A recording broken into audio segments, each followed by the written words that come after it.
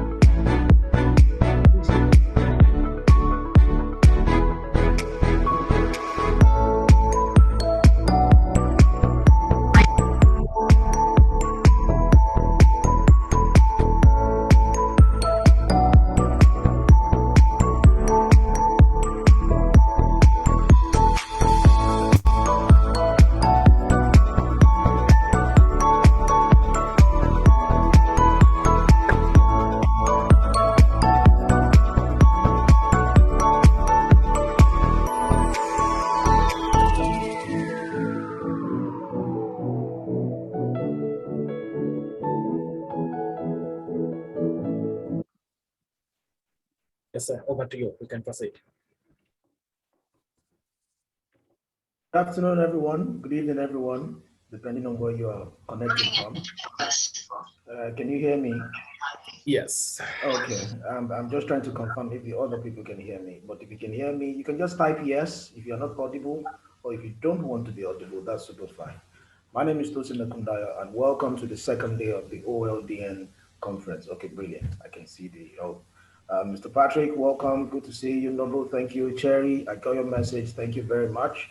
It's good to be here again. Yesterday was a wonderful time, and we appreciate everyone for their effort, their commitment. We stayed over 4 hours. We were having very productive conversations, and I had a whole jotter that is full of notes.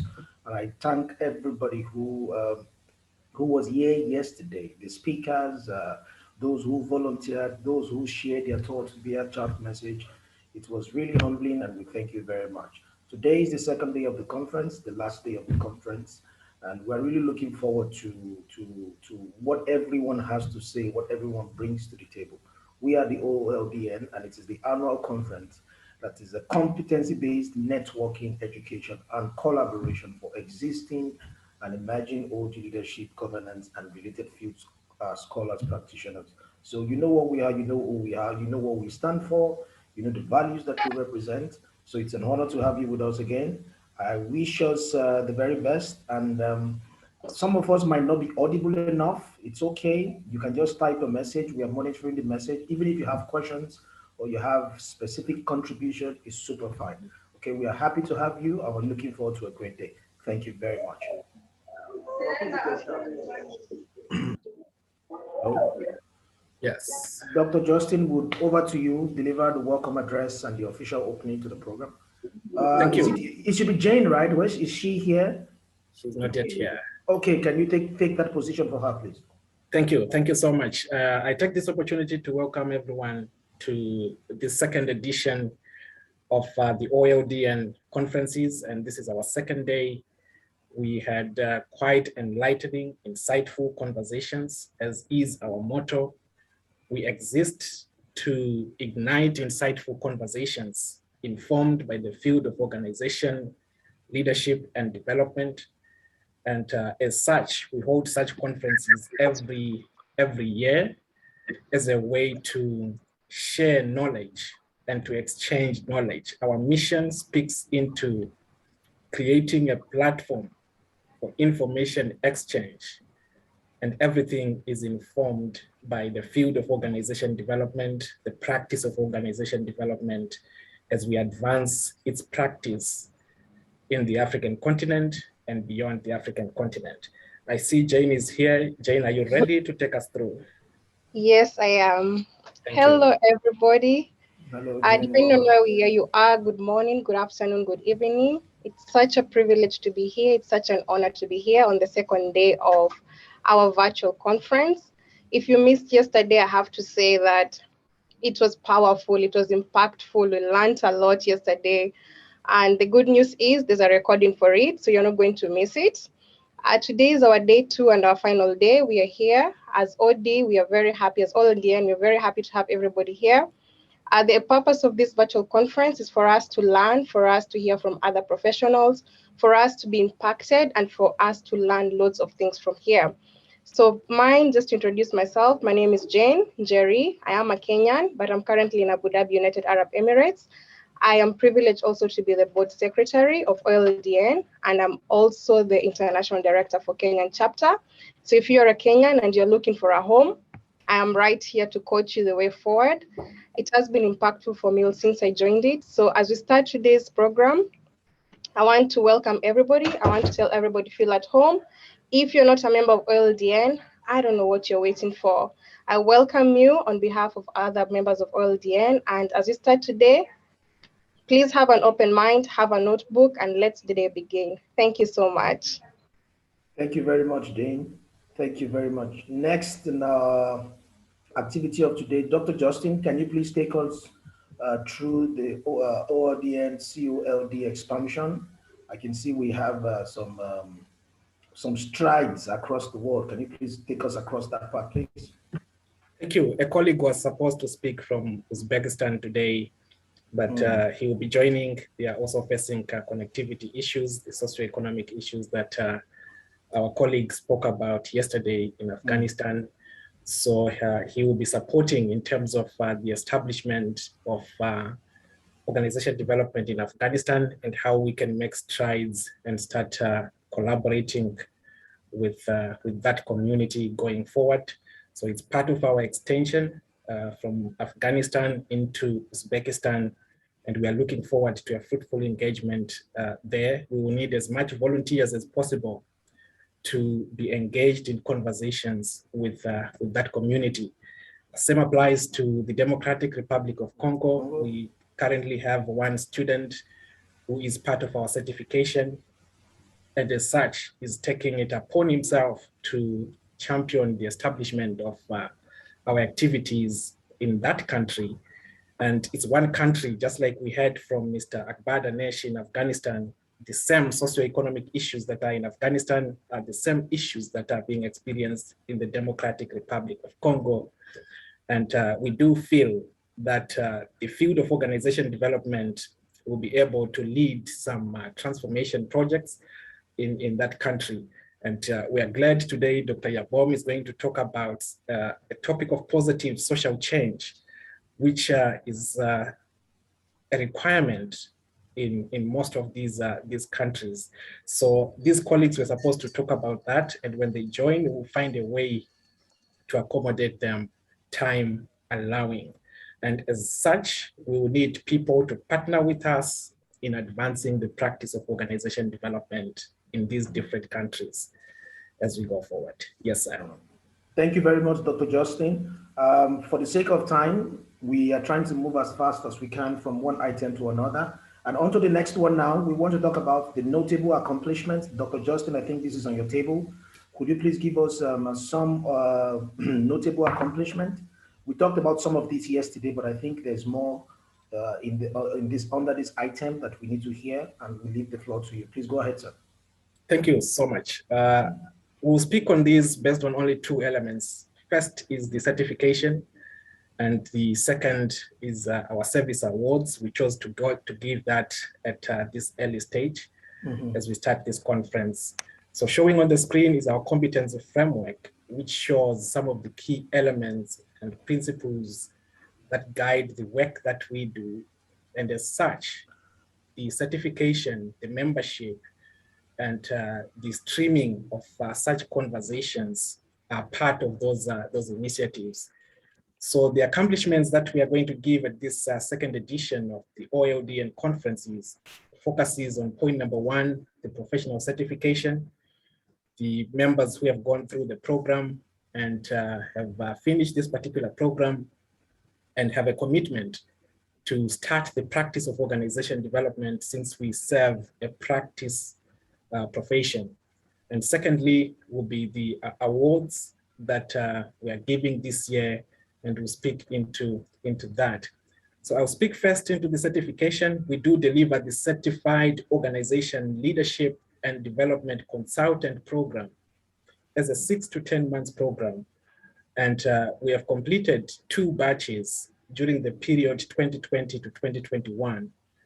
And we have received immense support from different scholar practitioners across the globe in terms of offering some guest sessions, interview sessions, and different conversations with the members.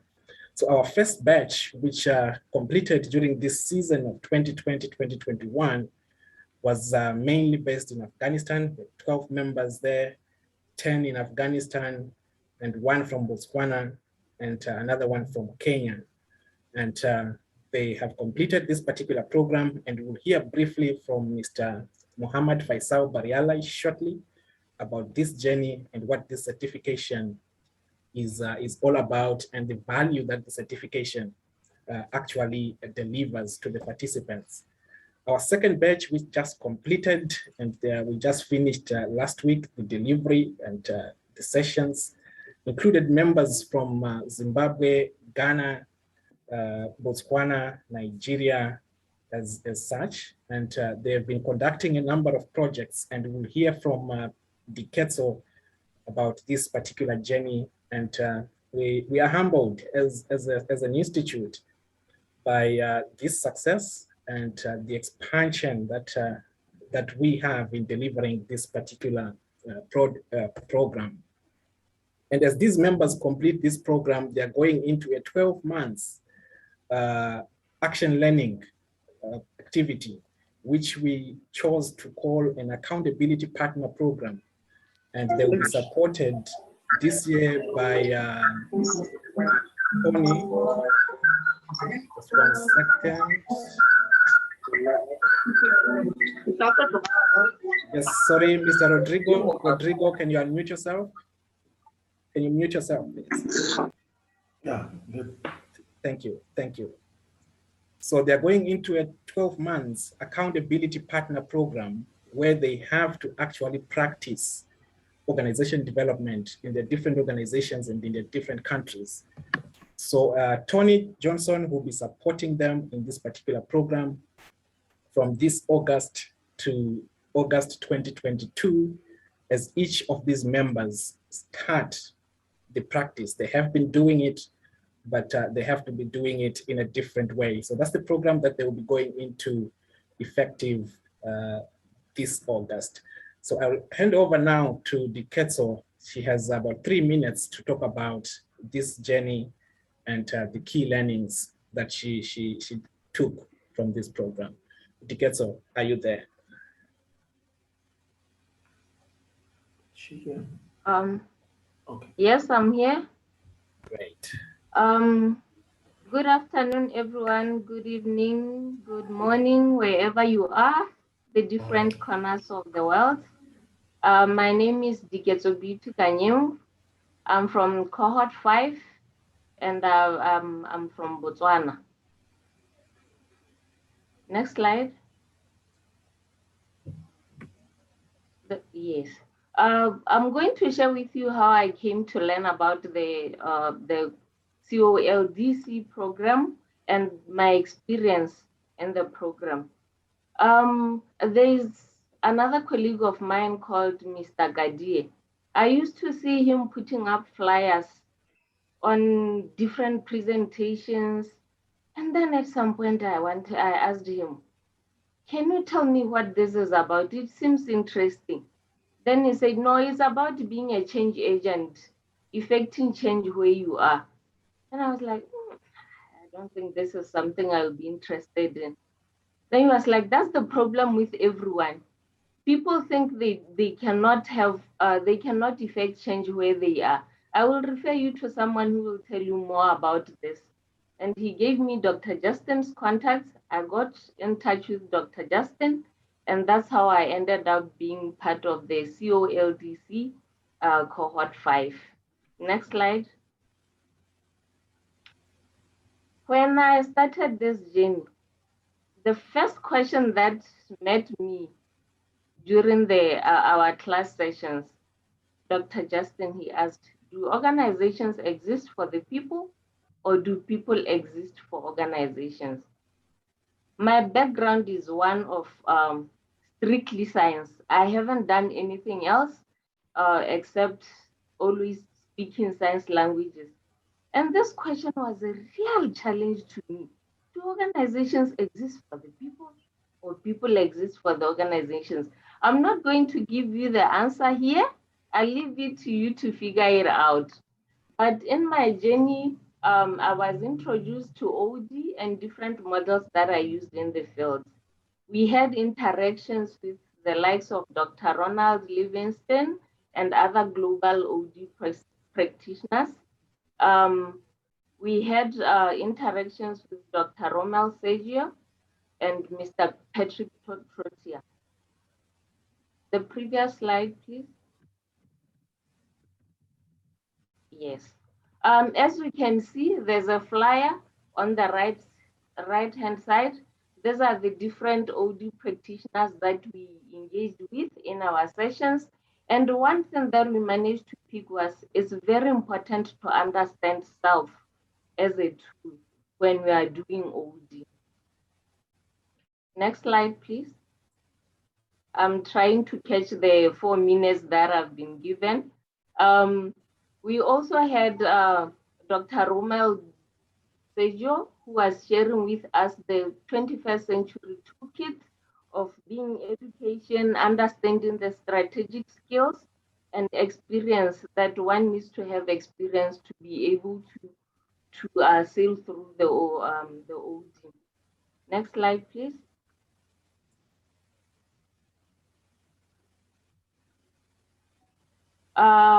Well, I cannot say much about Patrick Trotia.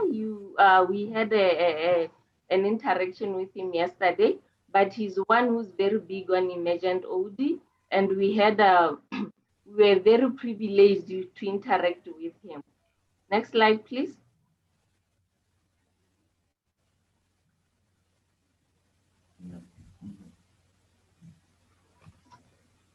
We had in our course, there were things that we really managed to pick. The course involves participation. We were able to, the facilitator always made sure that all of us are able to participate because it was very important for us to always, so that he knows how we understand the tools and everything that we are taught around OD. And one other thing that I liked was the ability to work in teams. And after every session, we'd normally receive recordings from our facilitator so that we reflect on what has gone through in our sessions and then to develop more insights as we go through our learning. And then another thing that I loved more was that our facilitator was always available outside our sessions in whatever manner that you'd require him, whether be it personal or aspects that led to OD, he would always be available to assist. And another challenge that I noticed was the length of the course.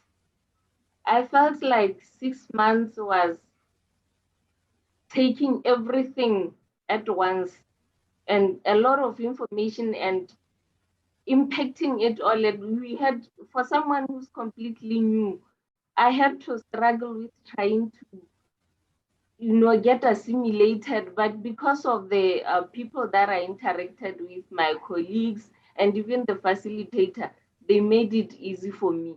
And now there's a new program that has been introduced whereby we are having a partner collaboration.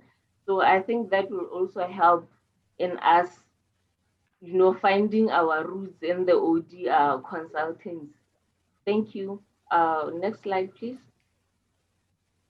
Yes, as you can see on this slide, we have a snippet of our participant activity tracking. Even though we are done with the certification, the COLDC program. It doesn't mean that we are done with meeting with each other and all that.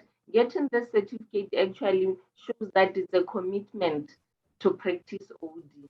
And we are partnering with institutions to develop more and establish consulting practice. As you can see from here onwards, we are going to be engaged in a partnership whereby we'll be tracked, giving reports on how far we are doing, so that whatever it is that we've learned during our sessions, we are actually into practice. Next slide, please.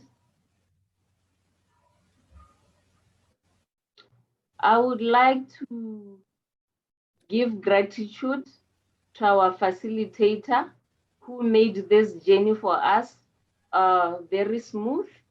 I would also like to extend my gratitude to the admin. You know, sometimes we tend to forget that there's someone who's actually working behind.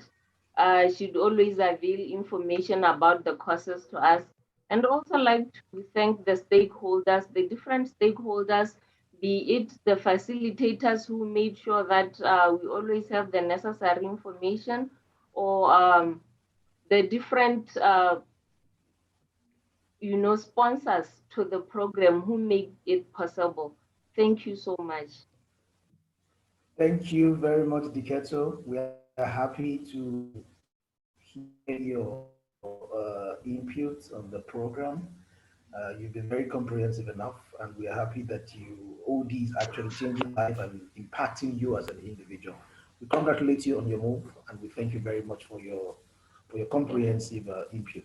Over to you, Dr. Justin. Do we have anybody in the house who still wants to talk about the learning journey? Yes, Mr. Muhammad Faisal from Afghanistan. Okay. Mr. Faisal. Okay, is he here? Yes. If he's here, please, you have the floor. Yes, yes. Mr. Faisal. Okay. Yeah. Can everybody hear me? Go ahead. Just one. Yeah. Greetings. Yes, I can hear you. Yeah. Thank you so much. I'm very happy and have the privilege of attending this conference. And I have been valued to be a part of the OLDN since 2020. It's really an amazing journey, though I don't have any systematic presentation for this talk, and Ms. Beauty's presentation was amazing. I just wanted to have a brief on how we went through this journey of the certification. First of all, I would like to say that it was a beautiful accident when I faced with this amazing certificate. That one of our colleagues reached us and offered us this opportunity. Though I was eagerly searching for a leadership certification, and this was an opportunity where I was getting not only exposed to the leadership certificate, but also about the change and exposing to the international community and the people of action, the people who had the experience of implementing different projects, not only in leadership, but also in change, and also serving the universe. And it was really amazing. The first thing, what we, not only me, the other colleagues of us, that we have a batch, and Mr. Akbar Danish, who presented yesterday, is a part of our group. And what we faced initially was that we need to be reflected on our own self. And we wanted to question our own self, that who we are and what we want.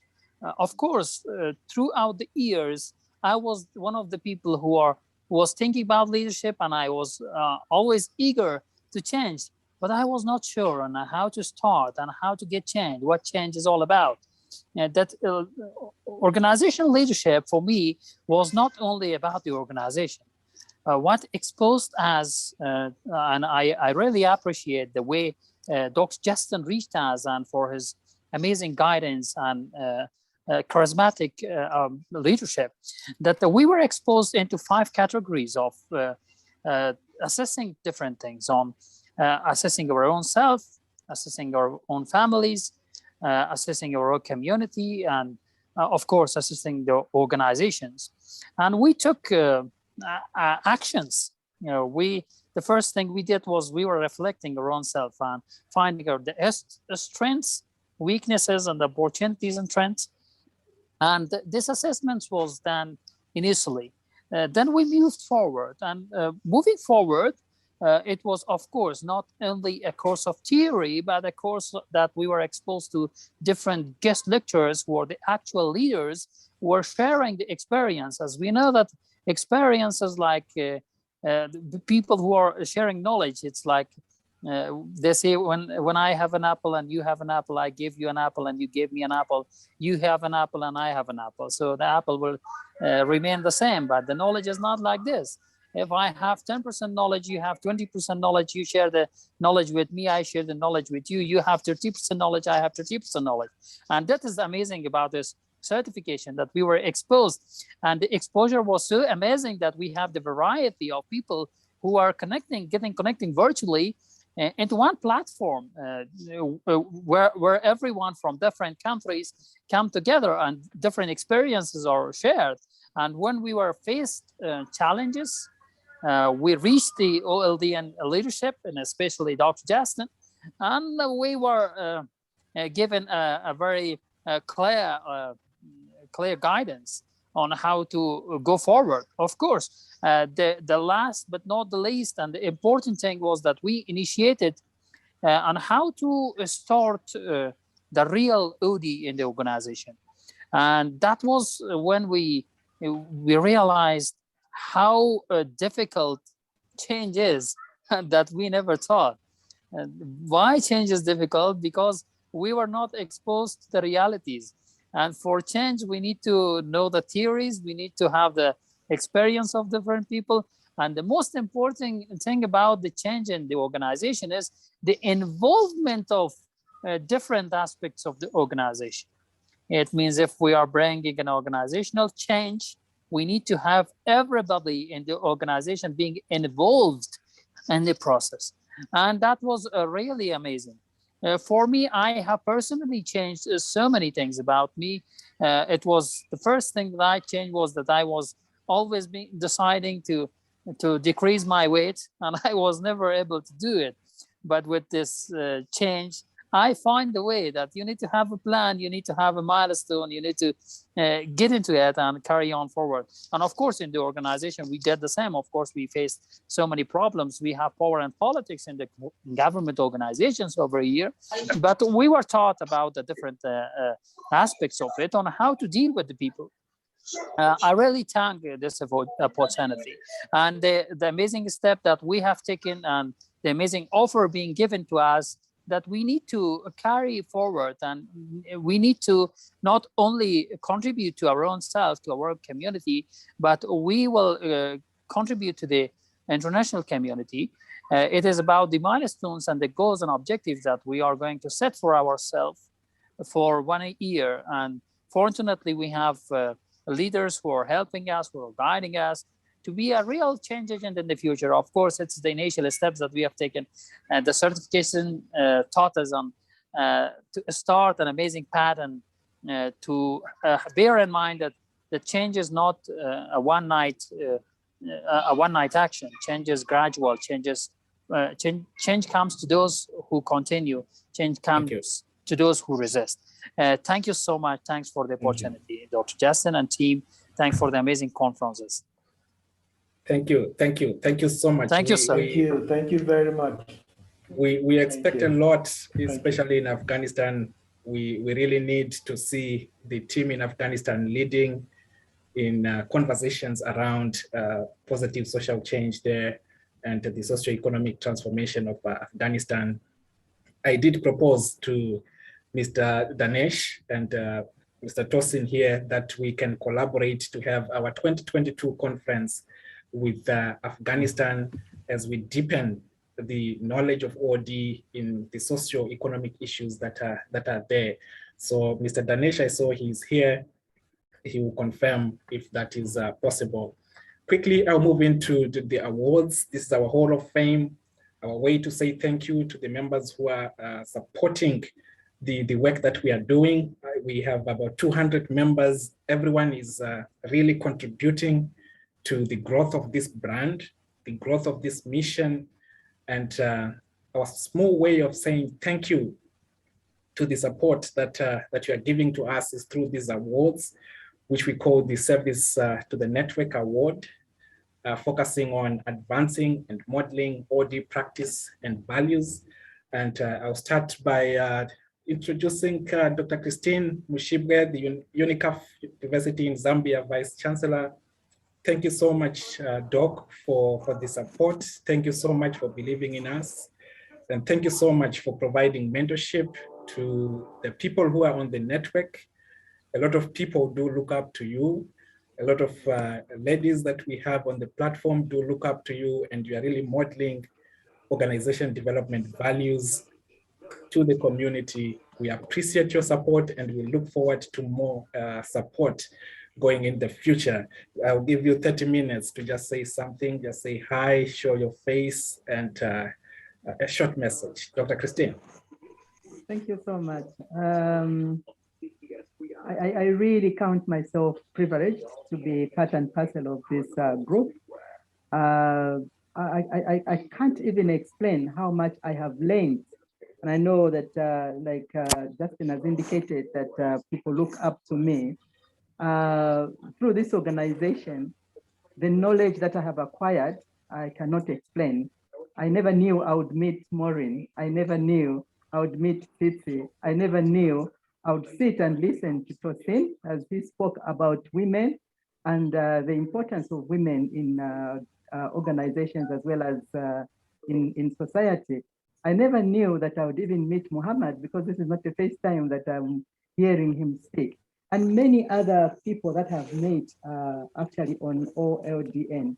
I've gained quite a lot from this group, and I've managed to network with others that have also contacted me from this platform, and I've ended up doing presentations on different other platforms as a result of this connection. So this is a great platform, and I know we are looking at organization development and its importance, but there's much more that is there. I think it is all about humanity connecting, humanity learning from each other. Here we are, we've got Nazari here, and there's much that you are able to get.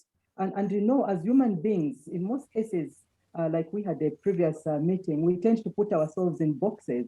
And because of these boxes, they end up segmenting us and not knowing exactly what is happening and how beautiful probably an individual like Nazari is. But because of this platform and this organization, we are able to appreciate each other and know even what is happening in different countries. I know there have been times that Dr. Justin has informed us about what is happening in Afghanistan. And depending upon a religion, it is incumbent upon you to begin to pray also for our friends in different parts of the world because of the things that are happening around. And it's been really excellent. And I'm very, very thankful. I don't know how much I can thank you all. I know meeting Dr. Justin when he was at Unilas University, but can you imagine how that the world has become so small because of knowing Justin in school, and now I've got all this, I don't know how I can even explain. Is it a crowd of people, a crowd of friends and networks? So thank you so much. This has really been a great privilege. Thank you so much. Thank you. Thank you, ma'am. Next to be Mr. Mompati Kadi in Botswana. We appreciate his work, what he's doing in Botswana. He introduced quite a number of colleagues. Diketso, who just spoke about the program, came through Mr. Kadi. Mr. Kadi is currently leading a number of school projects in Botswana, working with rural schools. We just had 2 workshops with him, and he's trying to apply the science, the theory, the values of organization development in his work. We appreciate his work, and I understand it's a Saturday today. He might be in church, but congratulations. Thank you so much for supporting us. Thank you so much for collaborating with us. we'll continue engaging going into the future. Next will be Mr. Faisal Barialai. He's always a call away in terms of our activities. He did represent us at the ISODC annual conference a few months ago, and he has been leading quite a number of other projects in Afghanistan. The conversations that we've had with Dr. Christine and Professor Jamieson, he was leading that particular project and a whole lot of other projects. And we appreciate your commitment to the field of organization development and to the mission of OLDN. And we look forward to continued support as we try to deepen the practice in Afghanistan. Thank you so much for being part of our mission. We value your support. I'll give you 30 seconds to just say something as we move on. Mr. Barialai.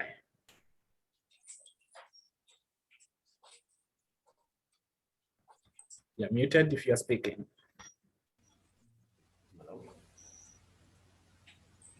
Okay, for the sake of time, I'll proceed. Thank you, thank you.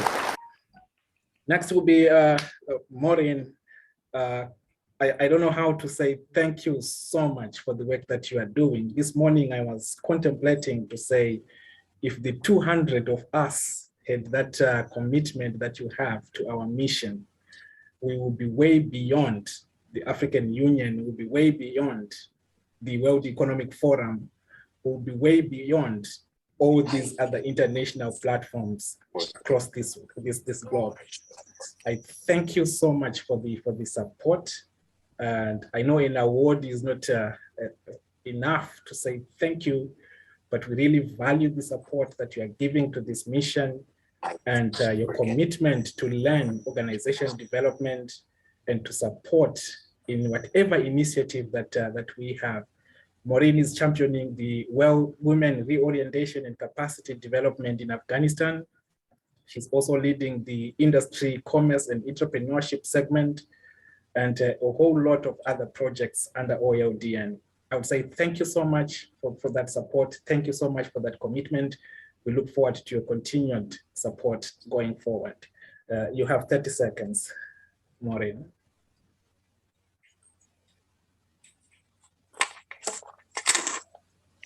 Can we, I think, yeah. Am I unmuted? No, we can hear you. Okay, all right. Yes. I am yes, short of words, Dr. Justin. You see, all the things that you have just highlighted, for a few of us that have been called out, all of them combined together is the job that only you are doing in OLDN.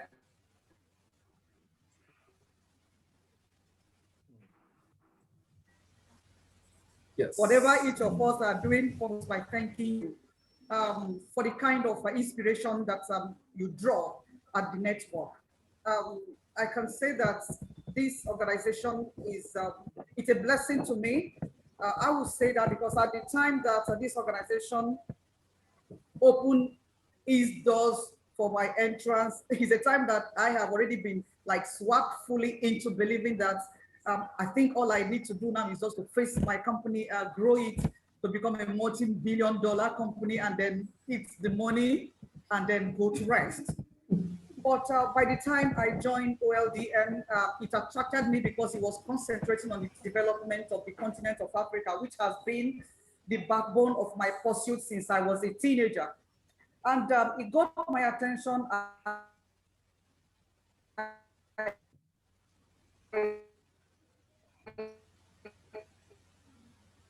Yes. I think we lost her there. Yeah, she's trying to come back.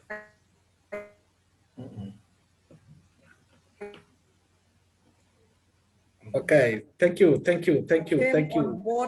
came on board, to be honest, OLDN. I appreciate all of you, and I say God bless you for letting us, work in the network. Thank you. Thank you very much. Thank you. Next will be Dr. Violet Makuku, and those in the network knows that Dr. Violet is always busy in the Association of African Universities. Every other day, Dr. Violet has a seminar that she will be facilitating in the Association of African Universities. a number of projects that she's working on the African continent regarding the education and quality assurance in education. But she devoted her time to support this initiative from day one. She does look at some of our documents from a quality perspectives, and she will say, send me that document, I will edit it myself before I go to work. And it's quite humbling to see someone at her level saying, Justin, send me that document. I have to edit it myself before I go to work. And I have to send that document. She works on the document, she sends it back, and we can post it everywhere we need to post. So we appreciate her support. She has led a number of projects on OLDN. She's just a call away for whatever webinar or seminar that we need to conduct. And as such, we say thank you so much. She'll be joining us later today. We appreciate her commitment to this mission, just as is everyone else. Last but not least is Tsitsi. I met Tsitsi when she was doing her master's program, and I was supervising a master's thesis. And after that supervision, we then became colleagues in OLDN. And to date, she has represented us in a number of workshops, starting from India when she hosted a seminar with Mr. Samuel Osho in Nigeria. And from that day, she has always been there to run quite a number of our projects. She has also participated pretty well with the affiliation that we have with UNICAF and Transform Your Performance. We say thank you for being part of this journey, for being part of this mission. And we look forward to more support from you going forward. As someone I supervise, at times I see Tsitsi as a student, and I'll just say, Tsitsi, you have to do this. And she has always been there to support. I appreciate you. Thank you so much, Tsitsi, for the support. You have 30 seconds. Thank you very much. I really appreciate, and I'm very, very humbled. But what is key for me is that I've also been of service to this network. Why? Because for me, OLDN is like a learning institution. And I've learned a lot. And Dr. Dutton last time was talking about profiling. I think like Dr. Justin have said, I've found myself in places that I would not have penetrated had it not been for this network. So I really, really appreciate and thank you so much to everybody. And I pledge my commitment, continued commitment and support to this network. Thank you very much. Thank you.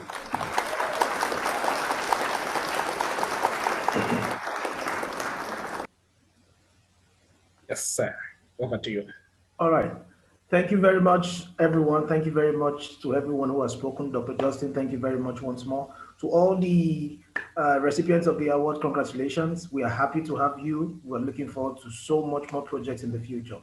Okay, next, for the sake of time, we welcome a keynote speaker for today by the name of Dr. Yabome Yiplin Jackson. Apologies if I missed the pronunciation of the names. She's a multi-award-winning scholar, a practitioner. She gave us a clip of what she's made of yesterday. I don't know if anybody paid attention to that. I followed the content completely. She's an OD Network Board Chair. She's an author. She's a founder of We Lead Africa. She's a TED speaker as well. So imagine the amount of experience and capabilities that she's bringing for us today. So join me as we welcome Dr. Yabome. If she's here, can you please signify, Ma, if you're here? Welcome. I am here. To Yes. start off the session, Thank I you would very like much. to introduce Dr. Yabome Yiplin Jackson, a multi-award scholar and practitioner, OD Network Board Chair, author, founder of We Will Lead Africa, and a TEDx speaker. She works, teaches, speaks, writes, and does research in the field of leadership and organizational development and social change, especially related to Africa. Yabome holds a doctorate in human and organization development. Additionally, she has been named International African Woman for her work on African leadership and identity narratives. She also launched the We Will Lead Africa initiative in 2016, a groundbreaking look at everyday leadership stories from throughout Africa to inspire and enrich the leadership body of knowledge. Let me welcome Dr. Yabomjo Jackson.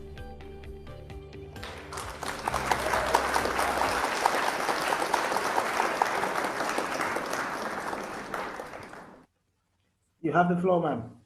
Thank you. Good day, everyone, wherever you are in the world.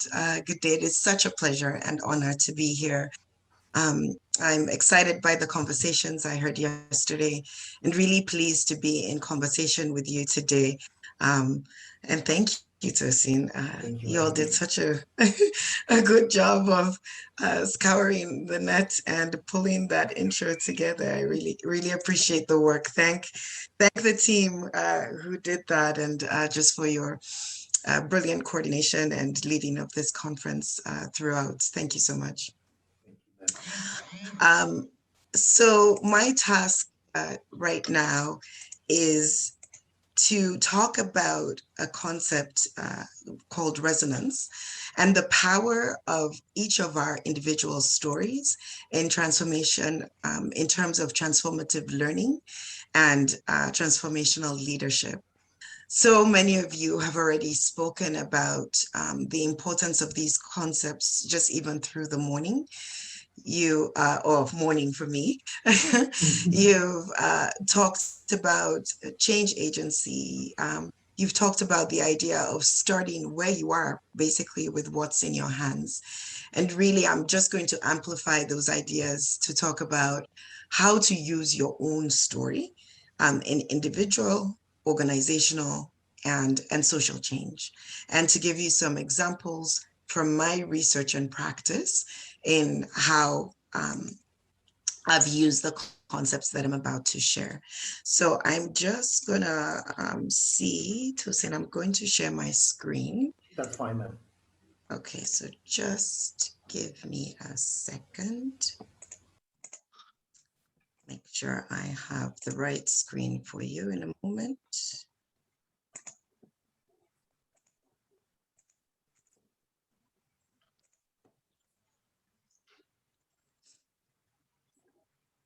All right, Tosin, I can still see you. Can you let me know if you can see that? You're on mute, yes. But I think you're saying yes. Yeah, fantastic. I can see Fantastic. Thank you so much. And also the other thing is, really this is a conversation. I love yesterday how people started putting stuff in chat. I know the time is really short. I'm going to show you a snippet of how I usually present and share this work. And I'm often putting people in breakout groups. I don't know if we'll have time to do that today, but I'll just look at Tosin and see if we can. Even if it's for one quick discussion, we'll do that. But in the meantime, please share what's resonating with you in chat as we go through. And when I'm off the screen, I'll take a look and try to answer any thought, respond to any thoughts, or answer any questions that are there as well.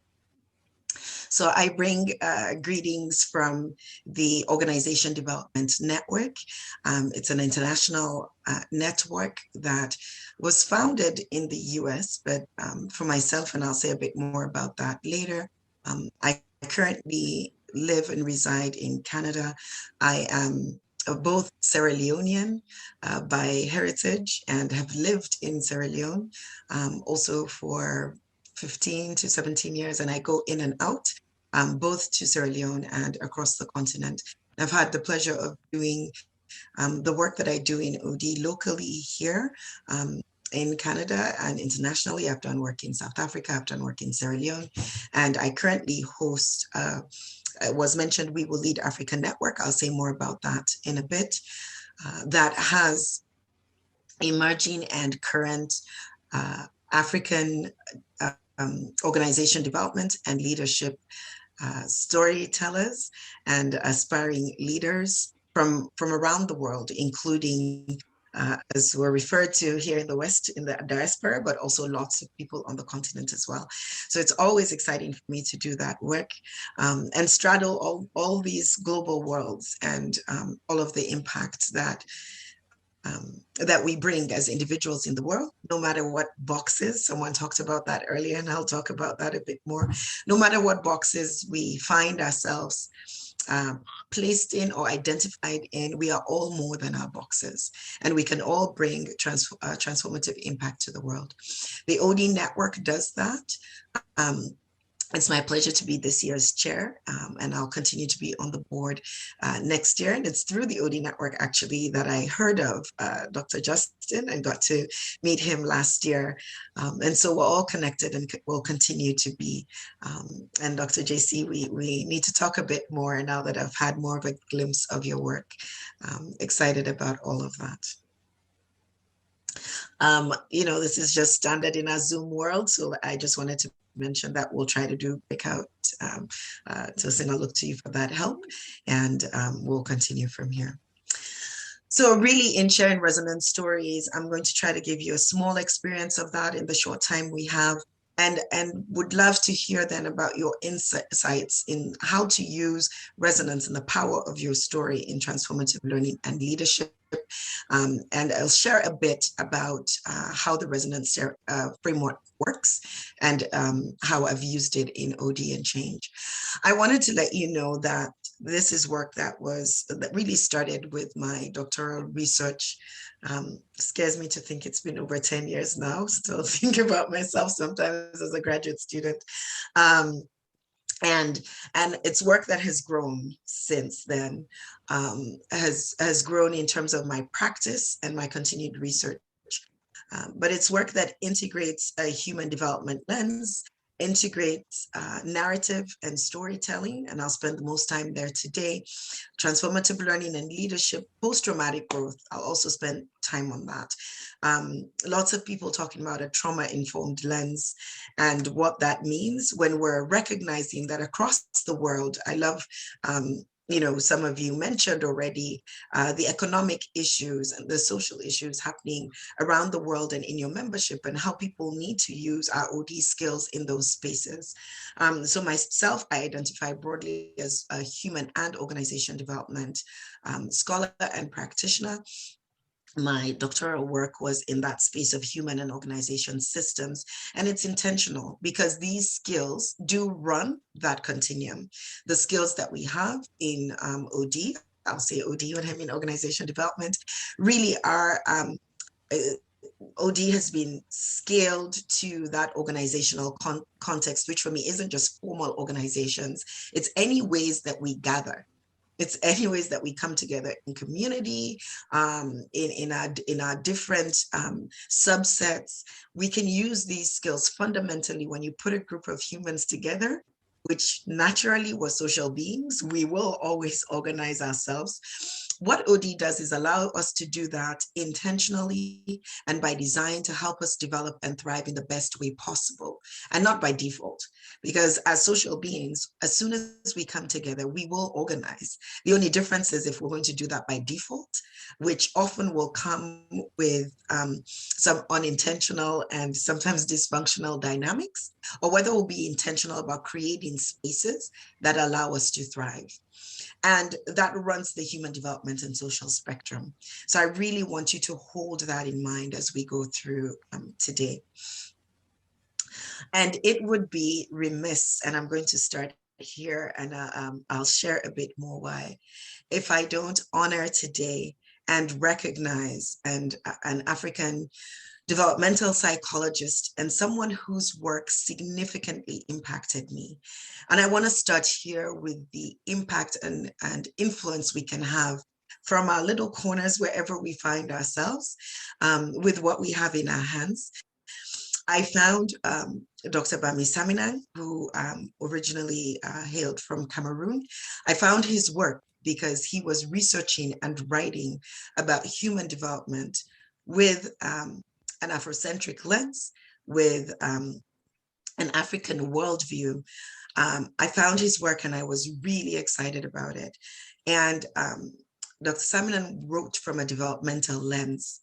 And so I started following his work and ended up building it into a lot of what I do and was foundational to my work. And he ended up being my external dissertation chair from Cameroon and around the world when he was traveling to do conferences and etc. And I raised this because this was before, long before the global pandemic we've now lived through. I never physically met Dr. Samina. And it was long before Zoom was popular. We corresponded by email. I was looking forward to meeting him one day when on my trips to Sierra Leone and in West Africa. And unfortunately, as you can see, he passed away. And I will put in chat at the end some links, and you will see that he's been honored in memoriam around the world, that even some of the top journals, that he was a consistent contributor to. So I encourage you, if you don't know his work, to look up, many of you in the university settings, to please look up some of his articles and work.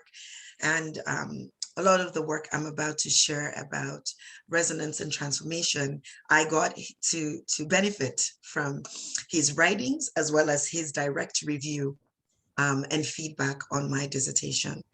And it was important for me to honor him because he talks about how we need to really use an African sociogenic worldview and not leave that behind for those of us who are connected to not only Africa, but indigenous worldviews overall. And I'm going to say more about that shortly. How I want to do that is I want to read two snippets to you from two different genres, a piece of poetry and a piece of text from the Journal of the Encyclopedia of Leadership, when they still used to make those. The last one was published, I believe, in 2004. But I'm going to do two readings for you to just make this point in terms of not only for those of us who hold and are influenced by indigenous knowledge and worldviews, but also across the board in humanity. Our stories matter, and our stories influence our development and how we influence others.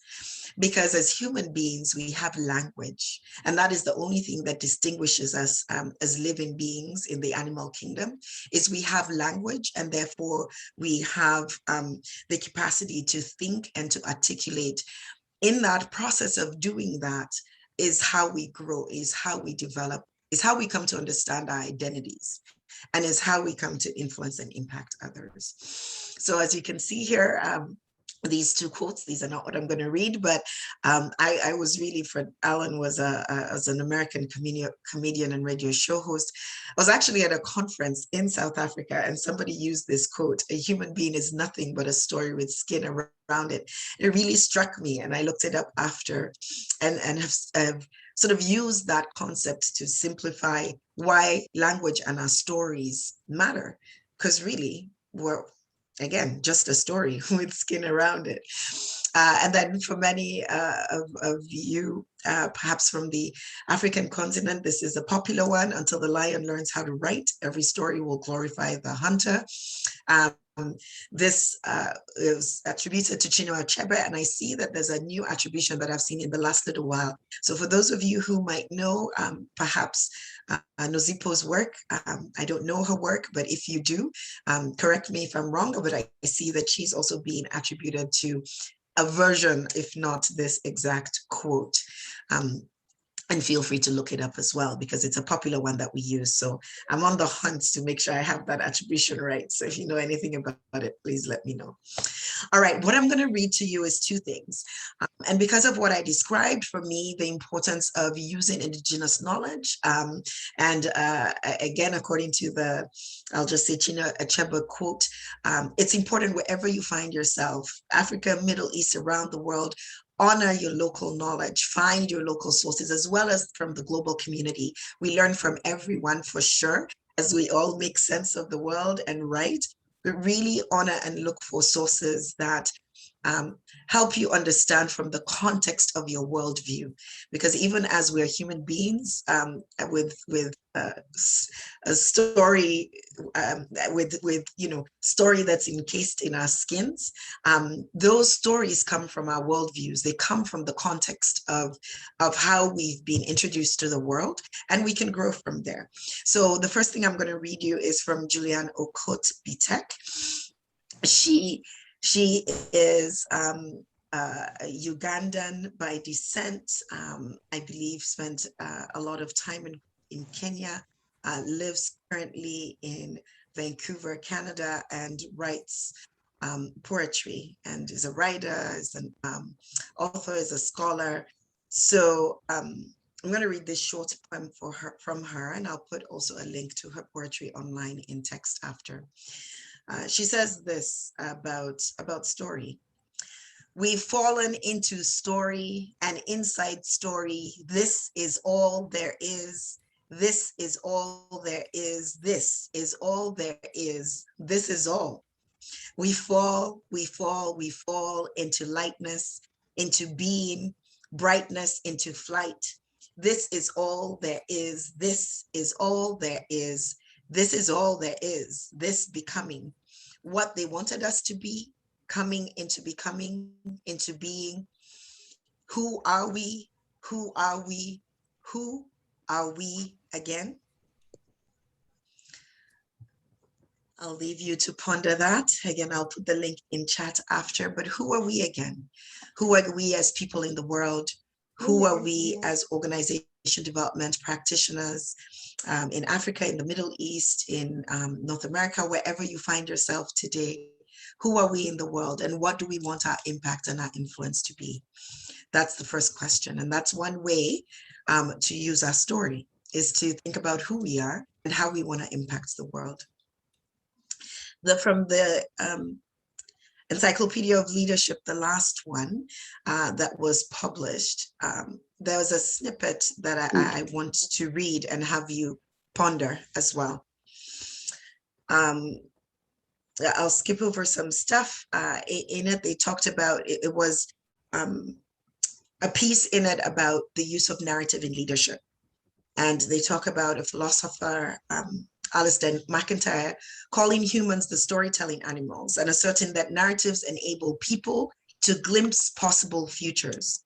Not only do humans tell narratives of their own, but also they continue narratives that others started before them and tell their narratives sometimes in competition with others. Thus, people come onto a page in history, in the human narrative, and have a chance to continue or alter a story. We don't always begin one, nor can people shape their narratives without concern for the audience with whom they share a past.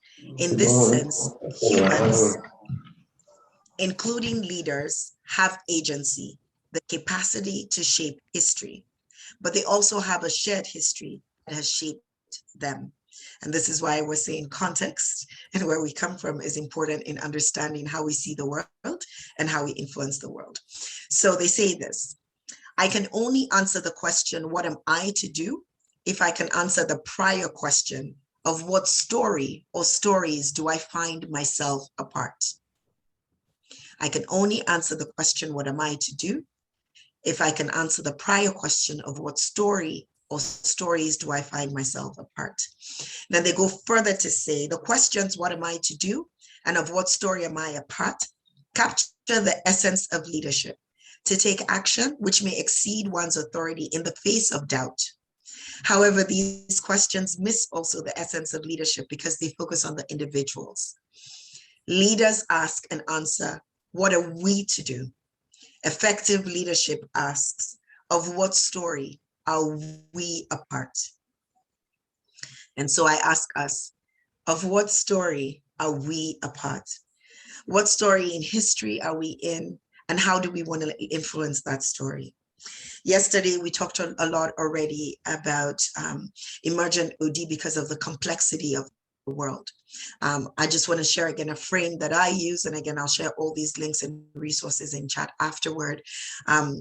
I call the current state that we're in the gray zone of change. It's the space between an existing one and one that is emerging or envisioned. The issue is where we're going is undefined and unknowable. None of us know all the answers. None of us know the outcome. We're living really, we talk a lot about complexity. What I have been sharing through my research and practice that and that I'm finding is resonating in with people is this idea, and this is something I've also written and published about, that in the gray zone, we're actually in complexity at the edge of chaos.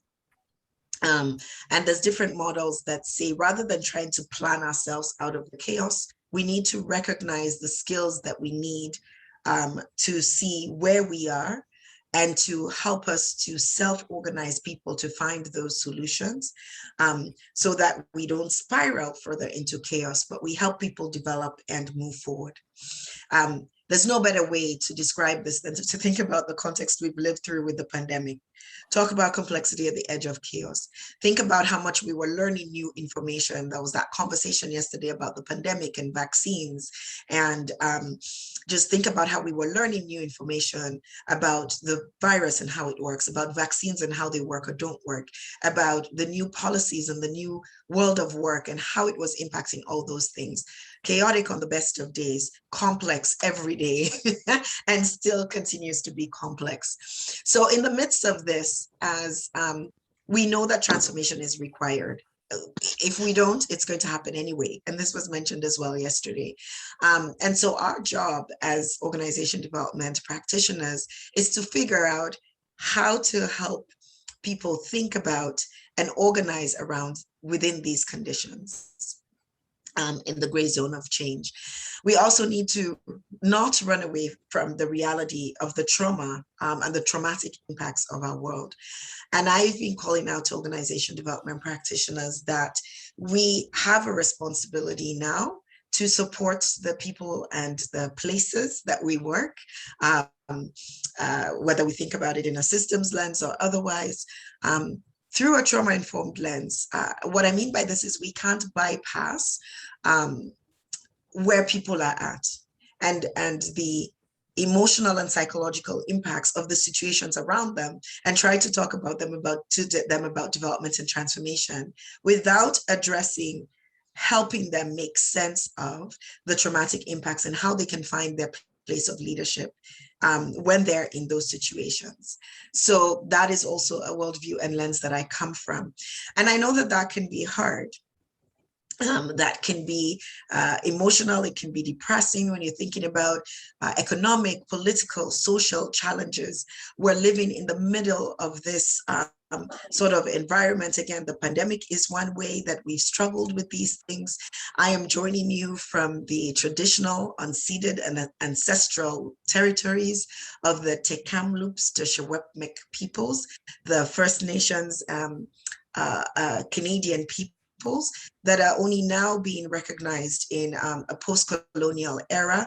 Many have long spoken about the impact of the colonization, and for all of us that are immigrants, additionally on this land, the impact on them.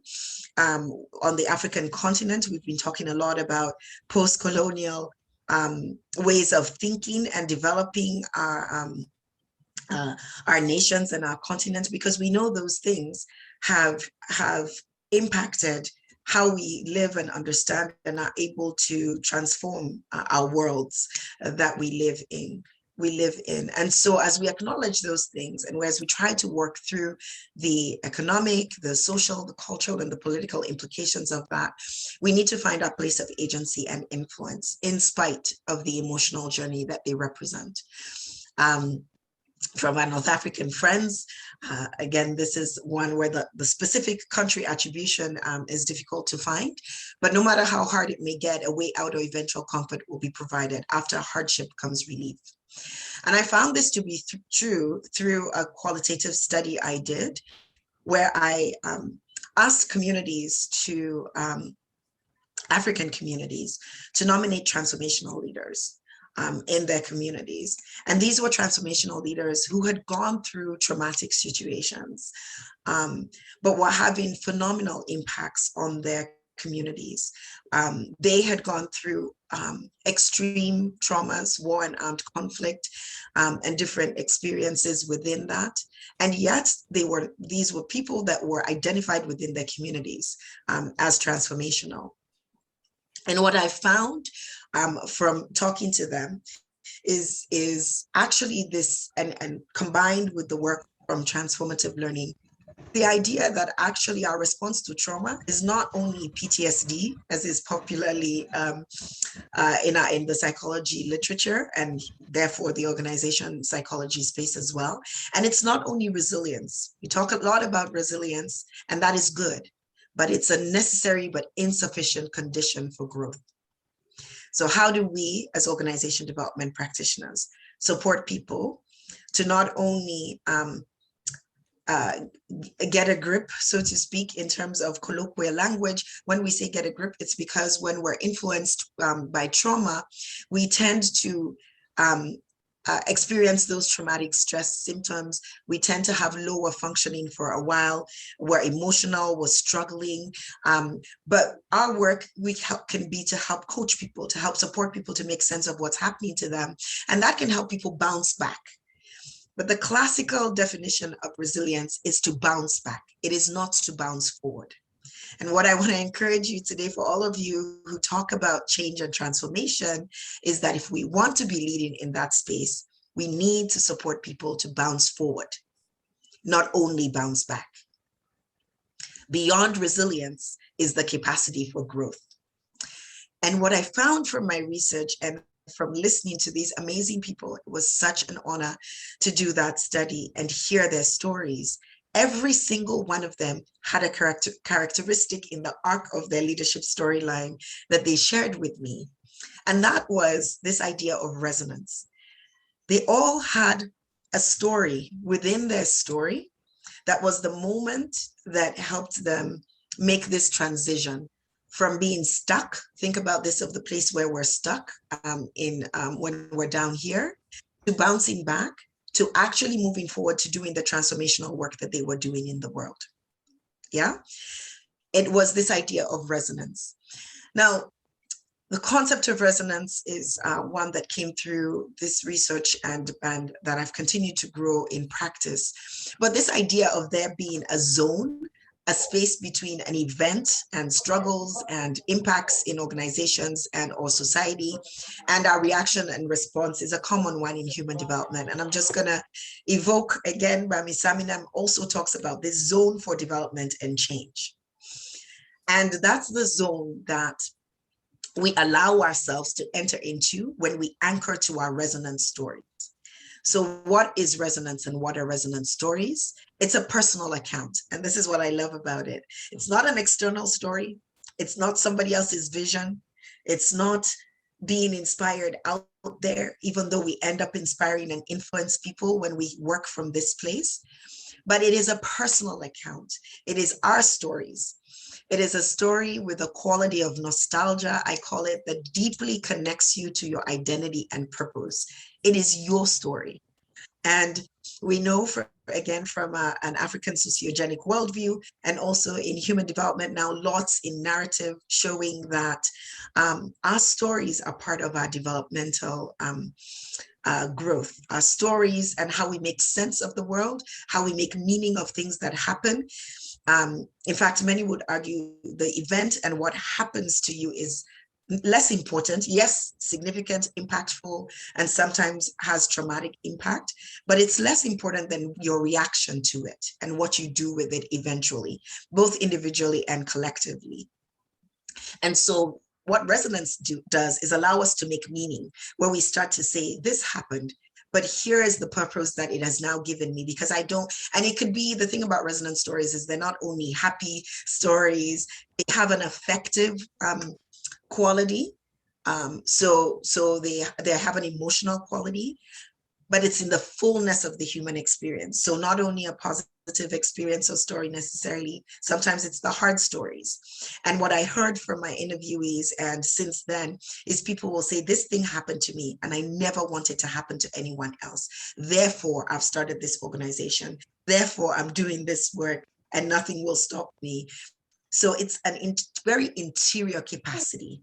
It is very much our service to the world because it's personally meaningful to us. And really, people who operate from resonance are tenacious. You cannot stop them no matter what obstacles you put in their way. And that's the value of locking in on our resonance stories. This is how one account that I read. I also read accounts of people who'd gone through traumatic impact and were leaders and leading in their world.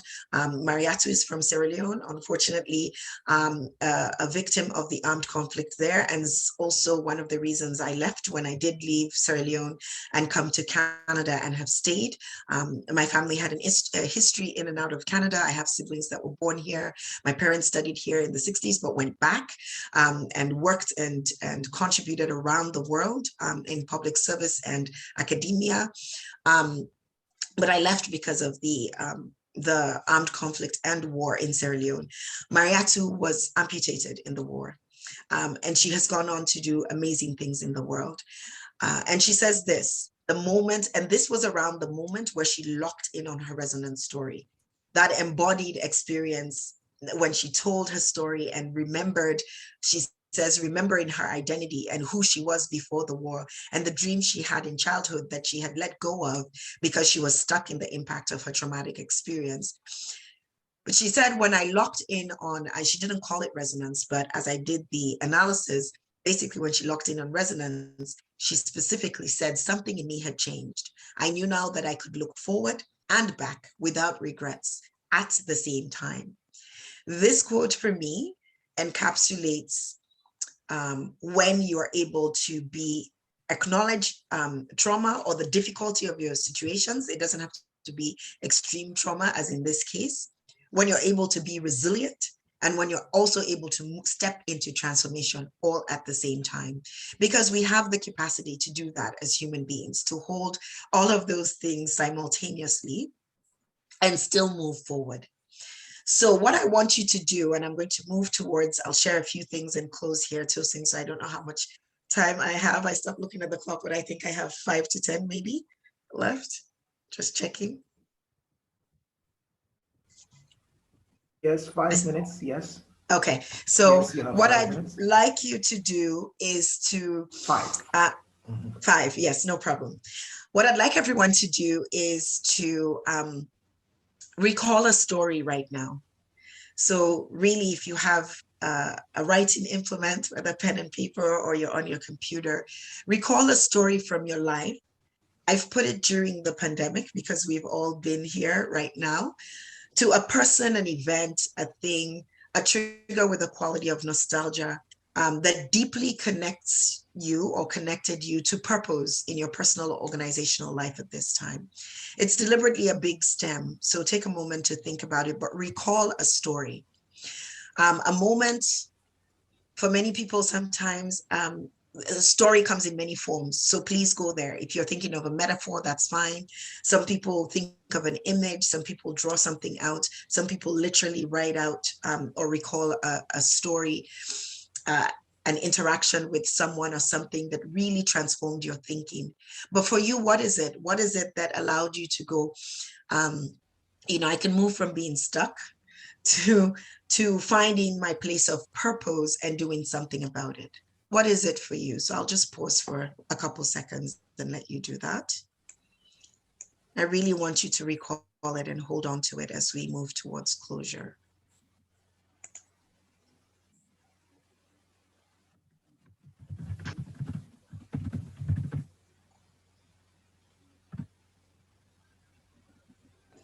And if you feel so moved and if it works for you, what I would like you to do is please put in chat, we'll go here. What was the impact of you locating your story? Or just put in chat what came up for you.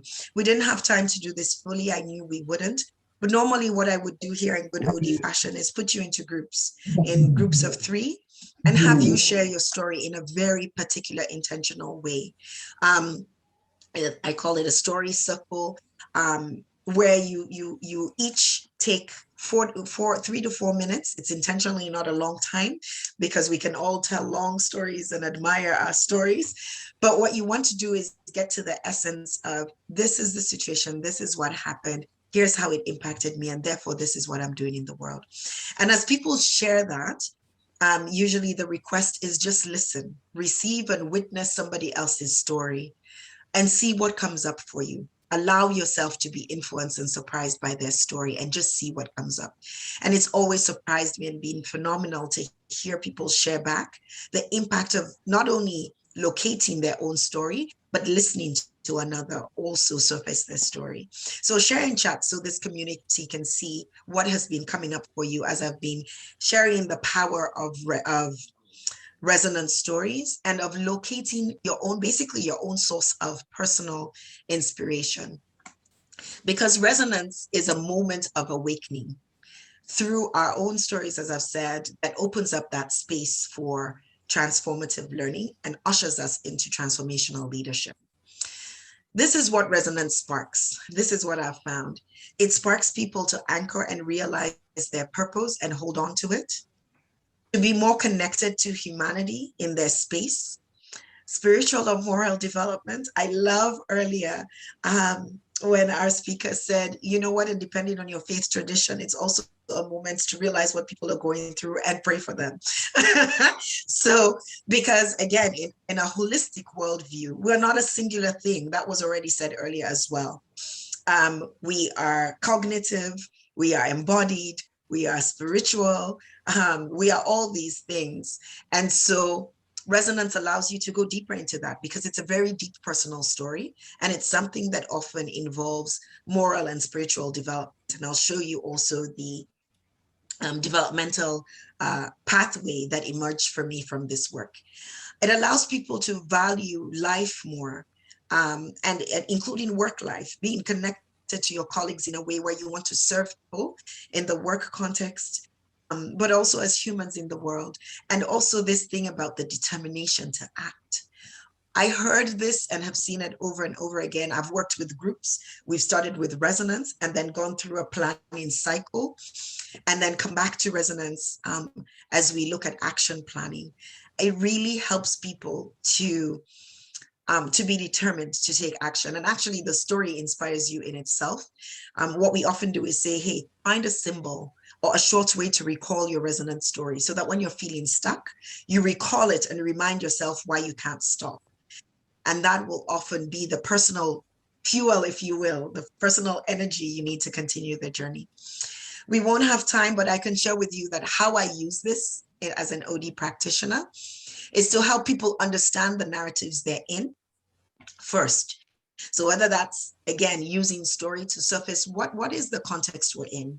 What is our struggle? What is our opportunity? What are we here to do in the world? Then we connect to resonance stories. We ask each person to surface the resonance story. We put themes up, and then we look for a theme across the resonance stories that can be a common thing that people look back to as they move into looking at possibilities and planning together. So just sharing this, that's the arc.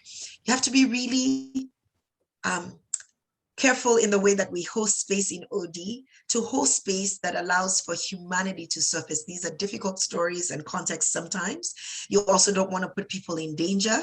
You want people to be have the safety to know that they have confidentiality in the space, so that they can get into the real conversations and come out with plans that are actually meaningful and impactful. So this would be an example that really models that arc. What needs to be transformed is really about understanding the trauma narratives. What is my interior state about this? That's connecting to resonance. And what action is needed now? That's about uncovering possibilities and igniting transformative narratives. And we use storytelling through this. What's a story about what needs to be transformed? What is our resonance story of how we have made it through so far? And then as we think about action, let's think through the lens of resonance and our collective purpose here. Not our individual purpose, but our collective purpose. I can skip this because this is just another frame. What I really wanted to show is, again, connect the personal to the organizational to the social. This is the developmental pathway that has come out of my work. And the reminder that we are socialized beings. The moment we're born into a family, right? Or we're born into a community. We go through this process in our humanity to make sense of the world and to differentiate ourselves. But then as we develop, as we go through different experiences, some that are often traumatic, we get to this place through this worldview that I am looking through to find ourselves in society. The reminder that we are not alone in the world and we need to work in and through community to get to transformation. And then the self in transcendence, which is really that a moral and spiritual authority when we're so anchored to ourselves in the world, but not just the world socially, but the world in all its forms, including the planet around us. Many talking about social climate change. Sorry if we can mute someone. Many talking about climate change, for example, to be able to think about the issues inherent in climate change, we need to remember and think about the many generations ahead of us and what they'll inherit, and therefore think about ourselves beyond our current lives. And that's really thinking about self in transcendence beyond today, generationally, and the impacts that we're having. So this is where I was going to end and just invite discussion, which I think there's some space for that as we do. I'll give you the example of how I've used this, just these two last examples, and then I'll close for the discussion. This is a concrete example of how I've used these concepts. A few years ago, I met two organization development practitioners of African heritage at an organization development network, and we were talking about just being frustrated with the African leadership narrative. And then we hit this moment of, oh, but we can use our OD skills to do something about it. And that's how We Will Lead Africa came about. We co-founded We Will Lead Africa, which is really a platform for using story with African leaders to influence and impact change and development and transformation. We did some research about the African leadership narrative and came out with this framework around thinking about African leadership in the collective, from the place of really having grit and will to make a difference, because often we're navigating difficult contexts. Leadership is everyday leadership. It's starting from where you are, and it's for the broader prosperity of the continent. There's a paper behind this that I'll share with Tosin, and feel free to share to the community. But this, what we've done with this growing network is we publish book volumes of leadership stories. So we invite leaders to tell their personal, basically resonant story, and we collect them and publish those book volumes. And then now we're doing a Griot Masterclass, which I mentioned earlier, in terms of bringing together aspiring African leaders and storytelling tellers, and using our stories to help walk them through the process of writing their story. And what we'll do with the first cohort that we're going through now is create a Griot volume. So again, these are all links I'll share in chat. This was me and a number of colleagues in the Caribbean, the US, and internationally that worked on this paper out of the Transformative Learning Network Conference in 2018. Again, you see from the title, Your Story is Our Story. It's the transformative power of life narratives. We had many different life narratives represented. We wrote up what we had essentially done for a panel at this conference. Our main finding is that when we use our stories, we humanize the spaces around us. And that was our main finding. And so I'll close there and open for discussion. Would really like to hear your reflections, and specifically the question of how these concepts have impacted you, how you might see yourself using these concepts as you go forward in your OD practice. And I'll turn it over to you, Tosin, to help support that. And I'll look at the comments in chat. I see there's a lot. Thank you very much, Dr. Yabola. I don't know if anybody is with me. I feel attacked. I feel analyzed. Yes. I feel somebody has just broken my life, just opened it up for everybody to see. It's been very inspiring, and It's an eye-opening episode. Thank you very, very, very much. I want to throw it open to the community, to the network, to see if anybody has a question. Mohammed has a question. Go ahead, you have the floor. Unmute yourself right away.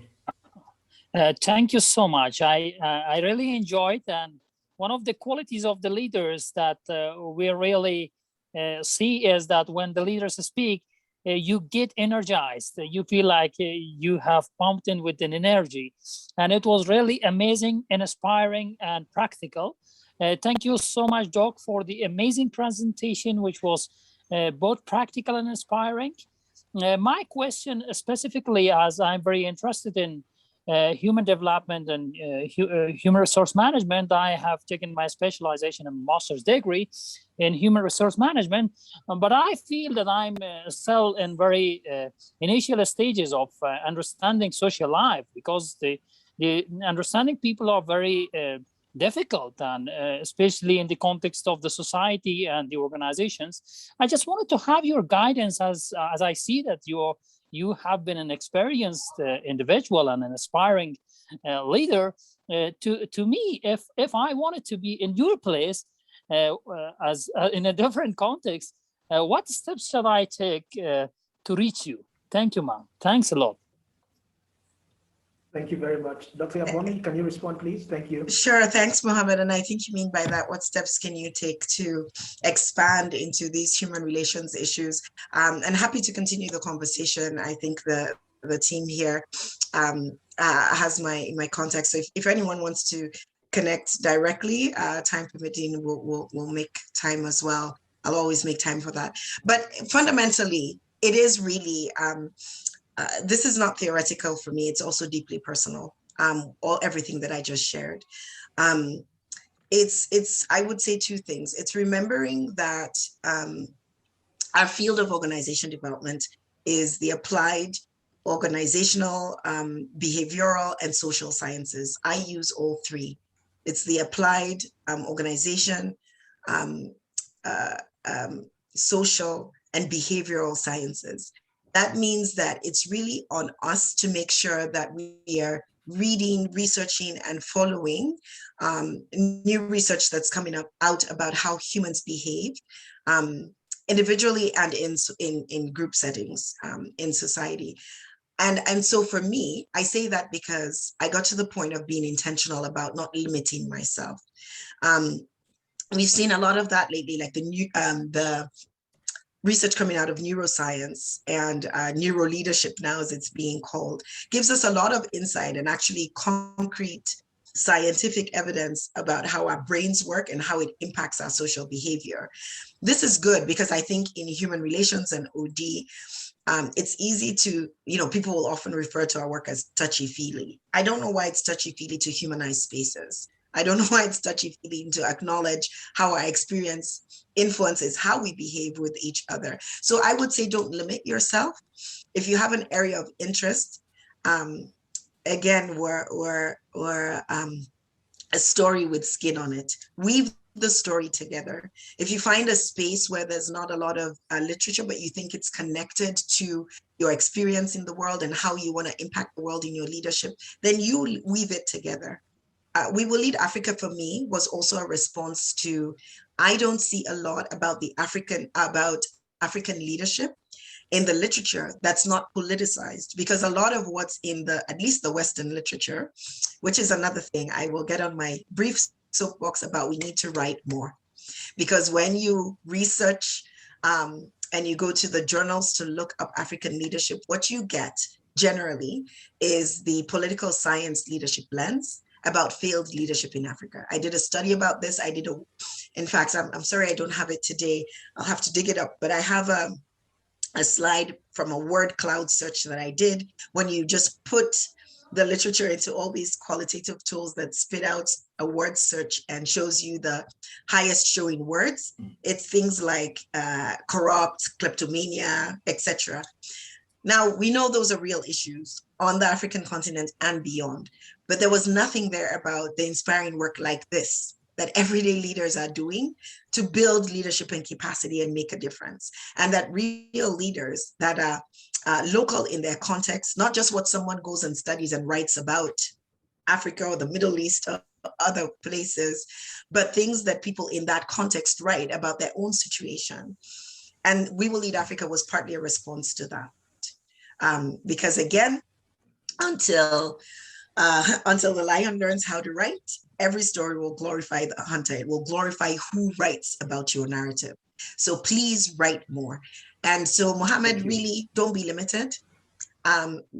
Be bold. When I started Really Lead Africa, much like I think the work here, Dr. JC, it wasn't to get accolades. It was really to fill a gap that I thought was important to fill and to encourage Africans to get together to tell their stories together and to learn from that and be inspired to action because of that. So use the literature around you and be bold. Thank you very much, Dr. Yabome. For myself, I have a question. I don't think anybody has another question, but I have a question. This is why I said, I feel attacked. I feel like you've just analyzed my life and opened it up. But thank you very much for making me feel guilty. What I want to ask you, I've never asked Just anyone. 1 second, just 1 second, Justin. Yes, go ahead. I need to know how many more people we need to ask a question so that we manage time. I see yourself. Maureen wants to say something. Anyone else wants to say something so that we manage our time? Dr. Oleg is on standby. Thank you. Thank you. Now, let me put it forward. So we have 2 people. Yes, go ahead. Okay. Now, my question is this. In my life, I think my story is huge, but I haven't had the confidence to actually put it out there. I've been approached 3 times to make my story into a movie, for which I have rejected. At one point in time, somebody reached out from Kenya and said they wanted to make my life a movie to encourage people in Africa. And my response has always been, the story is not complete yet. I don't want the story to be told, not now. Now, after all you've said, I feel kind of guilty to a certain extent. Now, my question is, at what point do you let this story go out? And you said something about writing. I write a lot. But one thing I always do when it comes to my writing career is this. I write about business and entrepreneurship because professionally, that's who I am. I cover myself. I just don't put my story out there. I just keep it to myself. So my question is this. At what point do you put this story out there? Should I wait until, according to me, the story is complete, or I can put it out there halfway? That's my question. Thank you very much. Yes. Can I hold you there as well, Yabom? Dr. Oleg is running late for his meeting. I'll just ask you to ask the questions, and then we'll come back to Dr. Yabom after Dr. Oleg's presentation. He needs to go to another meeting. Okay. Maureen, can you go ahead? Then Dr. Roland, then we move into Dr. Oleg, then we'll come back to Yabom after Dr. Oleg. Thank you. Okay, all right. Thank you very much, Dr. Justin and Dr. Yaboma. That is very, very insightful. I just have a little question, and it is going to tie to what I call truth, selling your truth to the world. I have also made an observation that most of the things about Africa as a continent, most information on Africa as a continent is developed by non-Africans. During my little research on women in leadership also, I realized that most of the content I was seeing online is a content that is developed, is a content that is told, is a content that is researched and put together by people who do not reside in Africa, by people who did not have the African experience, by people who do not even know a quarter of the African story. So my question is this: when we make this writing, how do we get it to reach the point where people will now begin to hear about us? Because the point is, some of us do write, but I think we are using a wrong platform. Is there a place one can actually write about the different and vital topics, maybe not about business, maybe not about career, but just about typical stories? You have a story to tell. Do you just write it and go and publish it online, or are there specific places where one can write and publish these stories? This is brilliant. Just what we'll come back to that later. Thank you. We'll put a pin on that. Yes. Thank you. We'll put a pin on that. Dr. Roland, then we move on to Dr. Oleg. Just a very short observation, and maybe it's not even an observation, but my sense is, and I put this in the chat, my sense is that many people aren't aware of the fact that they have a story. So how do we get people to recognize?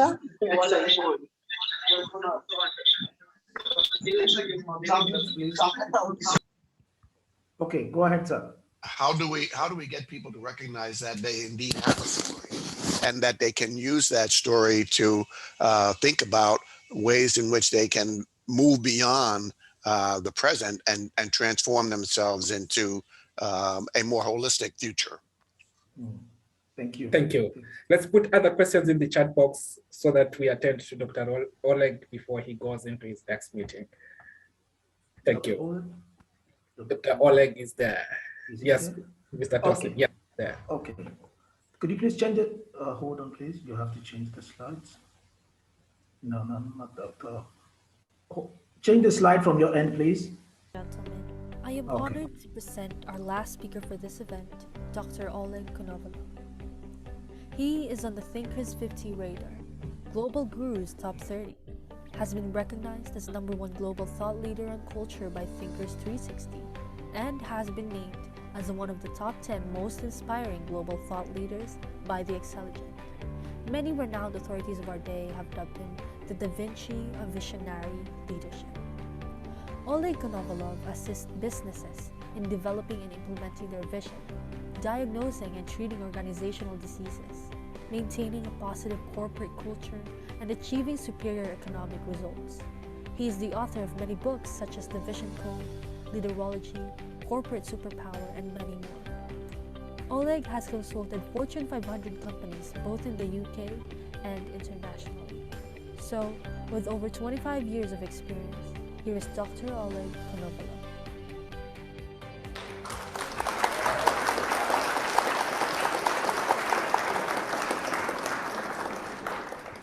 Dr. Oleg, you have the floor, please. Thank you very much. Thank you for a great honor to talk to you today. Thank you. Thank you. Thank you. All of us, we have two greatest assets without even thinking about them much. The first one, and probably the greatest one, is a life itself. Yet is given to us by God, by nature, by parents, so it's given. But what's an interesting point? There are millions of unhappy families. There are millions of meaningless businesses. Regardless of the country, continent, doesn't matter. We all have the same issue. Our life is meaningless because many people believe money is everything. Resources is everything. No. Money can't buy a meaning. We can't make our lives and businesses meaningful without a single and a very critical asset, vision. And here we are losing against ourselves. If it's a family, we think, okay, if we're wealthy enough, we would be happy. No, we wouldn't be happy. If the business attracted a lot of investments, it doesn't guarantee that the business will survive for years ahead and would be meaningful and supported by many people. No. Vision allows us to define and live to our highest purpose. It defines our why. It is a ladder to success. And actually, in many cases, and I know this from my own experience, vision is critical as a means of breaking out of non-satisfactory present. If you're not happy with something and you want to change it, you want to make something better, you must have a vision. Also think, vision is a great legacy. We wouldn't be remembered for money or houses left behind. We would be remembered by the next generation by the lessons which we give them, and we will be remembered every day. I'll give you a straight line. What's the difference between, for instance, vision, goals, mission statement? We're often cross-minded because we believe that mission statement is everything. No, mission statement is our promise to a society when we're trying to achieve a vision. Vision is a multidimensional space where we would invite people to live, and so they will benefit from it. They will see a great value for themselves. And goals are stepstones, how we could get there. And a simple indicator how to distinguish those things is when we look at it from a point of view of legacy. Think, for instance, we remember Nelson Mandela's vision, and with many countries followers. But do you remember Nelson Mandela's goals? No. Goals are not transferable to others. Vision is transferable. That is quite important to consider and bear in mind. And I never saw anyone inspired by a mission statement.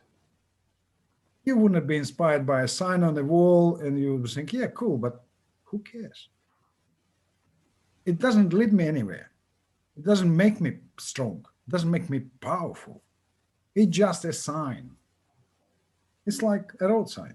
Nothing very meaningful. You know, in fact, the greatness of your success, regardless what you do, is greatly depend on the greatness of your vision. And I was asking myself for many years, 3 simple questions, you know. What is the meaning of what I do?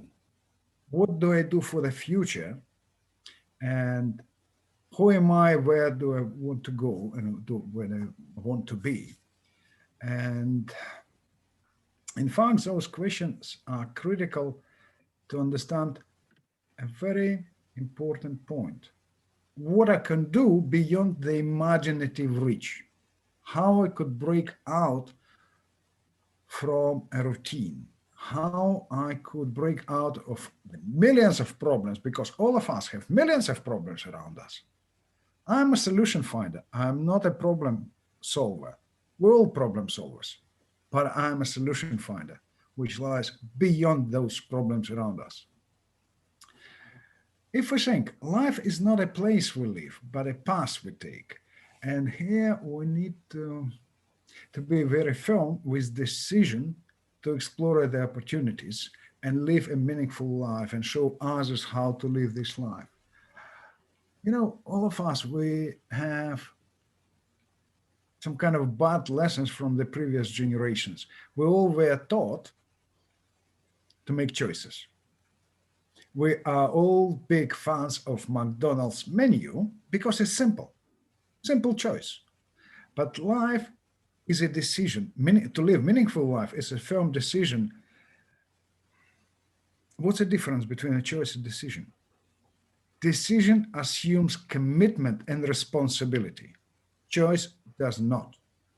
Choice is a great excuse. We have done poorly because we had poor choices. No, if I've decided to get married, you know, I fully realize that it is my commitment, life commitment to this woman, and I love her, I respect her, and this is my responsibility. If I decided to open a business, what is my commitment to create a value for people, not just to grab the money off it? You know, otherwise we become a greedy society chasing the same amount of money. It doesn't work. We must create a new spaces for people. So, you know, my latest book, The Vision Code, actually for the first time in human history, I managed to break out the code of vision, what vision is, and I turned it to a practical business tool, which is accessible to all people who are interested to create their strong vision. And remember, vision doesn't have gender, race, nationality, age, or level of education. Doesn't matter. It's for those who are firm on their decision to live a meaningful life. And this is critical for everyone. And what I've been looking for myself, how to reveal the golden ratio of vision, how to make it this beauty available to all. What's the problem? Why I have digged into this? We're living in a time of leadership blindness. Less than 0.1% of modern leaders have no vision. They're talking about reports. They're talking about next year plans. They're talking about bottom lines. They talk about everything except where do they lead people. In fact, the majority of leaders lead people into the today. Part of them are even leading people into the past. The past is very comfortable. More or less, we know the majority of answers. But it's not about what kind of life I would live for the rest of my days. This is not where I want to be. I don't want to be in the past. Past is gone, you know, and that is very interesting because without vision, no amount of effort or money could help you to create something meaningful, interesting for many, valuable for many. We need to have a strong vision to master the future. Our vision, our thinking defines our evolution. We're not just creatures that, sitting in front of TV with open fridge and waiting for evolution to happen. No, this is our thinking. This is our acting. Old days, Carl Jung greatly stated, until we make the unconscious conscious, it will lead our life and we will call it fate. No. And this is not true. Digging into the research data, I have talked with great and incredible visionaries from across the globe, the USA, Arab Emirates, India, Nigeria, Russia, UK, Canada, from across the globe, brilliant people. And I was thinking, what's going on? The first, what vision is? Vision is our aspiration for the future that we strive to make reality today. And vision is greater than you or me or any organization. Therefore, it's possible to transfer, to leave it as a legacy. It's inspiring. It's actually a huge magnet itself. But, preaching that vision is important is okay, fine. But yet it must be very practical. And I developed the process, which I called 6 steps process. I call it caviar. It's not about fish, but it's still delicious. First C stands for clarity of creation. Vision comes when your conscious awareness of a problem you want to solve for a benefit of others reaches its peak. So it wouldn't come overnight. It's nothing about you walking down the street and some kind of a bright idea strikes you. No. It's really, really conscious and focused process. And this process is focused on the future. And we have a difficulty or leadership issue. I called it a mind lock. For instance, if I'm flying from Moscow to San Diego, it's 11 hours time difference. And my biological clock needs about 11 days to recover, to get back to normal. But when we're creating the future, we're facing a mind lock. The majority of our thoughts are in the past, a little bit in the present, and very few thoughts are in the future. We're actually even afraid of the future. So when you're creating that solution for people, you must first close that gap towards the future, not towards the past, not towards the present. It's about future. As great people, for instance, one of the most brilliant guys I have ever met is David Katz. He is from Vancouver, Canada. He created a system of a social enterprise, which is called Plastic Bank. They found a solution how to clean, or one of the solutions how to clean the world ocean from floating plastic. People that live on the coasts or shores of the world ocean, they're collecting plastic, and Plastic Bank collects this plastic and pays almost $1 a kilo, and they're recycling it, and they're paying people back in electronic money for housing, for schooling, for medical care, for Wi-Fi, for everything, for food. People get better. They're getting out of poverty, and they're cleaning ocean. And that has an incredible impact on many countries across the globe these days. It's about vision. It's about conscious awareness of what we do. The next A is in the caviar model is about ability. As I mentioned, vision is huge. And you must be really strong as a leader to lead it. Also, being a visionary leader is about making others visionaries. You can't be a visionary on your own. You must make others visionaries. And therefore, it comes about ability. And ability, there are 5 critical elements of ability. First one is courage. Courage to think differently. We all have fears. And this is okay. But the problem is that most of the fears are given to us by society, by parents, by friends. You can't do it. It's nonsensical. It's impossible. This is their fears. What about yours? Courage is a skill. I'm not asking you to jump into cold water like penguins. Come on, it's stupid. But courage to think differently is absolutely easy to develop. So I have like different forms in my book. The second element is learning. Learning is not about only reading books, but it's about listening to people. It's about learning from others. It's about learning from nature. It's about becoming wiser. Actually, when you create a vision, it's a journey from being smart to being wise. I, in this click model for ability, stands for inner excellence. No one is perfect. No one is perfect. But we need to get better to lead our people better. And this is always a journey to yourself to be better for people.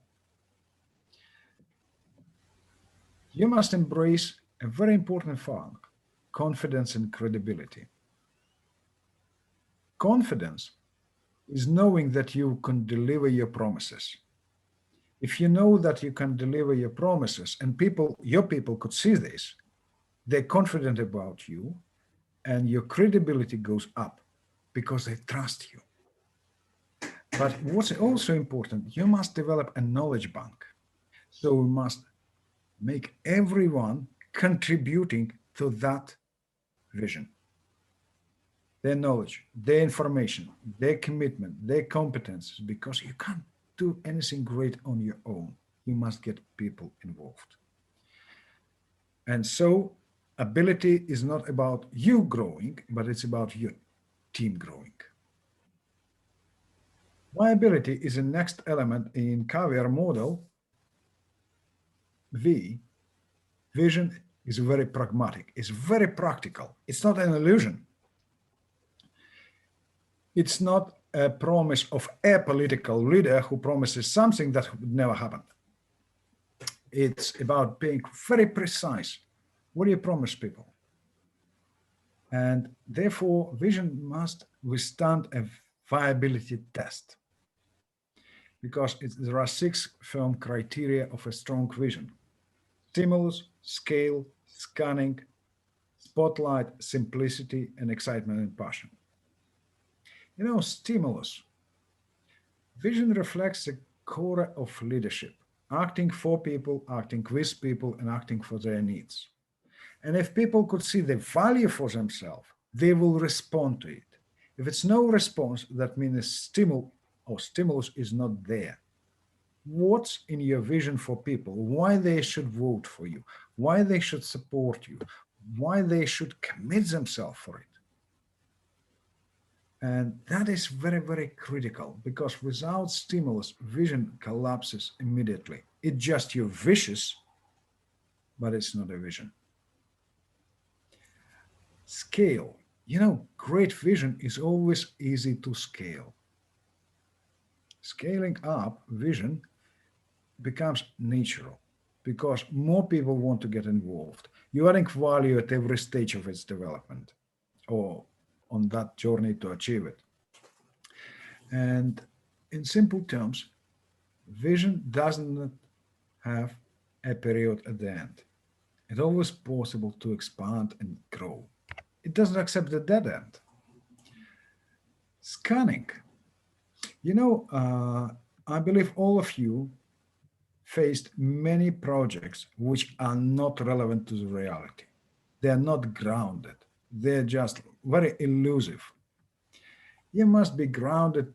You must be grounded to a reality. You must listen to people. You must see where the pain points, what's going on, what's the trends, what are technologies. So must be very, very relevant. And so at any moment, you must look and see, yeah, we have a sufficient technology, we have sufficient ways how to communicate with people across the borders or even within the local community. That's great. So be relevant, be grounded. Spotlight. You know, the greater vision, the greater responsibility. You're putting your skin into the game. And so as a leader, you are always under spotlight, like on Broadway for 24/7, 365 days a year, because you're impacting people's life today, tomorrow, and even the next generation. Simplicity. You know, that's a tough part, but it's very important because vision is an elegant thinking about complicated things. Because no one would believe in complicated things. People believe in simple things that they can understand, that they can communicate, that can share. And so it must be very elegant and simple solution. If it's simple, it's easy to implement, it's easy to execute, and it demands less resources. Everything complicated demands a lot of resources and can be executed because too many chances for the faults. And the last element is excitement and passion, because vision is a strong emotion itself, and it must be shared with others. And in a good sense, visionary leaders must make others the multipliers of their passion. But for the very beginning, people must see the visionary passion. If they don't see it, they wouldn't follow it. Without that emotional power, without that soul being placed in your business, who would trust you? Who would believe in your great goals? No one. No one. Because there is nothing for the people. Okay, let's move forward. In caviar model, we have that I influence. I must communicate and share my vision in order to make others the co-owners of vision. Vision is not for me, it's for people. And if I would make others the co-owners of vision, I could do everything. How to make people others the co-owners of vision? People must see the results and benefits of vision directly related to them. Do I care if something happened on another side of the world in which I'm not involved? Not much. Actually not. But when I see that something is created with my involvement and I will get the value for myself, I will benefit from it, I will commit myself. I will put a lot of effort into it. And this is quite critical. The second A in the caviar model is acting or execution. I'll try to be brief and I'll put you something.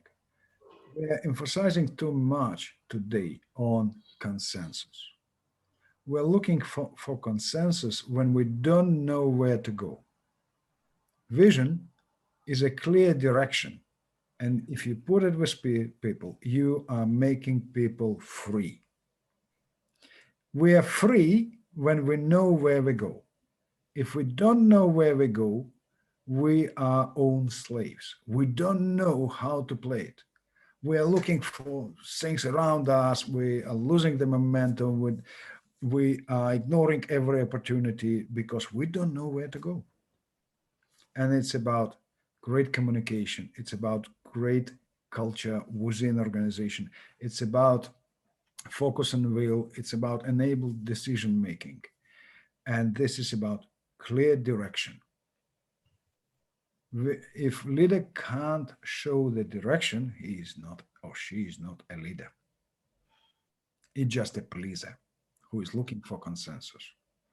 I hardly believe that you remember pleasers, but you will also always remember a great leader who showed you where to go and how to become stronger. And the last element in caviar model is revitalizing.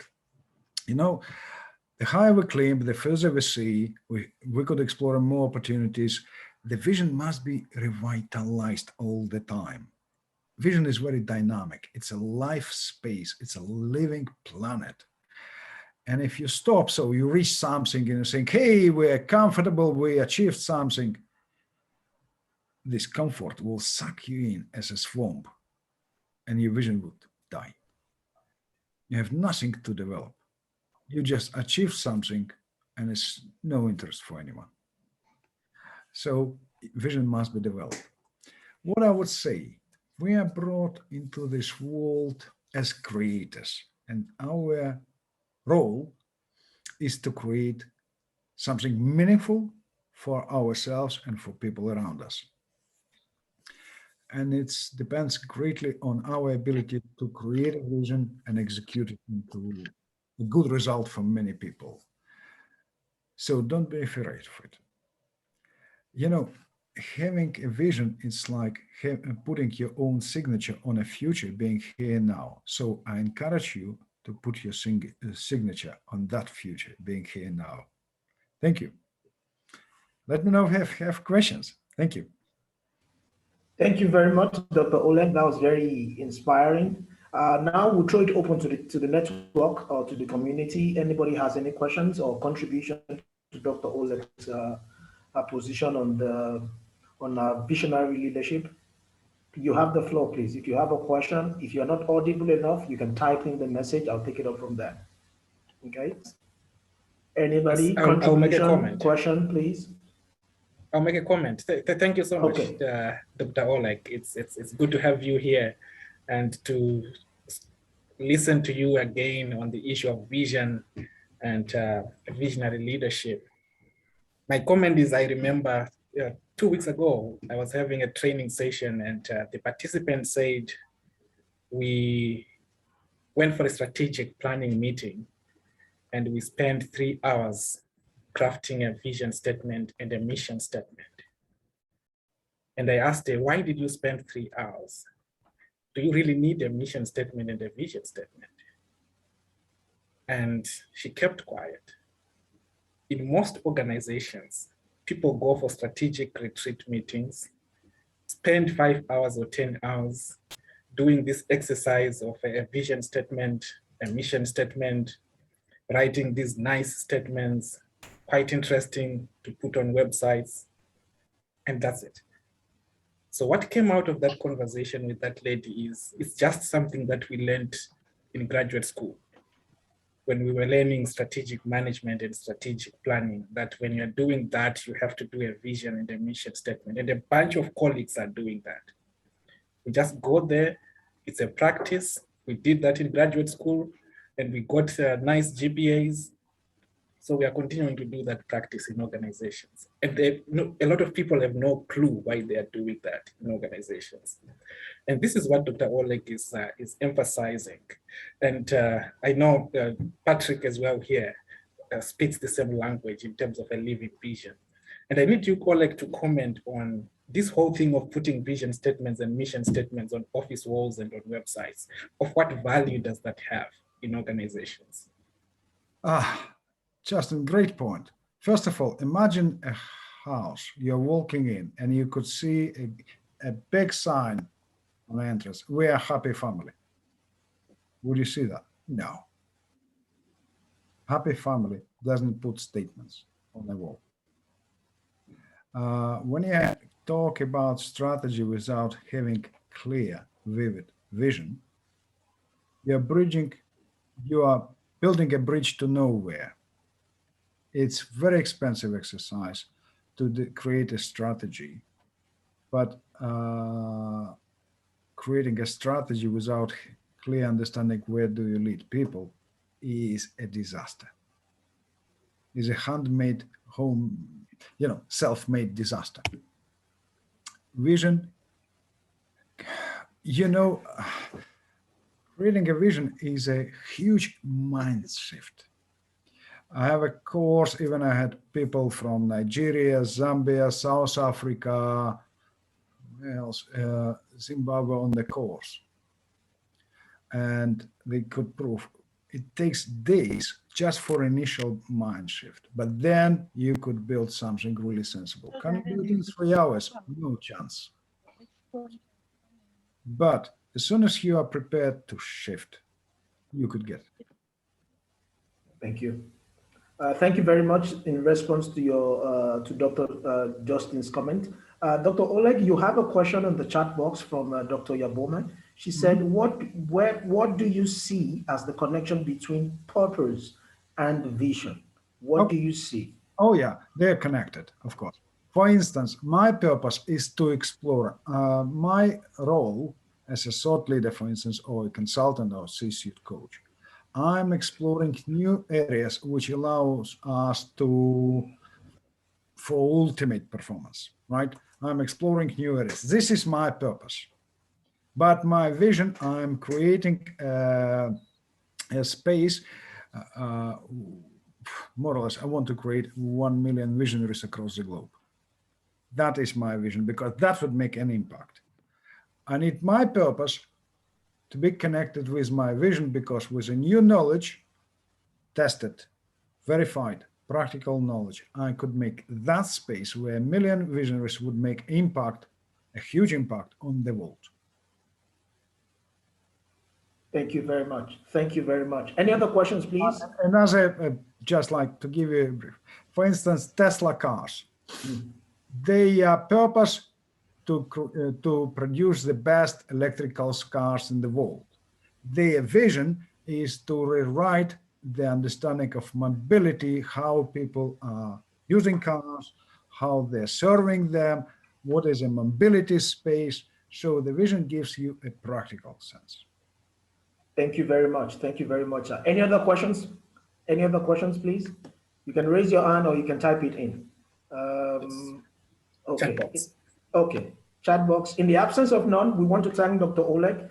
Thank you very much. There's one person in the chat box from Yvonne. Oh, okay, okay. I see something from Yvonne. She said, how best can we build up visionary leadership in an organization? How best can we build up visionary leadership in an organization? Dr. Oleg, please, you have the floor. I would put you in this way. Visionary leadership is a top competence. So such top competence you can't acquire in, through the simple form. It demands training. It demands a bit of a work, and so it's about getting well trained, and or coached or consulted, just to move forward. They could send me a message and we could chat what we could do on LinkedIn and things like that. Or you could read the book. Actually, more or less, it has a lot of answers. It has a lot of forms, but it's more or less. Thank you. What I could say in this stage. Okay, thank you very much, Dr. Oleg. I think that's all for Dr. Oleg. We appreciate you. We look forward to learning from you. We look forward to your leadership and guidance, and we wish you the very best with everything. Thank you very much, sir. Thank you. Thank you very much. Okay, Dr. Justin, are we going back to Dr. Yabome now, or how? Yes, I just need a confirmation from Dr. Dotun. Okay. Before we go back to Dr. Yabom, we'll have 10 minutes with Dr. Yabom, 5 minutes rather, then Dr. Dotun and Mr. Emmanuel, then we move to Dr. Anton, he's also waiting. So 5 minutes for Dr. Dotun, for Dr. Yabom to talk on to those questions, then Dr. Dotun will come up. Okay, Dr. Yabom, are you still with us, ma'am? Still here. Yes, ma'am. Okay, my question and Ma'am Maureen's question, can you please respond to it so I don't die of guilt? So your question was about I'll just my language, the disturbance of, can you put your story out there before it's finished? Yes. And the place of your personal story in the work that you do. My response is this. I started out the presentation talking about that my work is grounded in a holistic worldview and in sort of that social construction lens. So if you believe anything about the power of stories, fundamentally, it's difficult to separate yourself and your story from your scholarship. So generally, there's, in the academia ways of knowing, there's two schools of thought. It's we understand phenomena in the world and it's outside of us. We study it, we figure it out, and we put it out there. And then the other one is, so we explain things. And then that's positivist way of thinking. And then there's in order to explain things well, we need to understand them. So interpretivism and constructivism, right? Like we have to understand them. The only way to understand phenomena is to have the context, to have the story, to locate ourselves within it, right? Our anthropologists have told us this a long time before. It was a thing, like you have to be in the phenomena in order to understand it. That means locating yourself in your scholarship and in your influence in the world. So Tosin, that means locating yourself in the things that you study. But it also means around the things that you want to shed understanding on and not just explain. So there's a place for the explain, the statistical research. We need that too. So we understand, we can explain things at the collective macro level. What I really love to do is to look at the outliers and try to understand them. Because in understanding the outliers, we expand our knowledge and we don't just work to the average and to the norm. So that's the first part. The second part is there's no such thing as a complete story. As long as we're alive, we are emerging. And I think I saw that Patrick had comments about this in chat, and I agree. Our stories emerge and evolve. Hopefully, I'm not the same woman. I'm not the same African woman. I'm not the same Black woman that started the work that I started, early when I did this research, because I learned so much about my identity as I listened to other stories. And then as I started to write mine, right? So we learn, we grow, we develop, and our stories evolve and change, and that's okay. But wherever I am, my story in that moment is valid. And if there's something impactful in sharing my story, then why not? If people have approached you to share your story, then maybe there's something there. And you know what? It's as much for other people as it is for you. Because in sharing that understanding with others, you will get to understand yourself and your story and your place in the world a bit more. And that's what the sort of understanding ways of knowing and living, that's what it does for you. So sorry, we can talk more. And Maureen, here's the other part to that. I loved that question.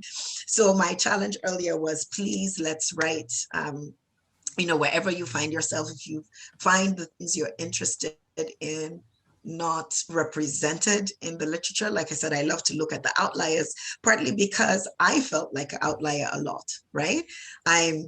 I identify as Sierra Leonean, but I wasn't born in Sierra Leone. So I moved there I was born in Germany, and I moved to Sierra Leone as a child with my family. And then I was hit with, in Sierra Leone, people don't always consider me Sierra Leonean because I wasn't born then. I have to remind people, well, both my parents were born here and I'm Sierra Leonean. You can't take that away from me if I choose that identity. And then I come here and you're hit with, oh, where are you from? Even though I've lived in Canada the longest portion of my life, and I am Canadian also by identity at this point. I have grown up here. I have been influenced by living in this part of the world. So I claim both. But I don't fit any particular box. Where are you from is because I also get asked, how come your English is so good? How come you sound like that? Because when I say I'm African, I don't know what people expect. Or just the lack of knowledge of, I don't know, being African doesn't mean you don't speak English. And besides, half of us were colonized, more than half. And so I went to school in English. So really, I started very much in the statistical fields, was raised that way, in quantitative research, and then I moved to qualitative because I wanted to better shed understanding on these outlier identity and belonging questions. So I identify now more as a qualitative researcher. So to the question of how do you share your knowledge, the reality also is that the academy can be political. Getting your writing in journals can be difficult. So I will say two responses. Don't stop trying. But number two, create your own platforms. We live in a digital age. I can tell you that for me, my work and my writing, yes, I have published in mainstream journals, and the book actually, Transformation After Trauma, that I shared a lot from today, and I'll put the link in chat right after this, was published by an academic publisher. I've also self-published. And I think, Maureen, your question was about, there's just also everyday stories. The reason I started self-publishing was because I wanted to reach a broader audience with these everyday mixed African identity stories. And they didn't fit any particular scholarship. So I write short stories and I self-publish them. We Will Lead Africa is self-published intentionally. We want to be able to share it with a broad audience. We want to be able to go to a conference, order our own set of books, arrive with them, sign them, and share them without being limited by traditional publishing. I blog, I write articles on LinkedIn, and a lot of the way that my work has been shared is both through these non-traditional and digital media, as well as traditional publishing. So I'll just say some of you who like podcasts, so whatever medium, use it. Start where you are. You don't know where it will go. I've received so many requests to write or speak because I posted something on LinkedIn or because I posted it on my personal blog. So don't underestimate the power of the current digital age. Thank you. Thank you very much, ma'am. Thank you for giving me a little bit of peace. I appreciate that. I'm sure Ma'am Maureen appreciates it as well. It's an honor to have you, ma'am. It's an honor to have you, ma'am. We look forward to more mentorship and more leadership from your end. We appreciate you and we wish you good luck with everything else. Dr. Justin, you have the floor. What next? I'm not sure. Did she respond to Dr. Roland's question? Dr. Roland has a question. Yes, at the beginning. Yes. Sorry, thank you. Dr. Roland, I think your question was about people don't know that they have a story. Thank you. Thank you for the reminder, Dr. JC. Yes, that can be true. And also, often what I get hit with is people don't think their story is worth sharing. Another version of what you said, but my story is not complete. Sorry. So yes, that may be true. I think there's a few ways. One is the way that I do resonance work is a lot about guiding people to share their stories, to know that their stories are valid wherever they are.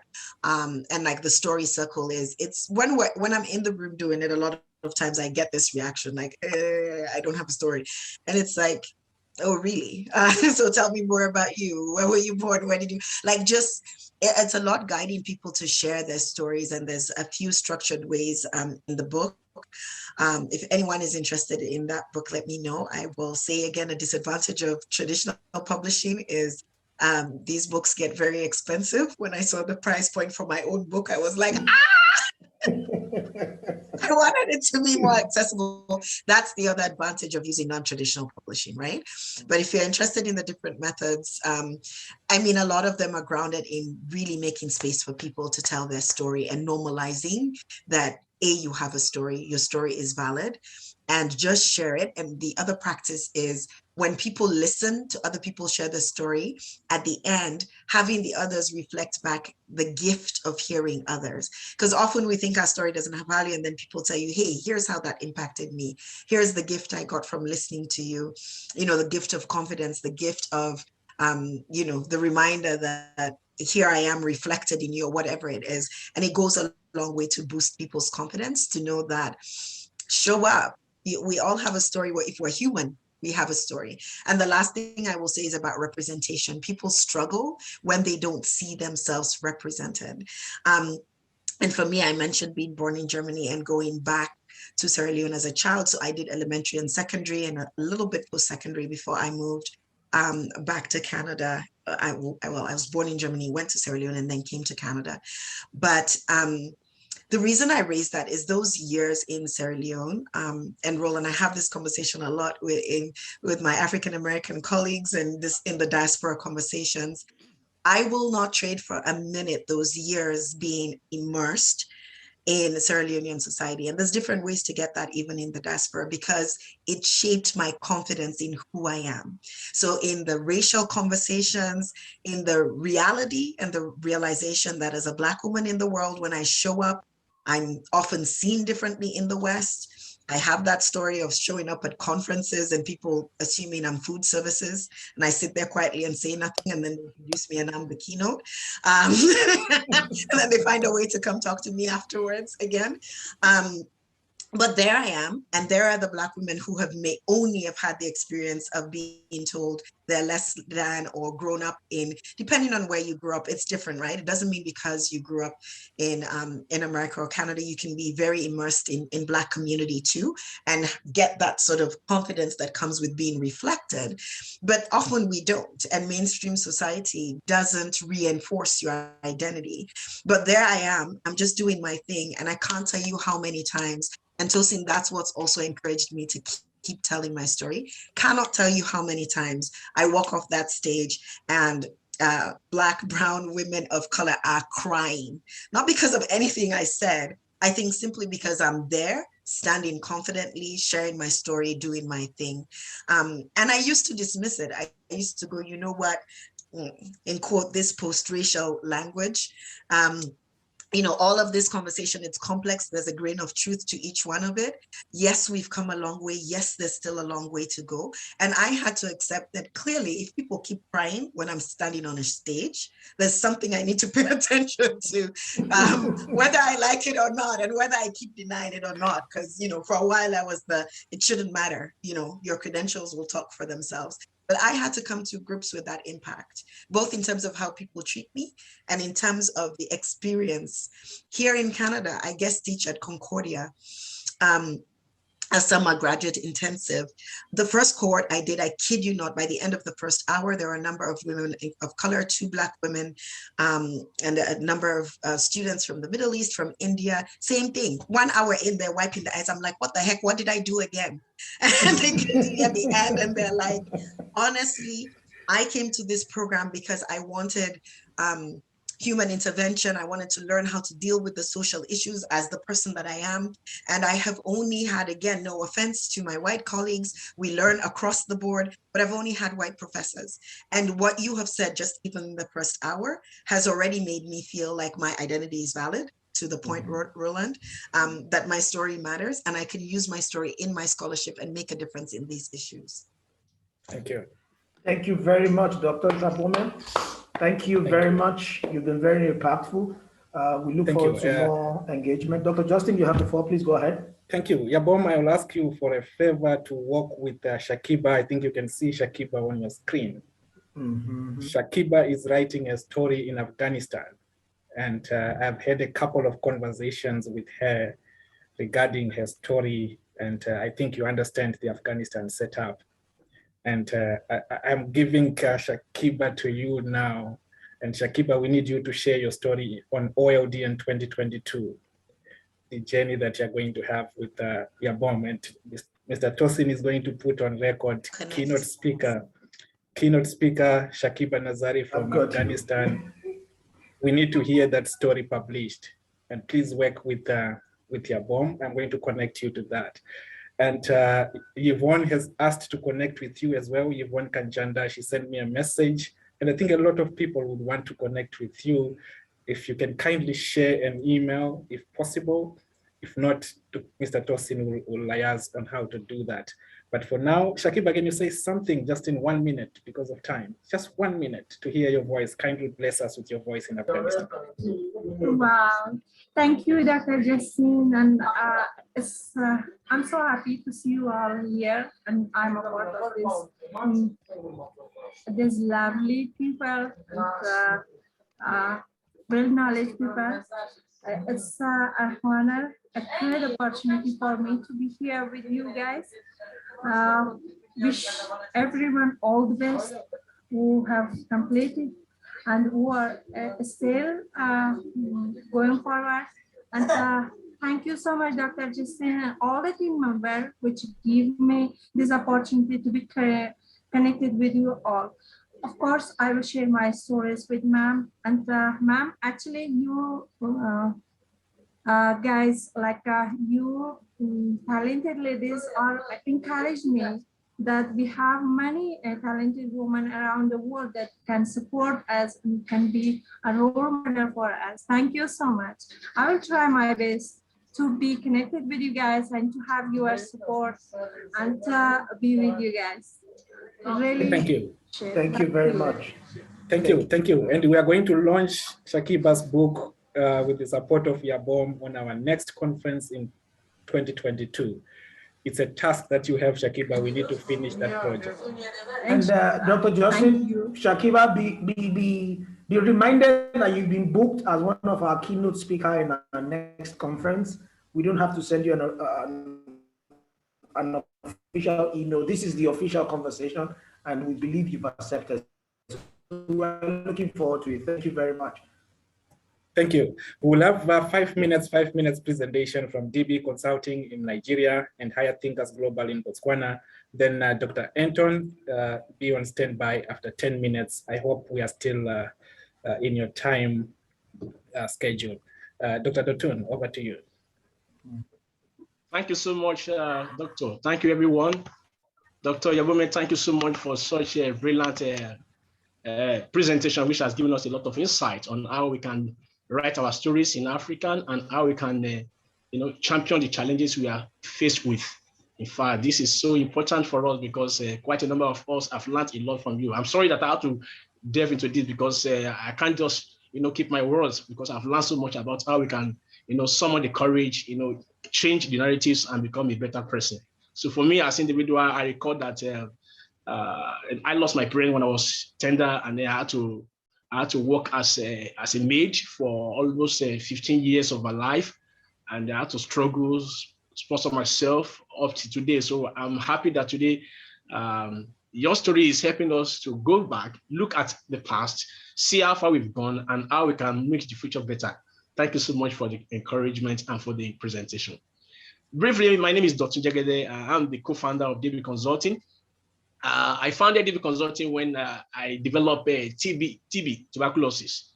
So when I developed tuberculosis, I was out of job and I couldn't survive it. And then I was out of fund. I couldn't take care of my family.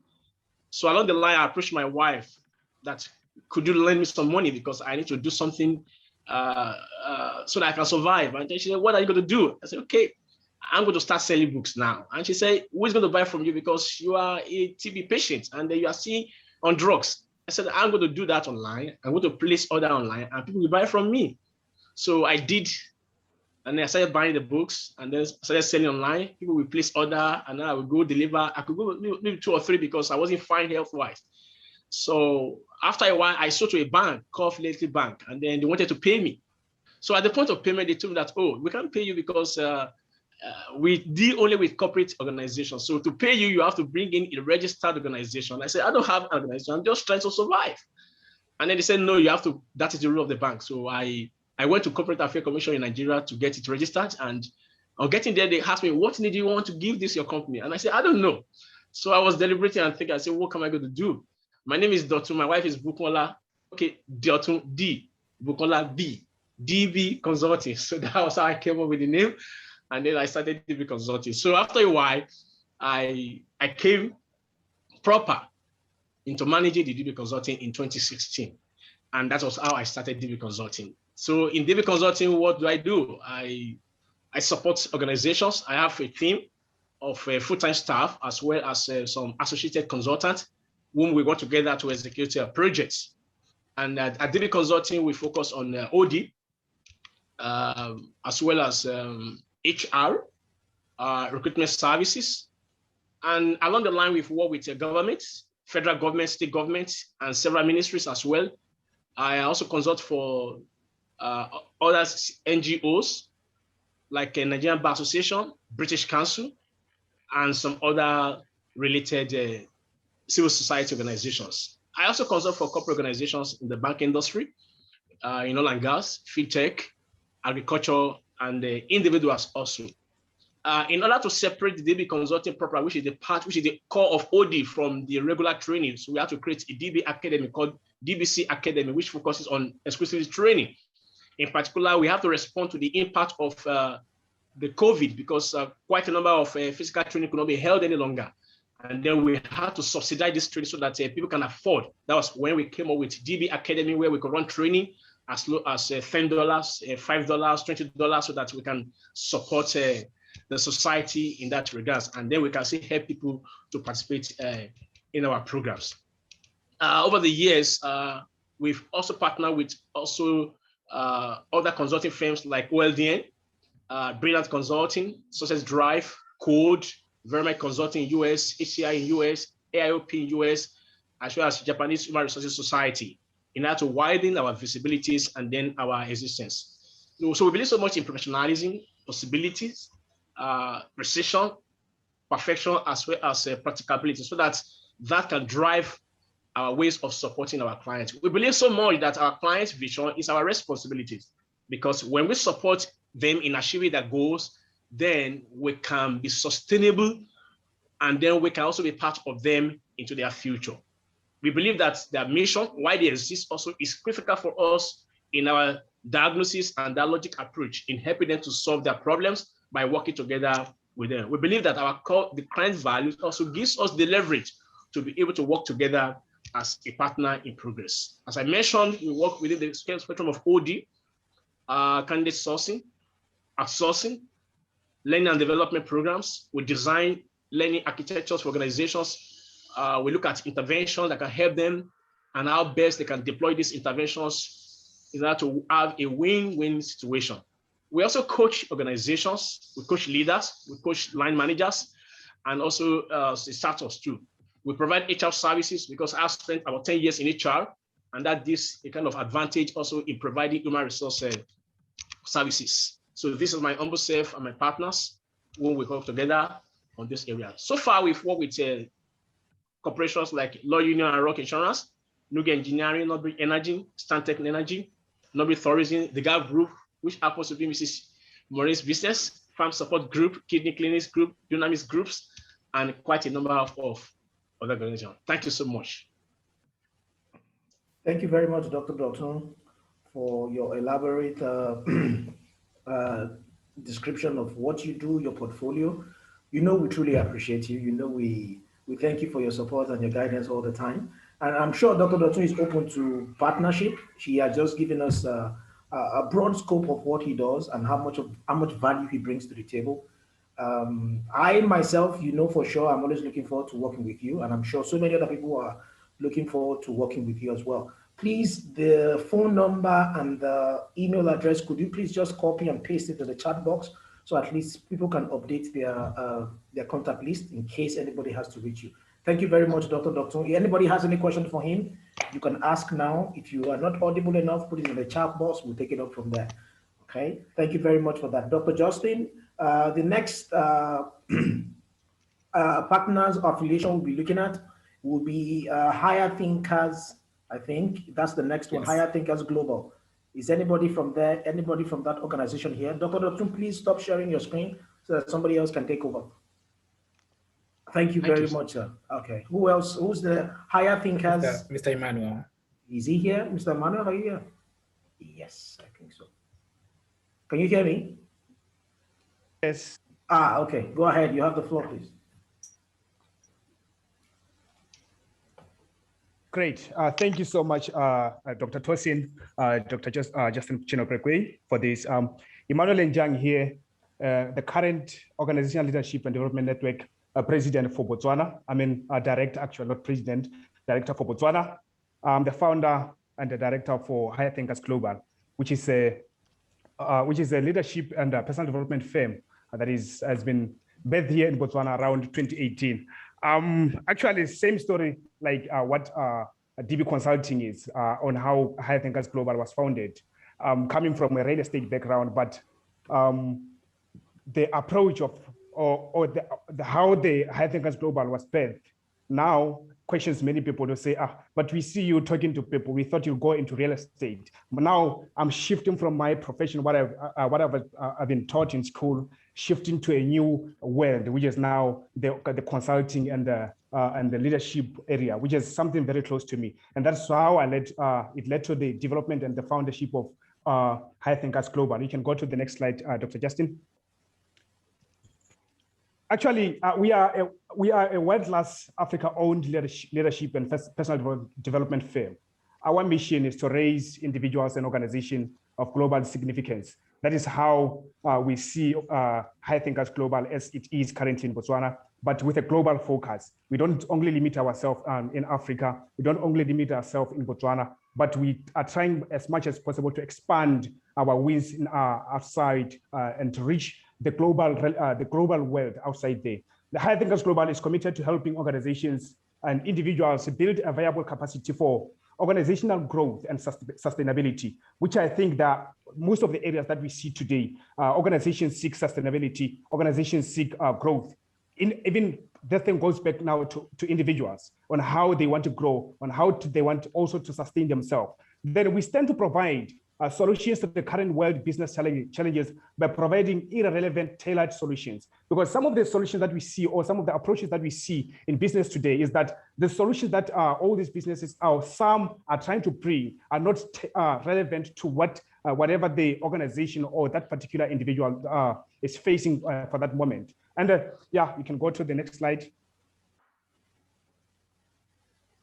Actually, here's just a description of what we do from Higher Thinkers Global. We do coaching, we do OD, consulting, advisory, training, and development. From everything, we try to bring up the conversations that now try to transform individuals, transform organizations to be where they are, from where they are to where they want to be. That's actually the transformation aspect of what we do from Higher Thinkers Global. And the business models that we try to approach come from the three areas, which is now leading change, collaboration, and the global approach. In everything that we are doing, that we're trying to do, is to make sure that there's now a change in whatever we are trying to bring in the development of organization and individuals. And then again, we value collaborations. That is one thing that we really appreciate. That is why today we are here, is because of the collaborations that we've created along the way. And now the global approach, I mentioned earlier that in everything that we do, we are not only limiting ourselves here. We don't only put ourselves and squeeze ourselves to Botswana or where I am currently. We try to approach everything with a global mindset.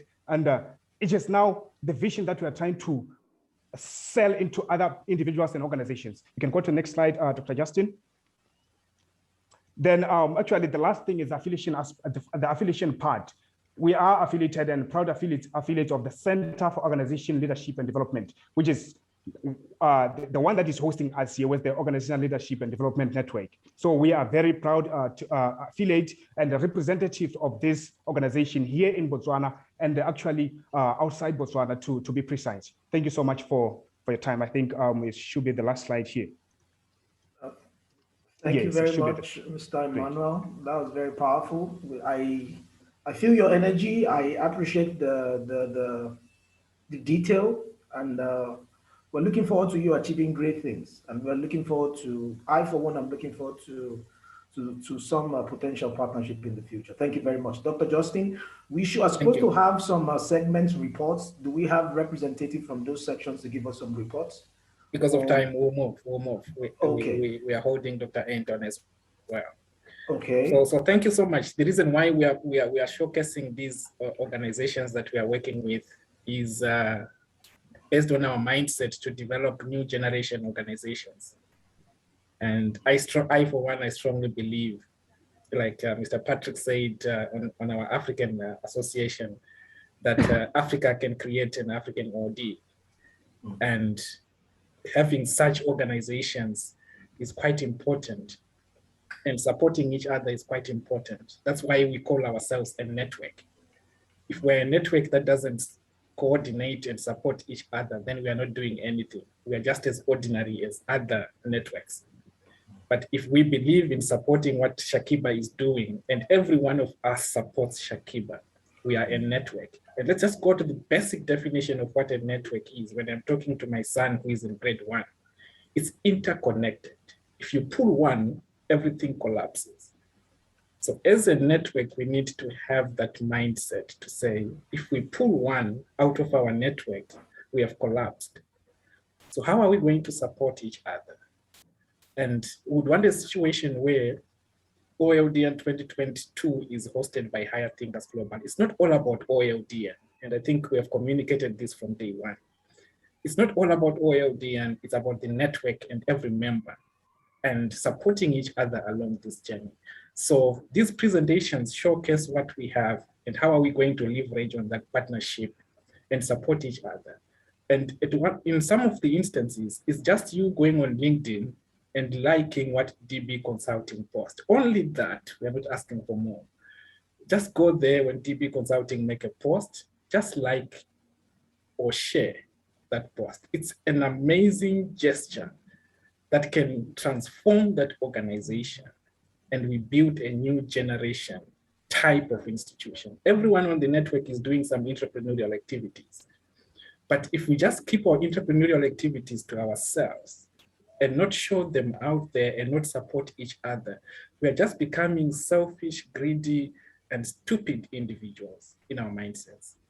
But if we start supporting each other and leveraging on each other's strengths, then we become effective. As a network, we need to have everyone out there and their businesses out there, and we can do it. And Yabom, I forgot to mention that we have an association of African OD professionals. We have a conference on August 20th and 21st. We have to have you there. Dr. Christine is there, Dr. Violet is there, and a bunch of other colleagues here. It will be good to have you there in that conference. Dr. Anton is our next presenter. Yes, over to you, sir. Dr. Anton? Yes, okay. I'm here. Okay, good. I wanted to be sure you're there. Now, our next presentation is coming from Dr. Anton. He's an organizational development and strategic change professional. Okay, he'll be talking to us based on the theme or the topic that OD principles instrument in actions to positively affect environmental and occupational health and safety programs. This is very thick. It includes very strategic variables that concerns the entire world, and I encourage us to pay attention. Dr. Anthony, are you there? Please take the floor, please. I'm here. Thank you. Thank you everyone for being here and being willing to listen to my presentation about my research, and I thank OLDN for allowing me the opportunity to present here. I'm kind of balancing between here and AOM, as probably a few other people here might be, but I'm happy to be here right now. I just have presentations in both places, so you know, it's been a very insightful, interesting morning, and I really appreciate this this environment, right? I really do like the smaller the smaller conference environment with a lot of personal interaction. So thank you for the wonderful introduction, and I will say that yes, I am going to talk about the use of OD instruments and research instruments for occupational environmental health and safety purposes, but that actually falls within a larger scale research project that I'm actually currently working on and have been working on for over two years now.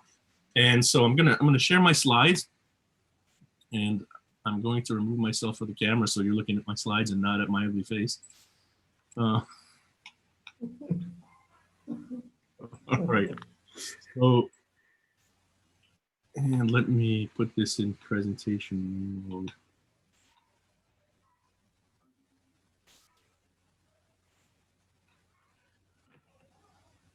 All right. Can everybody see the slides? Okay. So, yes, I can. Great. We can, I think. Excellent. So the actual project is called Using Mass Stakeholder Methods for Corporate Social Responsibility, Large-Scale Change, including environmental and occupational health and safety. And so the background behind this project is basically a lot of my background is in environmental and occupational health and safety, industrial hygiene, public health, and corporate social responsibility. And the way that I've been engaged and been lucky with is that by word of mouth, I've been getting a lot of consulting work that has to do with these types of topics. And so in this case, what had transpired is a very large corporation. I'm not going to name it here because I still don't have approval from the corporation to release the information, which I will before publication. but a very large global corporation that's involved in provision of health products, right? Healthcare treatments and products. That's a global enterprise and has a presence on every continent in very many countries. Spent over 3 years working with a large management consulting firm for the purposes of kind of building and improving their corporate social responsibility programs. And part of that was around strategic planning and strategic communication around CSR, so that they can, utilize that to kind of market their humanitarian presence and, to show that the company is doing more than just making money. Although, we've determined that approach was in order for them to make money. So which is okay. I mean, that's what corporations do. But what happened was they spent 3 years with this organization doing a lot of consulting, and then they had an external climate survey within the company that really wanted to look at corporate citizenship and how enthusiastic the employees are and how loyal they are to the company and the company's mission with regards to what they're doing. And what the climate survey found was that they were not aligned with positive societal feedback. That's what the employees thought.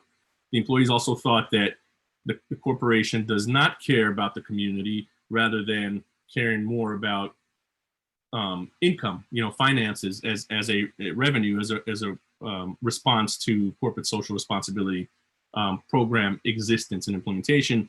And also the employees in general did not care, thought that the company did not care about them. Right. So what happened was they came and had a conversation, invited me in to have a conversation with regards to some of the work that I've done before at Merck and at General Dynamics and a few other places. And I was recommended to them by a company called Safeguard Environmental, which really, they wanted to engage to understand, okay, how do we, they've spent 3 years with this large consulting management consulting firm. They haven't done a lot of OD kind of work in that process. And what they wanted to do was understand, okay, what is going on within their organization that they've spent all of this, I would say over $20 million from what I understand on this management consultant over a period of 3 years. And yet their external climate survey from a different organization has come up with these results. So this is a large corporation that's based, in the United States and in Caribbean, North America, other than the United States, South and Central America, Africa, Middle East and North Africa, Europe, East Asia, and Southeast Asia. So the conversation I had with them was around trying to first to hire me to do a reconnaissance, right, and understanding of, to give them a diagnostic, a diagnosis of what's actually going on and why they're seeing these results. And then this is usually how I take my consulting jobs is, yes, I will do a diagnosis, and then whether or not your company is ready to and agrees to engage in some kind of change initiative will depend on what those diagnoses show and whether or not you're committed to it, right? And so 2 contracts, one had to do with actually understanding the environment and diagnosis, and the second part was for implementation of some kind of change initiative, depending on what was found in the initial diagnostic research. So in my consulting, I'm always certain to utilize my research methods training, right? And I found that a lot of OD practitioners that have gone through schools of OD or other behavioral sciences or social sciences and have learned how to use quantitative and qualitative methods for research purposes, for some reason forget to use their methodologies when they're actually consulting.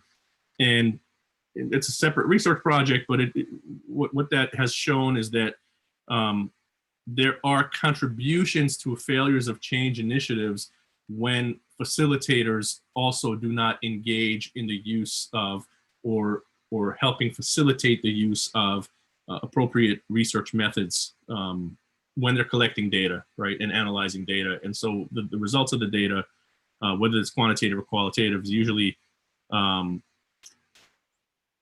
can come back invalid based on bias and other things. So, so in this case, the research was really based on, number one, the first part was reconnaissance, right? Observation, interviews, and surveys to try to understand what are the employees and the community's understanding of corporate social responsibility without the company, just so we can understand what's going on within the organization.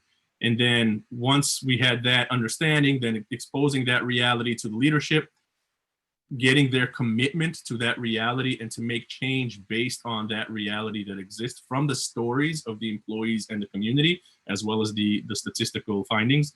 And then designing, facilitating the design of an intervention that's going to work particularly for their scenario and what's going on in their company, rather than some of the cut and paste, out of a book, prepackaged programs that a lot of the large, and I'm not going to say all, but a lot of the large corporations in consulting do participate in.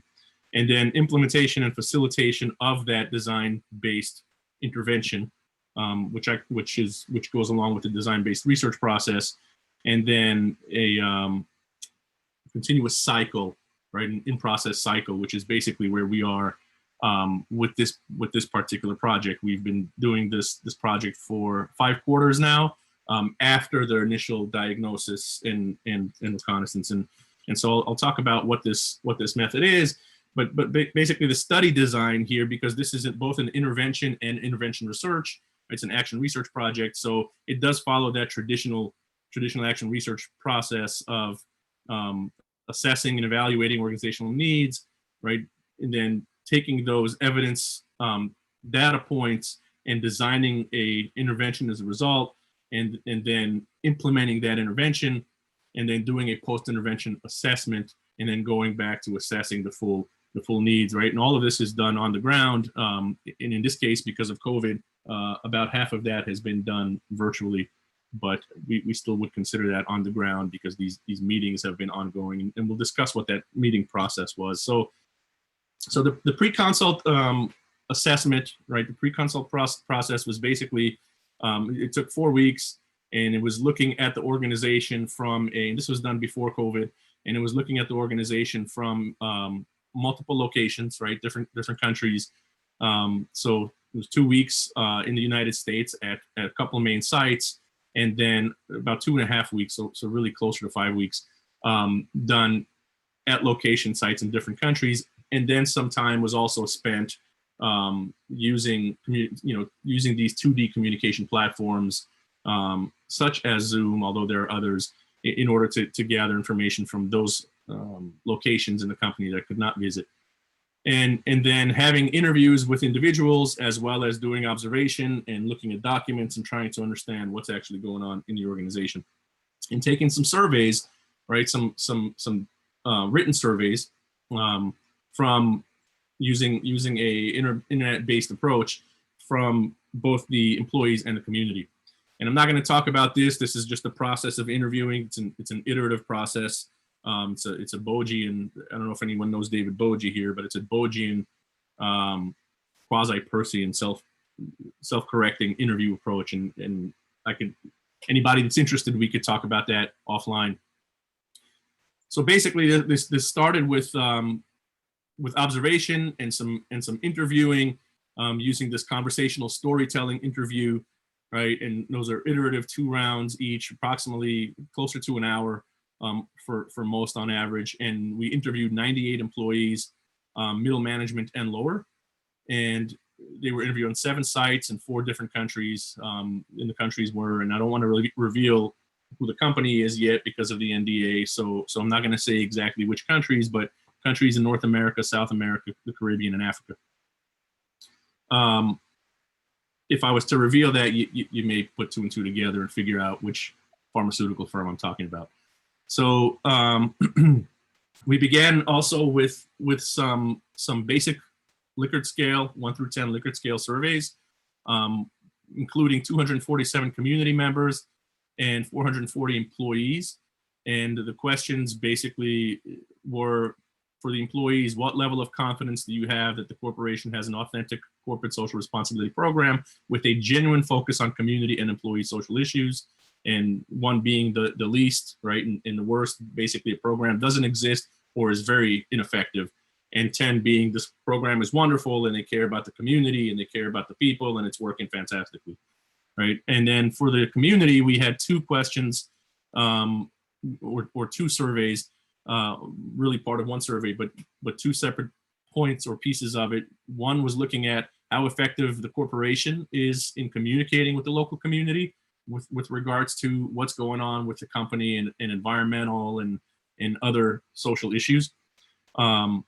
And the second question was to, what level of confidence do you have that the corporation has authentic corporate social responsibility programs? The same question we had for the employees. So we had 440 employees, 240 community members initially surveyed, and these were, and I don't show all the graphs and everything here for sake of time, right? But these were basically the results. We had the pre-study survey showed that a mean of that the score on the Likert scale was a mean of 3.47 out of 10.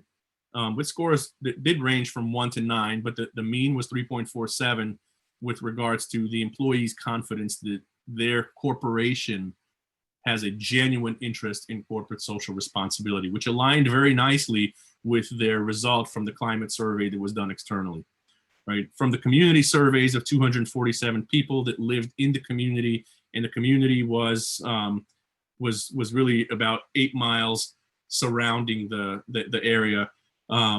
And we also have to acknowledge that some of the community surveys may have come from some of the people that work in the company because the site where the community survey was done was actually only in the United States. We didn't get an opportunity to do it elsewhere. The employee survey was done, global, right, from enterprise-wide, but the community surveys were around the largest site in the United States. And out of those 247, the pre-study survey showed that 2.94 was the mean from out of 10, with scores ranging from 1 to 8, right, with how the company felt about, or how the community felt about the level of communication from the company to the community, and a score of average 3.12 out of 10, with scores ranging from 1 to 9, with regards to their level of confidence and trust that the organization truly cares about the community, right? So the scores are very, very close, whether they were employees or the community in general. These were some of the comments. I can't provide all of them, but it would take too much time. There's pages and pages and pages of them. But these are some of the comments that came out of the interviews, right, with regards to corporate social responsibility. So some of the employees state, it's all performative, it's social initiative theater. They just pretend to care. It looks great on paper, right? They only have programs so that they can look good for marketing and such. Every year we have a river cleanup. That's it. How's that for environmental responsibility? It's like one of those dummy phones at the stores. It looks like a phone, but it's just on the outside. There are no mechanics on the inside of it. They only care about some of these things when it's a compliance issue, safety, environmental, diversity. It's only when an agency is visiting or there's some social pressure out there that requires a statement or there's a lawsuit. They don't even include some of the things that affect employees, just what we call poster fodder for the public. There's little participation or involvement. We don't practice what we preach. Just like every corporation, really, let's be real. They know it's all about the money, and that's why we do it, and why it's shallow level work. It's a CYA. If nobody knows what CYA is, it's cover your backside. It's a CYA exercise. They clean it up, but it's all piled in a closet and collapses once you open the door. Right. So very, very interesting type of comments. Right. The agencies that come in, they can give advice, but they just rush them out. Right. And we're talking about agencies such as Occupational Safety and Health Administration and EPA and other organizations, depending on what country we're in or what state we're in, that the corporate site belongs in. And then they ignore things like well-being and wellness and burnout and all that. Our well-being is important and should be a corporate responsibility. No. So out of this, there were a number of other themes and dimensions that came out of the interviews, but some of the things that were really identified that were problematic were that there were only periodic, sporadic events that had to do with some of these social initiatives, that there were no thorough, robust programs. They were thin, they were paper thin. Some of these things come out of the quotes, right? There were marketing programs, and it kind of stops there. Employees are really not involved in the planning. Mostly leaders were involved in planning of any of these initiatives. The board and the employees don't have communication with regards to corporate social responsibility. The community is not engaged by the corporation with regards to planning or participating in whatever these initiatives and or events are.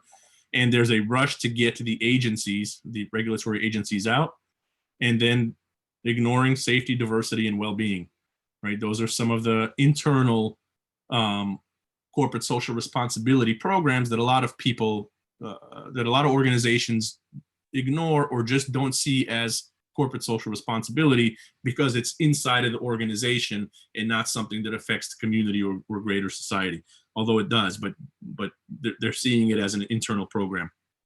And so there's not a lot of CSR focus on those programs. So looking at the, at the findings in designing an intervention, looking at the outcomes, a few things were clear. There were no meaningful programs. The programs need more purpose other than marketing and compliance. There was no mass stakeholder involvement. It was mostly the leaders. There was no communication between the board and the employees, between the employee and the community, between the corporation and the community, right? And then within the organization, again, just the leadership was involved. So the majority of the employees, the departments, and all of the other affected parties, whether they were human resources or logistics or whoever is within the company that's affected by these programs and events, either positively or negatively, were not really involved in the process. And there's a need for a systems thinking approach, right? All of these commitments or lack of commitment can affect each and every part of the organization as well as community. So there was no systems thinking approach. There was no systems theory, thought in developing whatever programs actually do currently exist.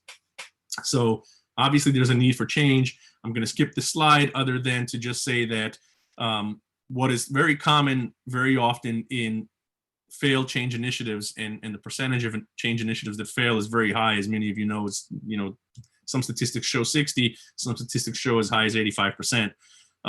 But usually it's because the right people, other than a lack of commitment by the organization, some of the other things that are involved is the right people aren't in the room or aren't included, and there's an unconscious resistance to the change very often from the leadership, and part of that also then results in a lack of commitment and not having the right people in the room.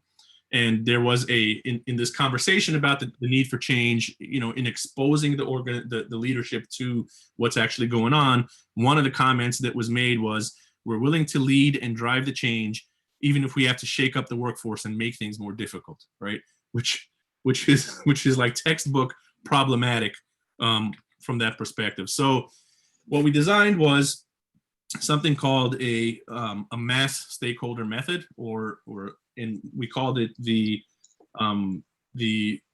Stakeholder Systems Symposium, or S-Cubed.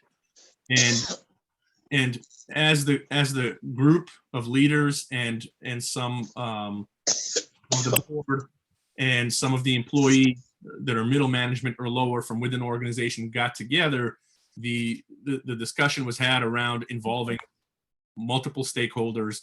And so that included leaders from the C-suite, leaders from senior to middle management, staff from across departments within the organization and across different countries and sites, and separately, although that includes human resources, but separately involving human resources because HR has a very substantial role in not just developing the programs, but in hiring people and so forth.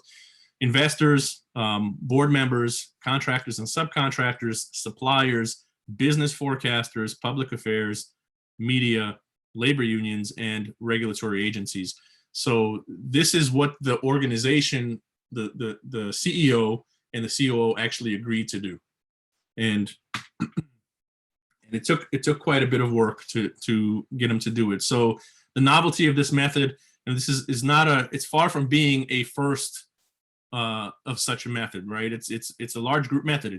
There are a lot of traditional large group methods that are used, Axelrod's model, future search, right? Those kind of models. The novelty here, aside from it really being created specifically for this organization, was the methods and the purpose of the methods, right? Which was really for corporate social responsibility, the assessment tools that were used, including the research tools, the qualitative and quantitative methods, but more than that, it was the involvement of mass stakeholders outside of the organization, which from my experience and in most publications are usually not included, and those include things like, or organizations such as the Occupational Safety and Health Administration, the EPA, Department of, other sections, Department of Labor, Department of Public Health for the states, or the Public Health Ministry if it's a country outside of the United States. And so there were representatives from some of these organizations, and I'm not going to say which ones until I'm allowed to release this information, that participated in this process. So this is how the process worked, right? There was a framing, right? That was the understanding, getting the whole group together and understanding what are we looking at, right? What is corporate social responsibility, defining it, and I'm not going to do that for the purposes of time. And then the remainder of the process is a stepwise process, very similar to what other large groups. Yes. Please, can you hear me? Yes. Okay, you have 3 more minutes. Please try to round up, please. Thank you. Got it. So the process was visioning, right? Understanding where we want an organization to be, the future state, and then doing together as a group, right? What we did was we split up so that there are representatives from each one of those stakeholders that we talked about, right? So there are some representatives from each one of these in smaller groups, and broke those groups out over time. And so had a conversation about, again, the visioning piece, and then you switch people and then they talk about it again, and you switch people and they talk about it again, right? And the same thing with the root cause analysis, which is understanding where you are now and what's causing the problem, by starting out by discussing what has actually come out of the initial research, right? The diagnostics, and then going through that same process where the groups of different individuals meet, then we split, then they meet again, with different people, right? So it's kind of shaking up, who's in these groups, and then you do that repeatedly. And then once you have a kind of an understanding, then we discuss what are some of the problems, and as a whole group, we discuss what are we split into smaller groups to discuss to do some of the planning around what can be done, and then meet as an entire large group to plan some of these projects. Then it goes into implementation, and then this is a cyclical process. So this happens repeatedly every quarter throughout the year, and the plan was to go for 24 months. So the outcomes currently gone through 5 quarterly rounds, identified key areas of occupational safety, environmental programs, diversity, equity, inclusion, employee well-being, and communication with community. Let's see, we had some of the design initiatives were based on employee, corporate, and community needs, available resources, and regulatory advisement. Participation was successful in that there were about 94% on average of these people that were initially assigned to this group, and there were a couple hundred people that were present for each of these quarterly rounds. So the basic outcomes that have shown so far was a tremendous improvement in safety outcomes. 24% decrease in safety violations, 69% increase in near-miss reporting, 50% decrease in reportable injuries, right? And a number of other ones, inspection findings, leader member safety touch points. With environmental, there was 60% increase in event or initiative participation. There was 250% increase in environmental events, meaning things that the organization put together for people to participate in. There were 59% decrease in findings that were violations of hazardous materials leakage or spills. 24% increase in environmental reporting. But here are the big numbers here, right? 410% increase in corporate community communication points, and 400 with regards to environmental, and 460% increase in community participation in environmental events. With regards to diversity, equity, inclusion, there was a 65% overall decrease in DEI grievances. There was a 60% decrease in racism complaints, 70% in sexism, 50% in ageism, 90% in ableism. So far, this is over 4 rounds, even though 5 rounds have been completed. There was a 20% increase in promotion of women. There was a 35% increase in women leading projects, 14% increase in Black, Indigenous, and people of color in promotion, a 22% increase in Black, Indigenous, and people of color leading projects. And there was a 200% increase in Black, Indigenous, people of color on C-suite team, and 300% on the board. And then environmental, we already talked about environmental outcomes. Well-being outcomes were basic to hire. There were more hiring of employee coaches, right, within an organization to deal with work-life balance and burnout and social work and those kind of things. There was a almost elimination of costs to employees for using gym benefits, which was a co-paid benefit for employees in a corporation before that. And there was a 39% increase of corporate spending on well-being programs.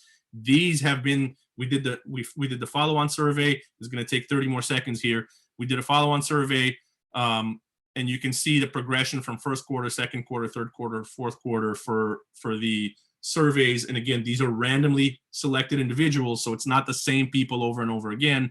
And you can see the progression in the question with regards to, do they believe that the corporation has genuine CSR programs, and the same question for the community, and as well as community communication. So there has been a stepwise market improvement in people's perceptions with regards to organizational corporate social responsibility, both in the community and within the corporation. So the 5th round has been completed, 6th round is going on now. We do have a large amount of statistical analysis as well as qualitative findings. Those will be released in the paper. We're still working on those and coding them. And the big piece here was that there was a lot of stakeholder participation, and they do have a lot of other projects that they now want to work on with regards to corporate social responsibility. And I would say, it's not listed here, but one of the things that I found is a lot of communication for, to me from the corporation with regards to the research project, and involvement and ideas with regards to what other things they want to work on. So again, thank you for your time. Apologies, I went about, I think like 2 minutes over, 3 minutes over. And I'm available for questions if anybody has any. Thank you very much, Dr. Antin. Thank you very much. That was very detailed and comprehensive. There's a question in the chat box. I think that so far, that's the only question that I see here. And from Dr. Dotun. Dr. Dotun is asking, sure, do you or don't you think it would be highly controversial if respondents' comments and response, the direct words to the report while you are creating your own final report for your clients? That's the question. It's in the chat box. Do you understand it, or did you get my message? You broke up a little bit, so let me read it here. Okay. Do you where are we at? Yeah, it's DB about Consulting. Yes, DB Consulting. Yes, that question from.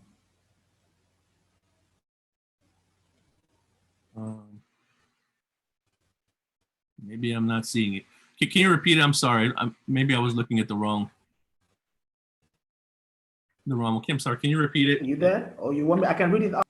Let me tell you, what he's saying is, at one point in time, you took the comment respondents to your survey and you inserted it into your own report. Now, what he is saying is, don't you think that would be controversial when you're preparing your final report to your clients or to an audience? Don't you think it would be controversial to take the respondents' comment word for word and put it in? So it can be controversial and problematic if it is revealed who these employees are, right? And so one of the ways that we go through this again is by using traditional research methodologies, in that we do include these statements. They don't talk about which site the person is from, which country the person is from. There's no revelation of what department they work in, right? There's no understanding of where, you know, who the person is, right? And so there's no, it would be very different. And we make sure that any, you know, we would remove and bracket out any information that could potentially identify who the employee is in order to be able to protect the employee if they feel that they may be identified problematically. So what is put in the report is not the entire transcript for the leadership. It is specific touch points from the interviews that identify the concepts, and there are only few examples of actual quotes that are used. It's more like the table that you saw where there are some concepts that have been listed that are bullet points, and then we'll give some examples of some of the things that employees actually said. And that's what's revealed to the organization, and showing that progression from quotes and concepts to the themes that come out that are problematic within the organization, so that we can actually engage in change processes in order to change what the findings are. Thank you very much. Dr. Dotun, that's fine. Thank you very much. Dr. Dotun, is that fine for you, sir? Or you want to? Yes, sir. Yes, sir. I still have a question if nobody is on the chat. Can I go ahead, sir? Okay, go ahead, sir. Yes, sir. Okay, thank you, doctor. That's profound. And I know that time is not there to actually take us through this because it's a whole lot of robust exercise. I want to have this question. In my experience, I have never been able to close out any of these tasks within the time frame. One, they are always forth and back. Sometimes the stakeholders in particular, I could see that you have a lot of multiple stakeholders involved. So how were you able to manage this kind of outcomes that you were able to get? One, accuracy; two, closing out within the time frame; and three, able to manage minimal casualty in terms of controversies and disagreements among the stakeholders. Thank you, sir. Yes. Yeah. Before that, Anton, can we have Patrick? Then you respond to that and close. Yeah, okay. Patrick has a question as well. Okay, then fine. So, yeah. Yes. Dr. Dunn, I wanted to hear the answer to yours, but I'll just add a question. Anton, how do you, as the expert, adapt your assessments to different cultures around the world? Sure. So obviously, so let me begin by answering the first question. It's never perfect, right? It's very difficult to manage that number. So the best answer I can give you is it is very important to get commitment from the leadership and the organization to begin with, which is why I use 2 separate contracts, right? And I can opt out from the project, and again, that's a personal thing, if they are not committed, because then there's no sense of doing the work, right? So once the organization is committed, and if they are actually committed and involved in doing the work, a lot of times that kind of drives the work. So I don't do the work, they do the actual work, right? So it's making sure you engage the right people to be facilitators within the organization.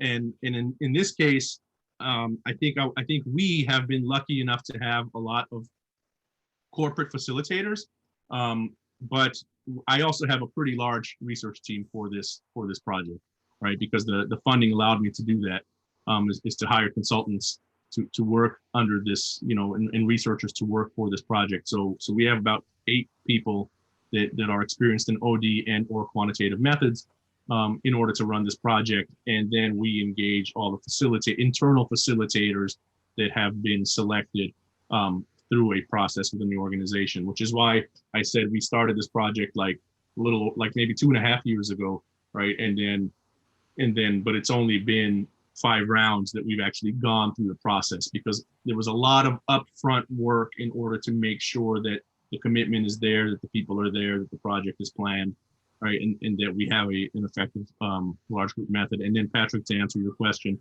obviously there are different cultures at play here because we are in a global enterprise. So it's being able to understand that people will have different reactions and people will have different interpretations of how to answer questions, or the way that they answer questions, or whether or not they want to answer questions, right? And part of that, again, is making sure that as facilitators, we have intercultural understanding, but then we also make sure that we're engaging the people on the ground in those places and planning, and they're the ones that are planning, and we're facilitating their plans to actually collect this data and do the work, right? Do you actually customize the questions to fit the culture so that interpretation and understanding is easier?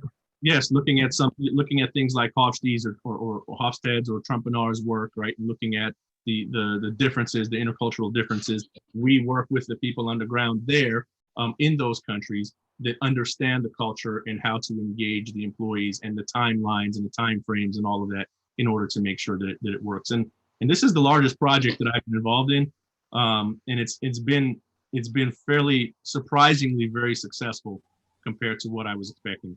But it has worked. Thank you. Appreciate your answer. Thank you. Thank you very much, Dr. Anton. Thank you very much for a very detailed and comprehensive presentation. You have some very positive comments in the comment section. Thank you very much. Dr. Justin, who is our next Thank you. presenter? Thank you. And Anton works with Cabrini University. Anton, if you can put the link to Cabrini University. Okay. Cabrini universities do deliver an MA in organization development. If we have a lot of PhDs as well here who are studying PhD. If you need any support, do reach out to Anton for any support. Connect on LinkedIn, and let's keep the network working. Thank you. Our next presentations are from OLDN members, and because of time, we'll just give you 7 minutes each so that we accommodate the plenary session that is coming after. So strictly 7 minutes for the OLDN members' presentations so that we have time for Samantha and the plenary session. Maximum 7 minutes timed. Mr. Kabelo Seinamo is next on the presentation. Mr. Kabelo. Is he here? Okay. Okay. Am I audible? Yes. Yes, your timer starts now. Okay. All right, hello everyone. Yeah, it is with pleasure today to be part of the. Yeah, it is with pleasure today to be part of the international conference, and thanks a lot to Dr. Justin for giving me that opportunity to join the organizational leadership and development program. So in today's session, I will be sharing on organizational development process design. As you know, organizational development is a process, and it takes time for organization to transform through some.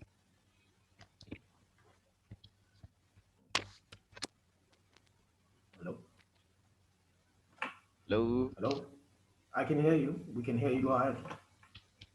Okay. We can hear you. I can hear you. I'm having some problem with my mic this side. Okay. Yeah, I was saying it takes time for organization to transform. Though some expect immediate change, it's not just a one-day miracle whereby immediately when a consultant leaves, everything changes. It needs time to allow the process or the new system to take over. So I'd like Mr. Justin to share my presentation. Yeah, firstly, when you get to the organization, you need to diagnose or identify the problem. And after diagnosing, carry on with the situational assessment, which also can be data collection. By that, you can now make action planning or a confrontation of the data and feedback. Can you raise the voice a bit? It seems we are not hearing words. Hello? Can you raise the voice a bit? Can you raise your voice a bit? Yeah, I will try. I was recovering from this monster COVID-19, so I will try my best. Okay, sorry. It's fine. Yeah. Go ahead. I was saying, firstly, when you get to the organization, you need to diagnose or identify the problem. And after diagnosing the problem, you can carry on with a situational assessment, which also can be data collection. Then you make action planning or confrontation of the data and feedback that was collected. Then plan strategy for change. After the strategy change plan, you can now intervene into the system, analyze the result and get feedback or evaluations. So I'll go through all this process in a short time.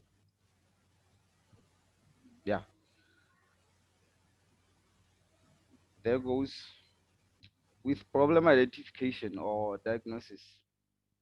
This is the step where the management should try to find out an overall view of the situation to find the real problem. Top management should meet with the consultant and the expert to determine the type of program that is needed to change the old system. The consultant will need various persons in this organization and interview them to collect some information. After that information collection, then we go to the situational assessment. Making a formal assessment of the situation is the next step, which can be done by receiving documentations, holding focus groups, interviewing, surveying, or just about anything else regarding the organization. All the facts related to the problem at hand is important for developing an effective solution. Then you go to the action planning stage.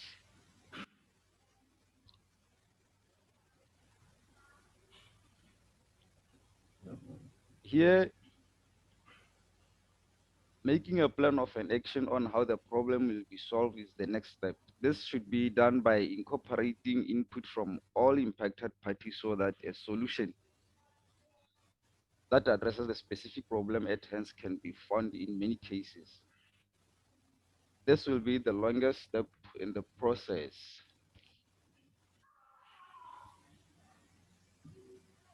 Can you go ahead? After implementation, we go to data gathering. Oh.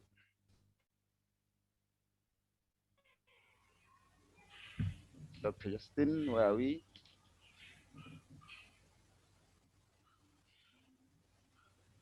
Go ahead. Okay. Hello? As soon as the change is put in place, it is time to start gathering data. This should be done with focus on identifying whether or not the change made are having a positive impact on the problem.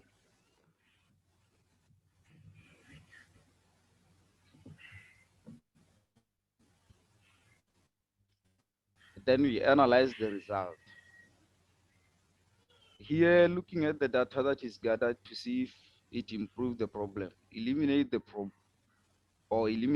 problem, or did nothing to the problem, or has worsened the problem in addition.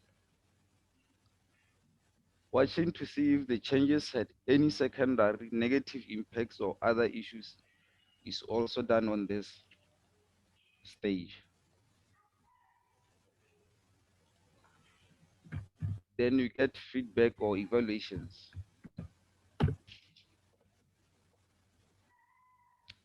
OD is a very long process. OD is a very long process, so there is a great need for careful monitoring to get precise feedback regarding what is going on after the organization development program starts. This will help in making sustainable and suitable modification whenever necessary. For evaluation of OD program, the use of critic seasons appraisals or change efforts, and comparison of pre and post-training behavioral patterns are quite effective. Also, these steps in OD are part of a whole process, so all of them need to be applied if a firm expects to get the full benefit of OD.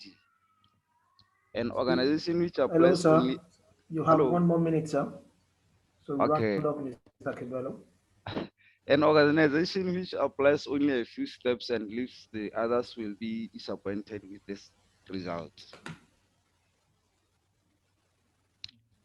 And here are some types of the OD interventions and their objectives as well as examples. So we have diagnostic activities which can be used to determine the state of the organization or the parameter of the problem.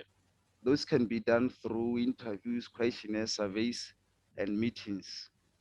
Then we have individual enhancement activities which are done to improve understanding of a relationship with others in the organizations. Those can be done by sensitivity training, behavior modeling, life and career planning. We also have team building intervention, which are done to improve operations, abilities, and cohesiveness. Examples are role analysis, diagnostic meetings, and responsibility chartings. We also have intergroup activities which are done to improve cooperation between groups. The examples are as listed: intergroup team building, role analysis, responsibility charging, and diagnostic meetings. I guess the last slide is the just explanation of OD interventions. Thank you. Thank you. Thank you very much, Mr. Cabello. We wish you a quick recovery with your health. Thank you very much. Any questions for Mr. Cabello? Any questions? In the absence of no questions, if you have questions, we'll move to the next presenter. Dr. Justin, could you please confirm if that's Ms. Chindu? Hello? Confirmed. Okay. Confirmed. Ms. Chindu, are you here? Ms. Chindu? Yes. Okay. Thank you very much. You have Ask the Dr. floor. Thank you Justin very to much. show my Welcome. presentation. So my task is going to be very, very easy because most of the things have actually been said already from yesterday, what Coach Chiketa was talking about today, Anton and also Cabello. So I'll just emphasize 1 or 2 points, but basically, Dr. Justin? Yes, I'm downloading. Just 1 second. Okay, all right, thank you. So as it comes up with the presentation, my focus really is going to be looking at OD interventions and what the executives expect. Why? Because many times there seem to be that conflict between those that are driving the OD interventions and the executive. So I'm just gonna try to bring us to a point to say what is it sometimes is missing in how we bring about these interventions, and then we have this conflict with the executives. And also I'm gonna take it from maybe a consulting kind point of view. And I'm glad Mr. Anton have really kind of taken us through a very massive example or actual thing that is happening. So that will be that. Yes, next slide. I'm not going to labor on this because I think we all know somewhere, somehow, we all know what OD should achieve at the end of the day. So this is the general of what the executive expect.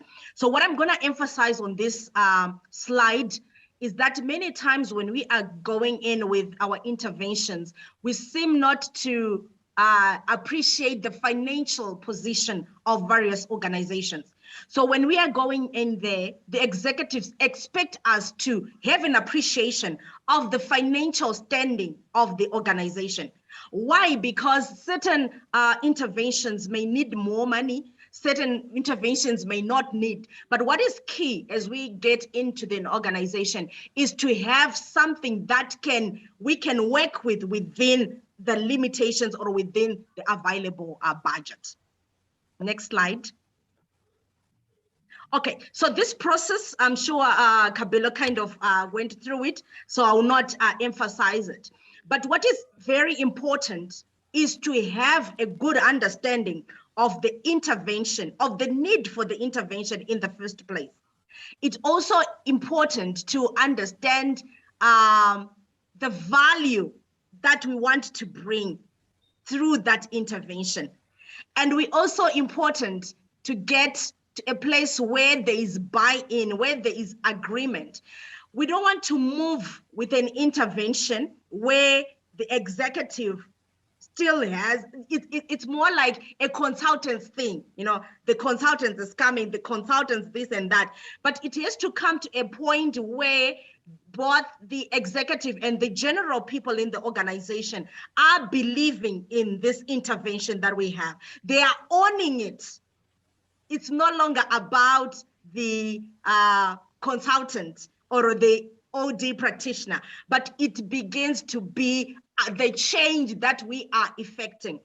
And then how are we going to evaluate? But one dimension I want to bring in is that executive expect us OD practitioners to evaluate ourselves.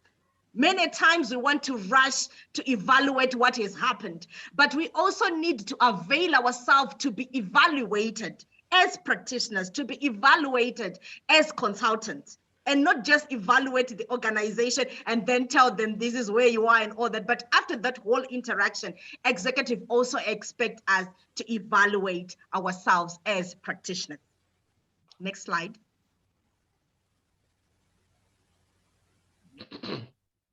Now, in the whole maze of what is happening, there is a need for us to eliminate the hierarchical decision-making that we normally find in organization. But one thing I want to emphasize is that many times we want to focus on the executive, that they should not only make the ones making the decision or the people and all that, but as practitioners or as consultants, sometimes we tend to then take that from the executive and we become the hierarchy now making the decision for the organization. So we also need to work on ourselves and share the decision making, because many times we want to go there as the expert, we want to go there with our models, with our methodologies, our templates and stuff like that. But the idea here is that as a consultant, you also need to tone down and, you know, not take the powers from the executive and then you're okay and start making the decision. And then the groups, basically when we're doing OD, we really work with groups. So, you know, you need to understand the differences in the cultures of the groups for you to be able to work with them. Then trust building is very, very key, because when people do not trust what is happening in the organization, when people do not trust you as a consultant, when people don't trust, they will not open up. The stories that were being talked about, what they really want, because they're not sure, why are you really asking us? What is it all about? So trust building is very, very key. Now, in organizations, generally, even from an HR perspective, there's this general competition that is there. Even whatever organization, including church organization, there's some competition that just comes sometimes from nowhere. You're not so sure why so and so is competing. But I want to really appreciate what Dr. Justin said, is that we are a network and we are here to complement each other. We are not here to compete, to say, okay, there's DB consulting, so I have to come up with CC consulting or something like that. We are here to complement. So when you get into an organization, you need to be sensitive to the dynamics that are there, the, you know, identity dynamics or whatever it is. You need to be very sensitive. So it is your duty as a consultant too. When you feel those levels, you begin to tone down on the competition that might be in the organization. Next slide. Okay, so executive expect us to work with them and not to work for them. What do I mean by that? When you are working with them, it means each and every process, We are going with it together. We are going with it together. But when I am working for you, Professor Tosin, Hello? She went off as soon as she mentioned my name. Maybe your name. Hello. Yes, I think she lost her connection. Dr. Dotun, can you just put it in perspective? Then yes, in fact, she's actually hitting the bullseye because that is one of the challenges with many OD practitioners or scholars, or consultants, as they may call, that you come to an organization and then you think that you have all the answers and then you are bringing your own answer rather than working with the system to bring out their own solutions. Solutions are in the system, not from you, not from your template or instrument. So I think she's actually hitting the bullseyes, and that's the truth. As OD consultants, we must be able to gain the credibility and the trust of the top management, because if we don't have that, not only of top management, even every other person, because if they don't trust you, they won't be able to work with you. So I am in line with what she's saying. This is a great insight. It's a great insight. I think we need to learn from this and understand this. Thank you. We have 7 minutes. Then, Mr. Priority, Samantha, can you get ready? In 7 minutes, we start the plenary session. I hope, Mr. Tosin, you understand. Yeah, I very much understand. It's fine. It's fine. I'm sure they won't call his name this time around so that it doesn't go off again. Thank you. So Samantha, get ready. After 7 minutes, we start the plenary session. We are running late again. Thank you. Mr. Priority, over to you. Can we mute the other non-speakers? Thank you very Please much. mute the non-speakers. Go ahead, Mr. Priority, you have the floor. Okay. Thank you very much. Good evening, team. How are you? Very well. Okay, I would like to request the doctor to just project from his side so that I can just take off. Okay, thank you very much. While I'm waiting for Doc to just project, thank you very much, team. I'm just going to present on a very small but broad topic, but I'll try by all means to summarize it within 5 minutes so that we will leave the extra 2 minutes for some discussions if possible. I'm not so sure if I'm audible enough. Maybe, team, you may confirm to that. You are very audible. Oh, okay. I'm not so sure, Doctor. Are you able to just project my presentation from your side? Yes, I'm doing that. Okay. Thank you very much. Thank you very much. Okay, I'm going to just take my presentation on the implications of social capital on personal development in a corporate setup. Because it's a sure thing that you may all agree with me that in recent times we can see that social capital is emerging to be a very contemporary subject with some practical results which we are seeing. Because in our organizations, we are seeing that so many people, they are progress because of their connections, unlike because of their profiles. So I'm now beginning to take part of my presentation.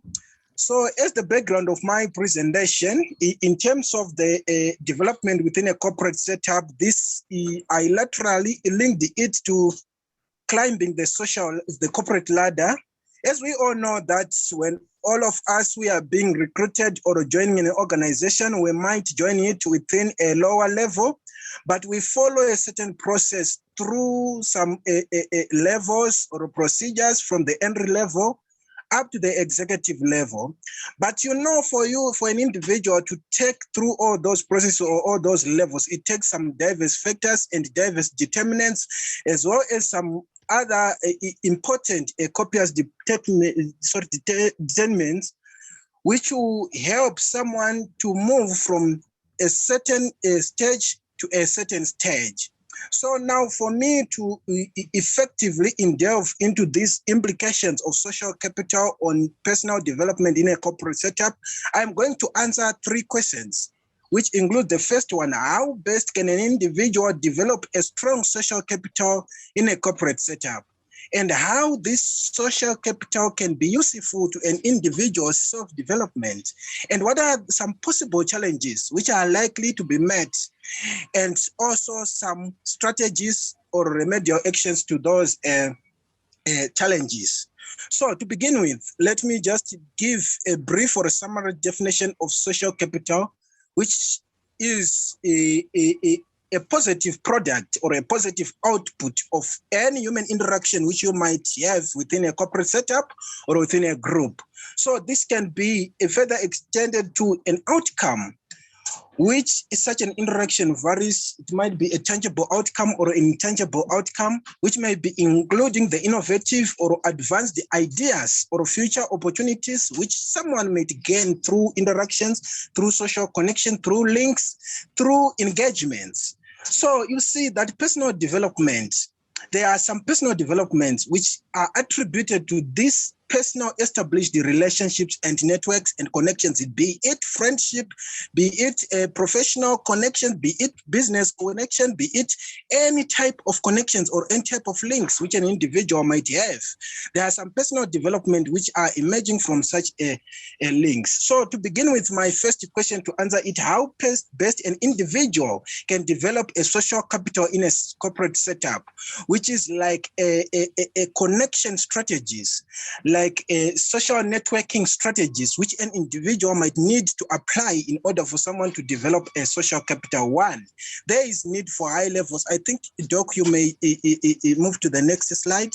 Yeah, there is need for high levels of flexibility. You know, rigidity, it's an enemy to connection. It's an enemy to socialization. If you are having a closed mind, you can't connect, but you need to be flexible. You need to have a greater capacity to adjust in a short space of time for you to connect with others, with your groups, with your friends, with your relatives, be it maybe within a business setup or a corporate setup. You really need to have that higher degree of agility. Apart from that, there is need for use of self as a strategy. I am sure that Dr. Roland, he is with us now. He is the one also who taught me on use of self as a strategy, especially also for social capital, for social connections. Yeah, you need to use yourself. You are the best of your own to use yourself as a skill to connect with others. You can't use someone to get connected, but use your own skills because you are the individual who wants to be connected to some other people. So you need to use a composite or a combination of your hard skills and both soft skills, because we know that all these two types of skills, they complement each other. Yeah, of course, you need to be genuine. You know, you can't connect if you are full of lies. You see, if you are not trustworthy, if you are not genuine, if you are not reliable, if you are not authentic, if you are not dependable, yeah, but you need to prove yourself, but you are genuine. Yeah, of course, you know, you need to be able to have a mindset to learn as another strategy also, and also your ability to build a rapport in a very short retro. Yeah, of course, you know, sometimes in most people, they lose this opportunity to connect with highly profiled people. Why? Because they are not able to build relationship within a short period of time.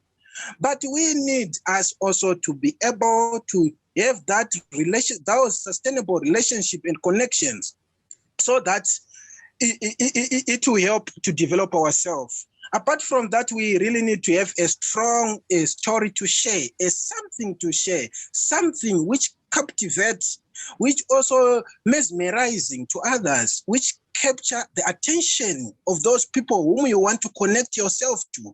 It might be motivations, it might be passions, it might be personal experiences, it might be everything, but it must attract the attention of those individuals which you might need to connect with. Yeah, of course, you need to stay in touch. You know, I cannot connect myself to Dr. Justin today and just ignore. You know, sometimes all these messages to just say hi on WhatsApp, they matter most. You know, sometimes we think I only look for just Dr. Justin whenever I want his help. But we need to keep in touch with all our diverse networks which we are to build, so that we keep those connections and those networks strong. You know, we do have some friends, some bosses, whatever, and even some of our previous colleagues whom we met in various different positions. We really need to stay in touch with them. Of course, we cannot have a one network, but we need to have a diverse network as another strategy, also diversity. And finally, you need to maintain your connection, sustain. You know, if you plant a tree, If you can't water it, if you can't put manure it, let me warn you, you are not going to yield anything out of it, but you need to water such a tree. You need to put manure in order for you to keep on sustaining the growth of that tree. So as it also applies in social capital, in all your networks, you need to sustain them. Then to move to the next question also to answer. So how now social capital? All these strategies that you may apply, how best can that connection now be useful to an individual to self-develop an individual in a corporate setup? Of course, social network, it brings about golden connections. You know, it's very hard me as an individual to have higher profound links. But imagine, guys, I can use myself as an example. I'm very young, a man, and around 26 years. Imagine at such an age, but I'm connecting myself to all these whom you are seeing, professors, doctors, reputable doctors, the likes of Dr. Justin, the likes of Dr. Roland, all different doctors, the likes of Dr. Christine, Dr. Cook, all those reputable doctors and professors. So it's only because of connections, only because of social capital, which is it gives me these golden connections. So, of course, it's also another thing which will help you in a corporate setup. You'll be connected even to an MD, a director of a company. Imagine. Then apart from that, of course, social capital, it works as a lubricant for personal development in a corporate setup. Yeah, it's something which we need to consider. You know, it's very hard, a corporate ladder, if you are an individual. But if you are connected, it's very easy. It's sort of like your journey, it will be lubricated with less frictions. Yeah, of course, social capital, it creates also pervasive and invasive ways to access some resources, which may also be difficult if you are an individual. The lack of information, you know, information is important. Information is power. For you to get it, you need to stay connected. Yeah. So it also has some positive spillover effects. This is what we call benefits of association. Only by associating yourself with a doctor, only by associating yourself with a director of a company, it will actually yield you more. Of course, it ameliorates your personal weaknesses. We do have our own weaknesses. We cannot access some other issues, some other information or some other resources because maybe we lack capital. But if we are connected, we can easily cover up all those weaknesses, all those shortcomings, and access to the important resources. My last question to answer is, maybe we may move on, Doc. My last question to answer is maybe, what are some of the challenges which are likely to affect an individual? And also, what are some of the remedial strategies? So to this effect, I've come up with some two possible challenges of social capital. That social capital, the first thing, it creates some social clan, which in most cases is the insemination of factualism in an organization. Okay, yeah, it's something which we cannot deny. But how best now can an individual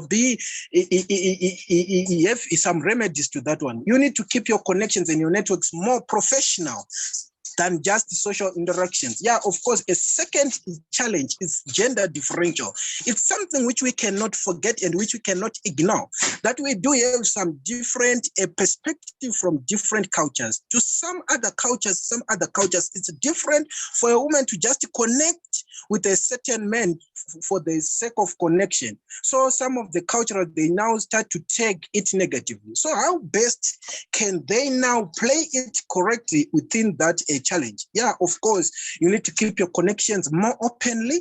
You need to keep your connections more professional. And also you need to record all your interactions and also have your links and your engagement more organized, and also have a diverse of those links. So in terms of conclusion and recommendations, which we might proffer after having all this discussion on social capital, of course, guys, we really need to connect ourselves for personal development. We need to network, we need to connect, we need to link.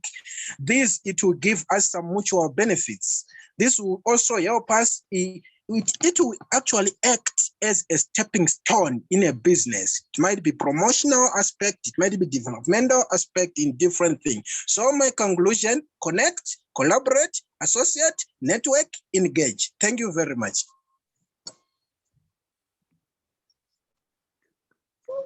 Thank you very much, Mr. Priority. That was very powerful and passionate. Any question before we move on? Samantha, are you ready? Hello, Mr. Samantha, are Tosin. you ready? If you Yes, have any we're question ready. or comment, good to have you. Yes.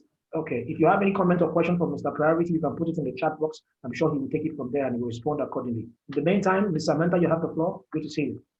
Good to see you too, Mr. Tosin. Thank you very much. Good day again, everyone. Again, my name is Samantha Nadine Abuda Salas, and I will once again be serving as your plenary facilitator for today. Hello, Ms. Dr. Dotun. Is there something you'd like to say? Good to have you today also. Nice to hear from you again.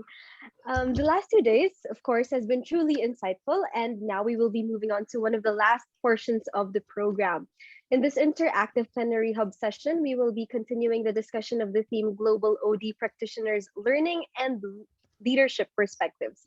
So similar to yesterday, we will be following the format of plenary sessions, which will begin with myself as the plenary facilitator and our plenary hub participants engaging in a dialogue in order for the participants to discuss their overall themes to the large audience group. And then the large audience group will then have the opportunity to break into smaller theme groups in what we call conversation rooms, where each of the 8 plenary hub participants can facilitate an open generative dialogue. So today, we are very thrilled to have our 8 plenary hub participants. The very first is Mr. Paul Nyausaru. Mr. Paul is a human resources manager in the Zimbabwe School Examinations Council. He's passionate about talent management, talent development, strategic planning, and performance management. Mr. Paul is also a regular national and international presenter at both local and global conferences. Mr. Paul, can I have you please say a quick introduction or a quick hello to our audience for today? Thank you, Samantha.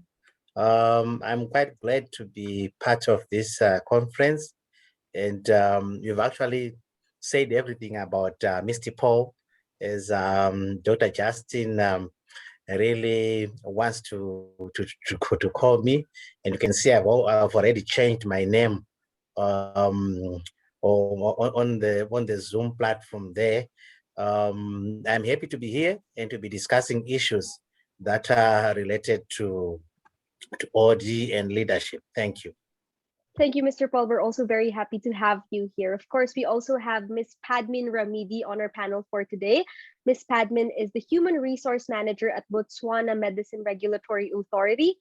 She has previously worked in various sectors of the economy, public, private, and parastatal sectors, and has indeed contributed to the growth of organizations through numerous value-adding interventions, such as supporting leadership on talent management.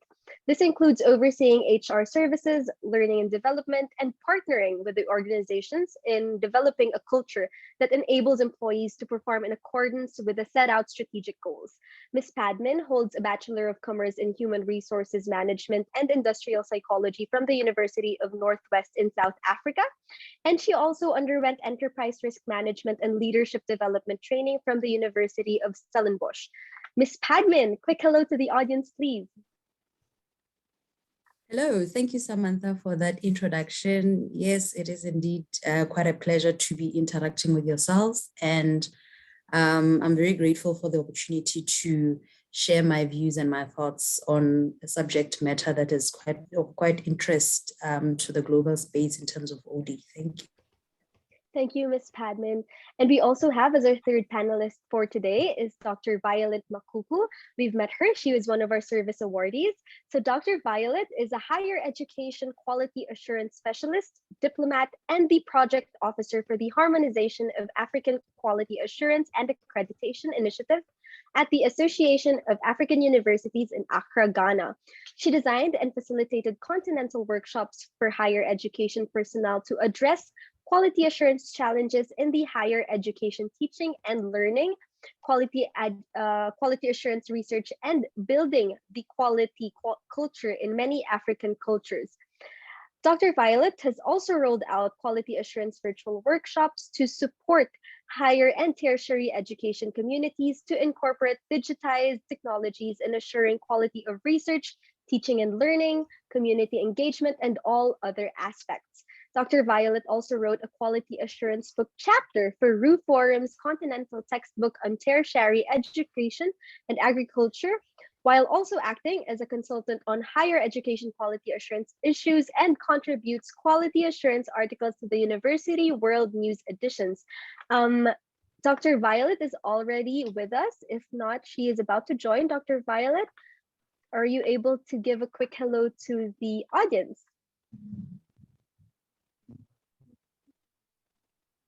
Yes, thank you, everyone.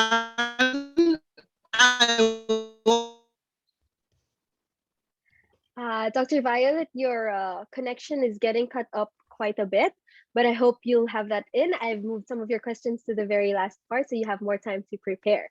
So we also have as our fourth panelist for today is Miss Maureen Omebi. She's been very present throughout the 2 days of the conference.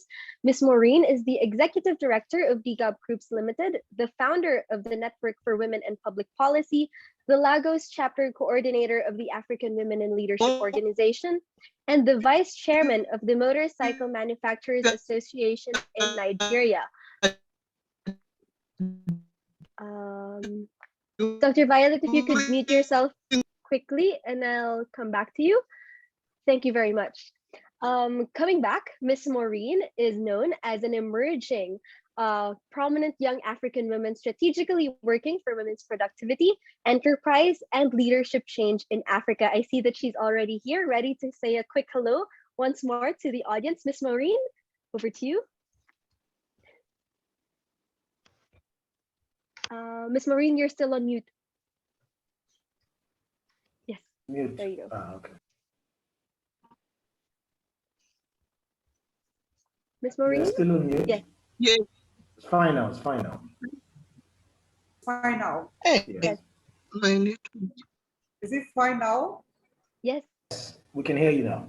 Okay, all right, Samantha, thank you very much for that introduction. I would say that I'm delighted to be here this afternoon to share my perspectives on championing OD leadership and learning across the globe. And I want to say that this afternoon, I am here to make my contributions, but I am much, much better to learn from all the colleagues that are here with me to share their perspectives this afternoon. So as I'm sharing my few points, I'm also sitting, warming up to learn from the gentlemen and ladies that is sharing with me this afternoon.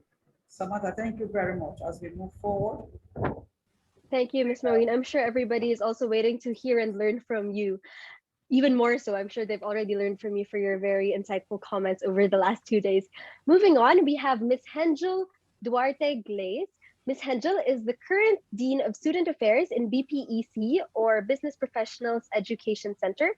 She holds a Bachelor of Science in Biology from Ateneo de Davao University, which is one of the top colleges in the Philippines.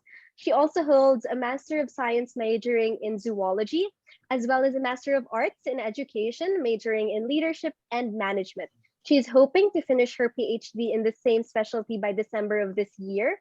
And all in all, she has 12 years of teaching experience in prestigious universities, while also being a proprietor of a startup business as well as a research advisor. Ms. Hengel, hello, good evening. Hi, Sam, good day. Good evening, everyone, especially for those who are in the Philippines right now. I guess it's already midnight, past midnight there, and they managed to stay here. Yes. So thank you. Sorry. Especially the people from Tagum City, Division of Tagum City. I invited them to this conference, and it's a big opportunity for me and for everyone to be here. All right, Sam, go ahead. Thank you, Ms. Hengel. And yes, I do agree. Thank you to our viewers from the different parts of the globe, either very early in the morning, whether it's in the middle of your day. We appreciate all of you here. So our sixth panelist for today is from our panel of yesterday also, and another service awardee or excellent service awardee is Dr. Christine Bushibwe. Dr. Christine is an award winner of the prestigious award of Africa's Most Influential Woman in Business and Government by CEO Global in the education category for the year 2017 and the years 2018 to 19. She is also a recipient of the GARA Award for the year 2020. She is an ardent educationist and HR professional with extensive experience in HRM, consultancy, and education. From a background of education and HR, of course, she has in-depth knowledge in research methodologies, organization development, leadership, and management. And of course, she also has a track record as an accomplished leader and manager. Dr. Mushibwe has worked in a number of organizations in Zambia. I hope you guys remember she has worked in organizations in Zambia, England, and China. As mentioned previously, she is the current Vice Chancellor of UNICAF University in Zambia, and she is also an author and a mentor. Dr. Christine, glad to have you again today. Hi, thank you so much. It's nice to be here again. Thank you so much. Thank you, Dr. Christina. I'm never tired of seeing you. I've been seeing you for the past 3 days now. It's always glad to see you on my screen. Thank you. Our seventh panelist for today is Professor Grace Akinola. Professor Grace is a professor in the Department of Management and Accounting within the Faculty of Administration of Obafemi Awolowo University in Nigeria. She has worked in diverse backgrounds, both in the private and public sector, spanning over 2 decades.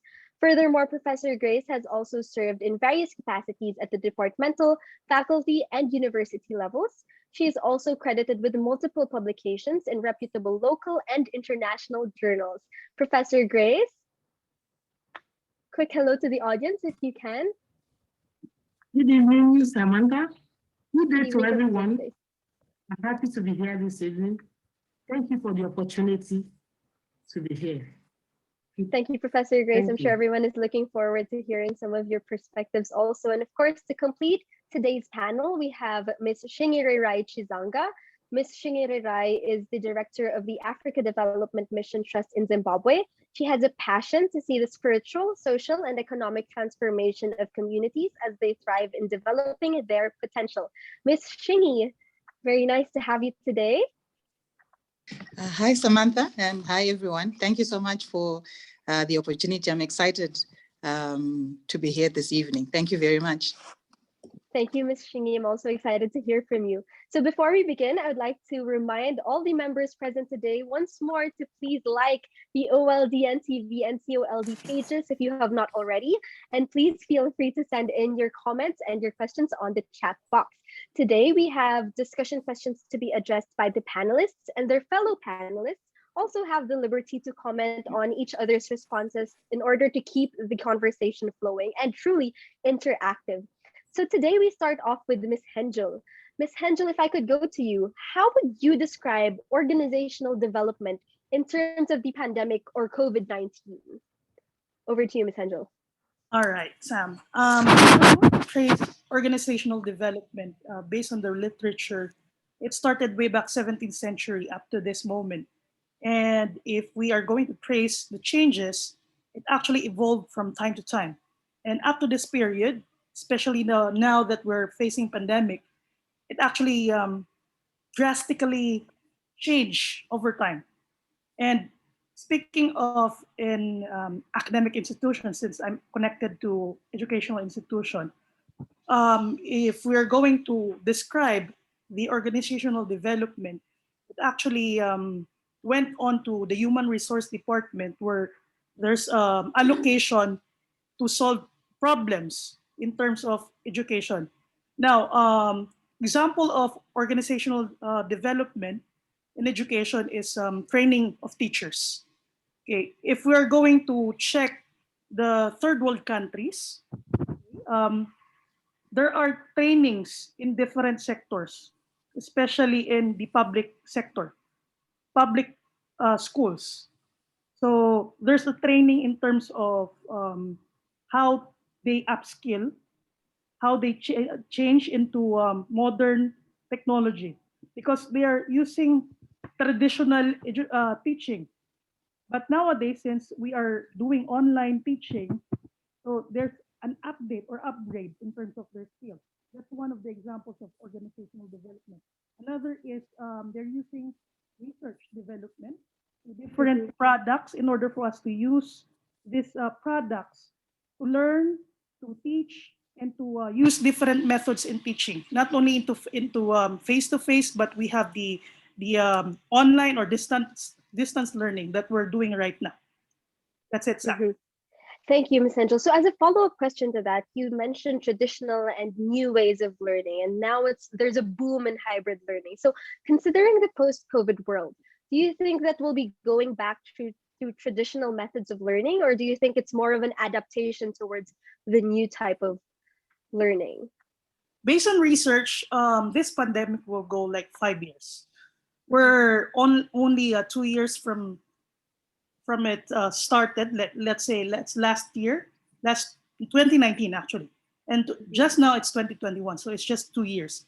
So we're trying to adapt the new normal, and I think after 5 years we get used to the new normal. So if you are already there on that point of time, especially to those who are new in a new generation, the alpha generation, okay, they tend to adopt this new normal and they don't have any plans to go back in the traditional way of teaching. So basically, this is the new industrialization. This is the new start of industrialization. And 5 years from now or 3 years from now, it will be the new normal or the normal that we are expecting in the future. That's it, Sam. Thank you very much, Ms. Angel. Very insightful. And so to relate to that, just like you said, the new normal will one day become the actual normal. I now go to Ms. Maureen, and we've been talking about how changing and learning is changing. So how can practitioners champion global OD and learning in and outside of their environments? Ms. Maureen, over to you. All right, thank you very much, Samantha, for that brilliant question. That question also came, it came at a time that is very, very important in my stage as a learning OD consultant. Please permit me, I'm turning off my video. I'm breaking, I think. Okay. Can you hear me? Yes, we can hear you, ma'am. Yes, we can hear you. Okay, all right.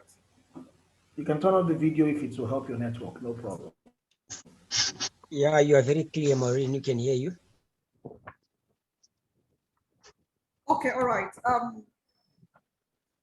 So what I was saying is the idea of championing global organizational development within and outside our environment is something that is of great interest to me as someone who is just about launching out as a certified organizational development consultant. I want to just share briefly this idea with everyone in the platform. First and foremost, let us remember that we are still talking about leadership. Though we are talking about leadership under the umbrella of organizational development, it is still leadership. And what do we understand by leadership? We have to still remember what leadership is talking about. Leadership still is inspiring, is motivating, is empowering, is taking charge of making more out of people under our influence. And then talking about organizational development now, we are now viewing leadership in a nutshell as making extraordinary leaders out of an ordinary people in our immediate or extended environment. So if we are talking about championing leadership through the lenses of organizational development, we have to now understand that it cannot be isolated from developing people, from recreating leaders, from empowering people, from making sure that people are not just ordinary people, that people that are within our influence or not directly under our influence are impacted in such a way that when people meet them, that we know, people that knew them before, we realize that the transmission had gone on in their life. So leading in every context in the lenses of organizational development requires that the leader operates within the 4 pillars of the organizational development. We know that organizational development have 4 strategic pillars.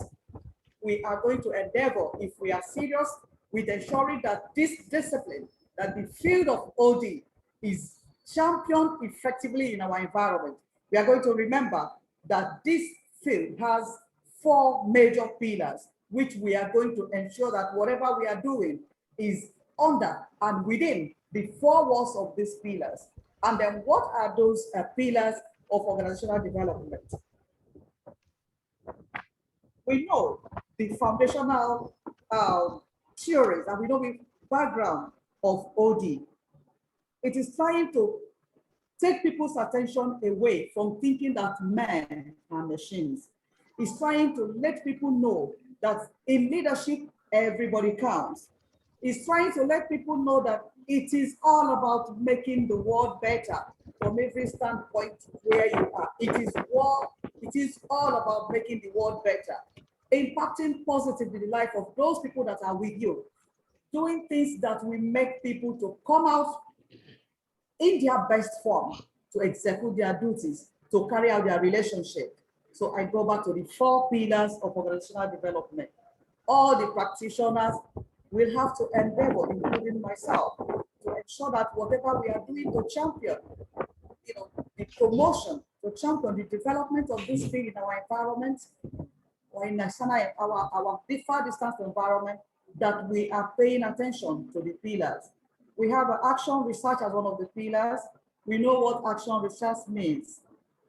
You are leading in a particular setting. And let us also remember, when we are talking about OD, it is not typically just a practice or a discipline where you are only leading when you are in the structure that it is a practice that we need to pay attention, that we should be able to champion it wherever we are, whether we are in the home, in the marketplace, in our organization, wherever we are. We should remember we are not going to go outside the pillars of OD, which includes action research, whole system thinking, organizational learning, behavioral science knowledge.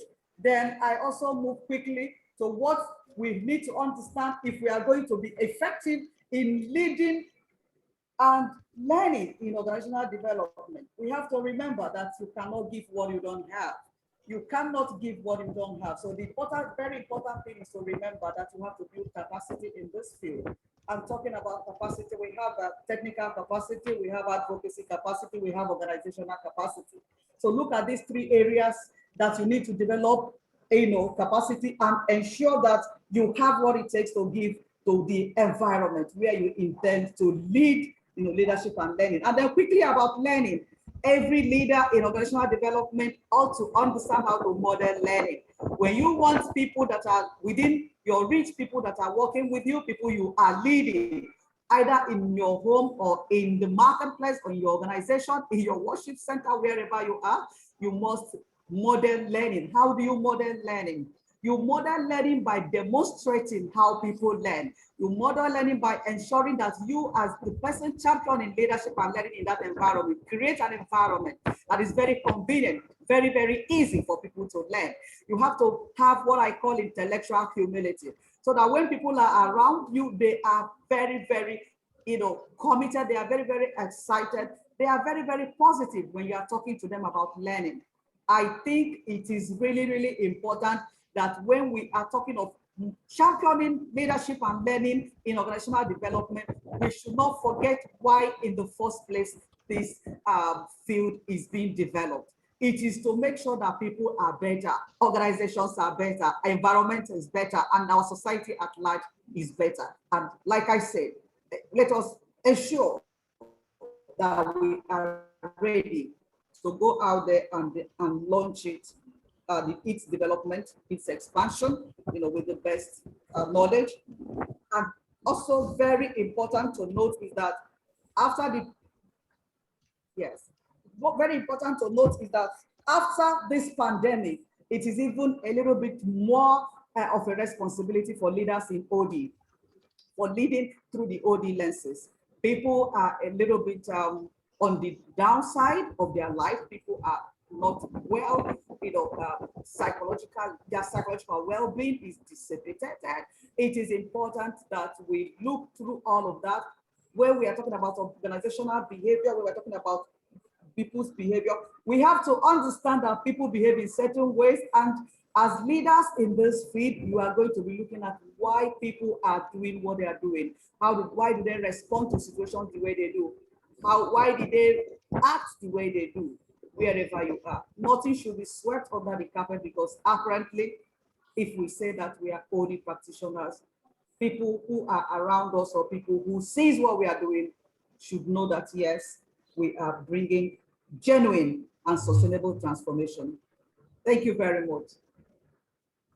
Thank you very much, Ms. Maureen. It's truly insightful, and I see a lot of encouragement in our chat box, and you really talked about how it also always goes back to basics, and always needs a leader always models himself for others to model after him. So that being said, you mentioned that global OD practitioners and leadership can never be isolated, and they need to make sure that people are motivated and people are reaching their full potential. So now I go to Mr. Paul and I ask him a very simple question, and I hope it's simple. I'm not really sure, but Mr. Paul, what key issues are critical in keeping remote teams motivated during COVID-19?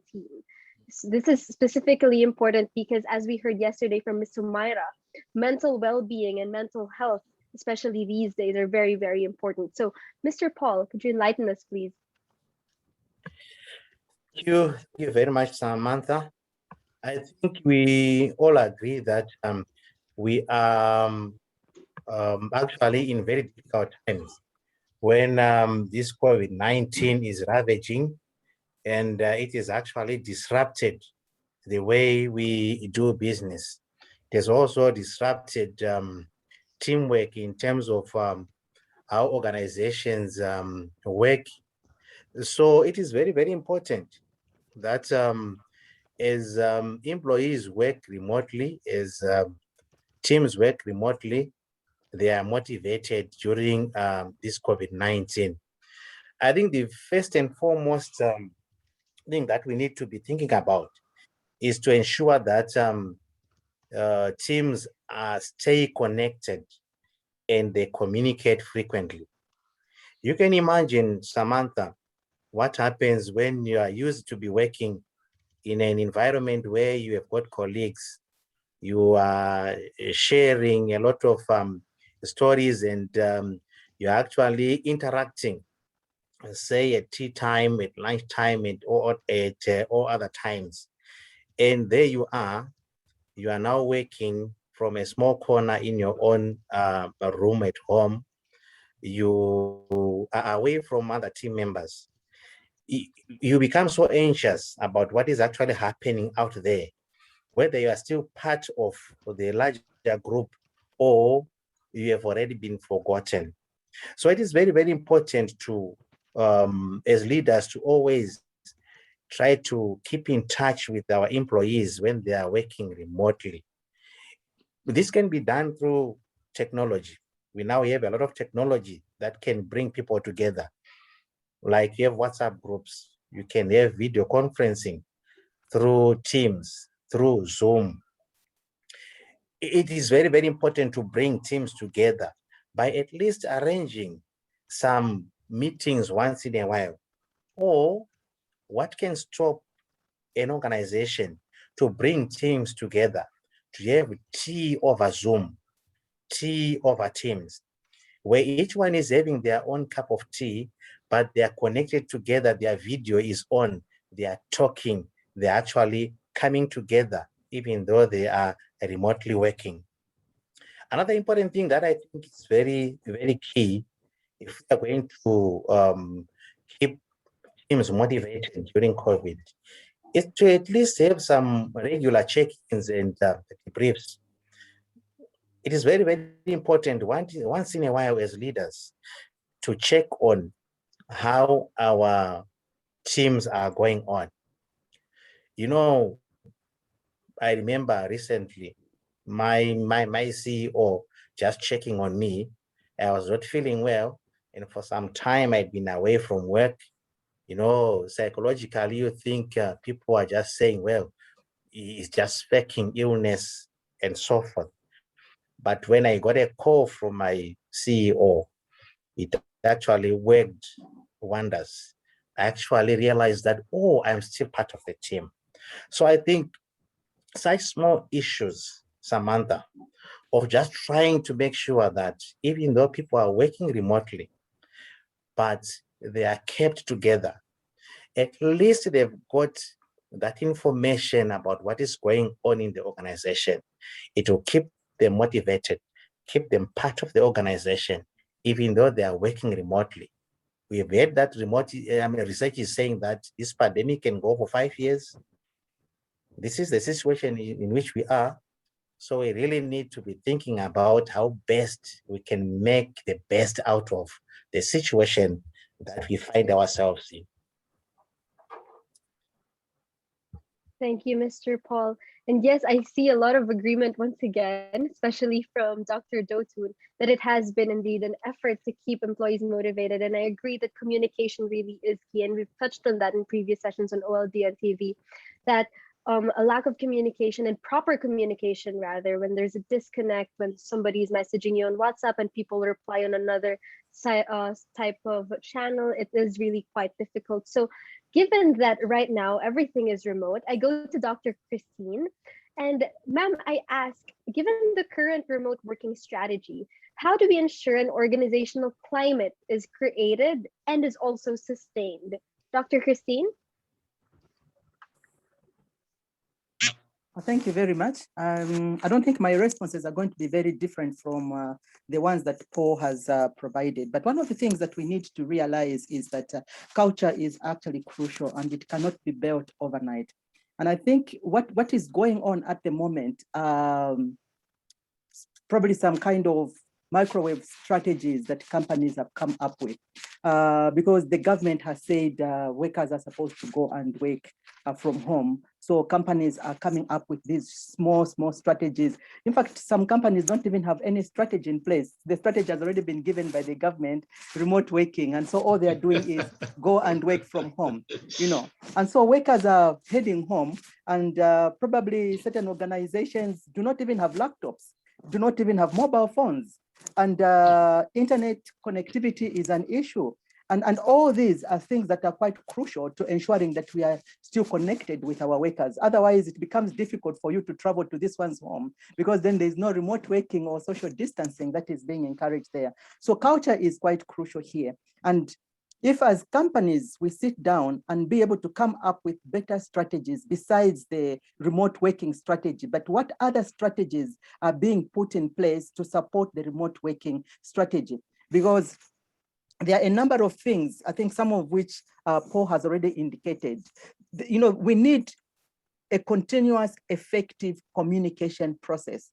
This can easily come to an end. I'll give an example of our organization, very well-to-do organization. And immediately that issues to do with remote working came in place, we realized that people did not have laptops.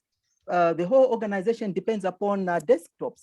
So then the question was, how do we transport the desktop to people's homes? Do they have proper tables? No, all these resources, all these issues needed to be thought about. But the government had only given just about a week within which organizations were supposed to move out and fumigate premises, and people needed to begin working from home. And that just disturbed most of the things that were supposed to be going on in an organization. So there is supposed to be a continuous, effective communication.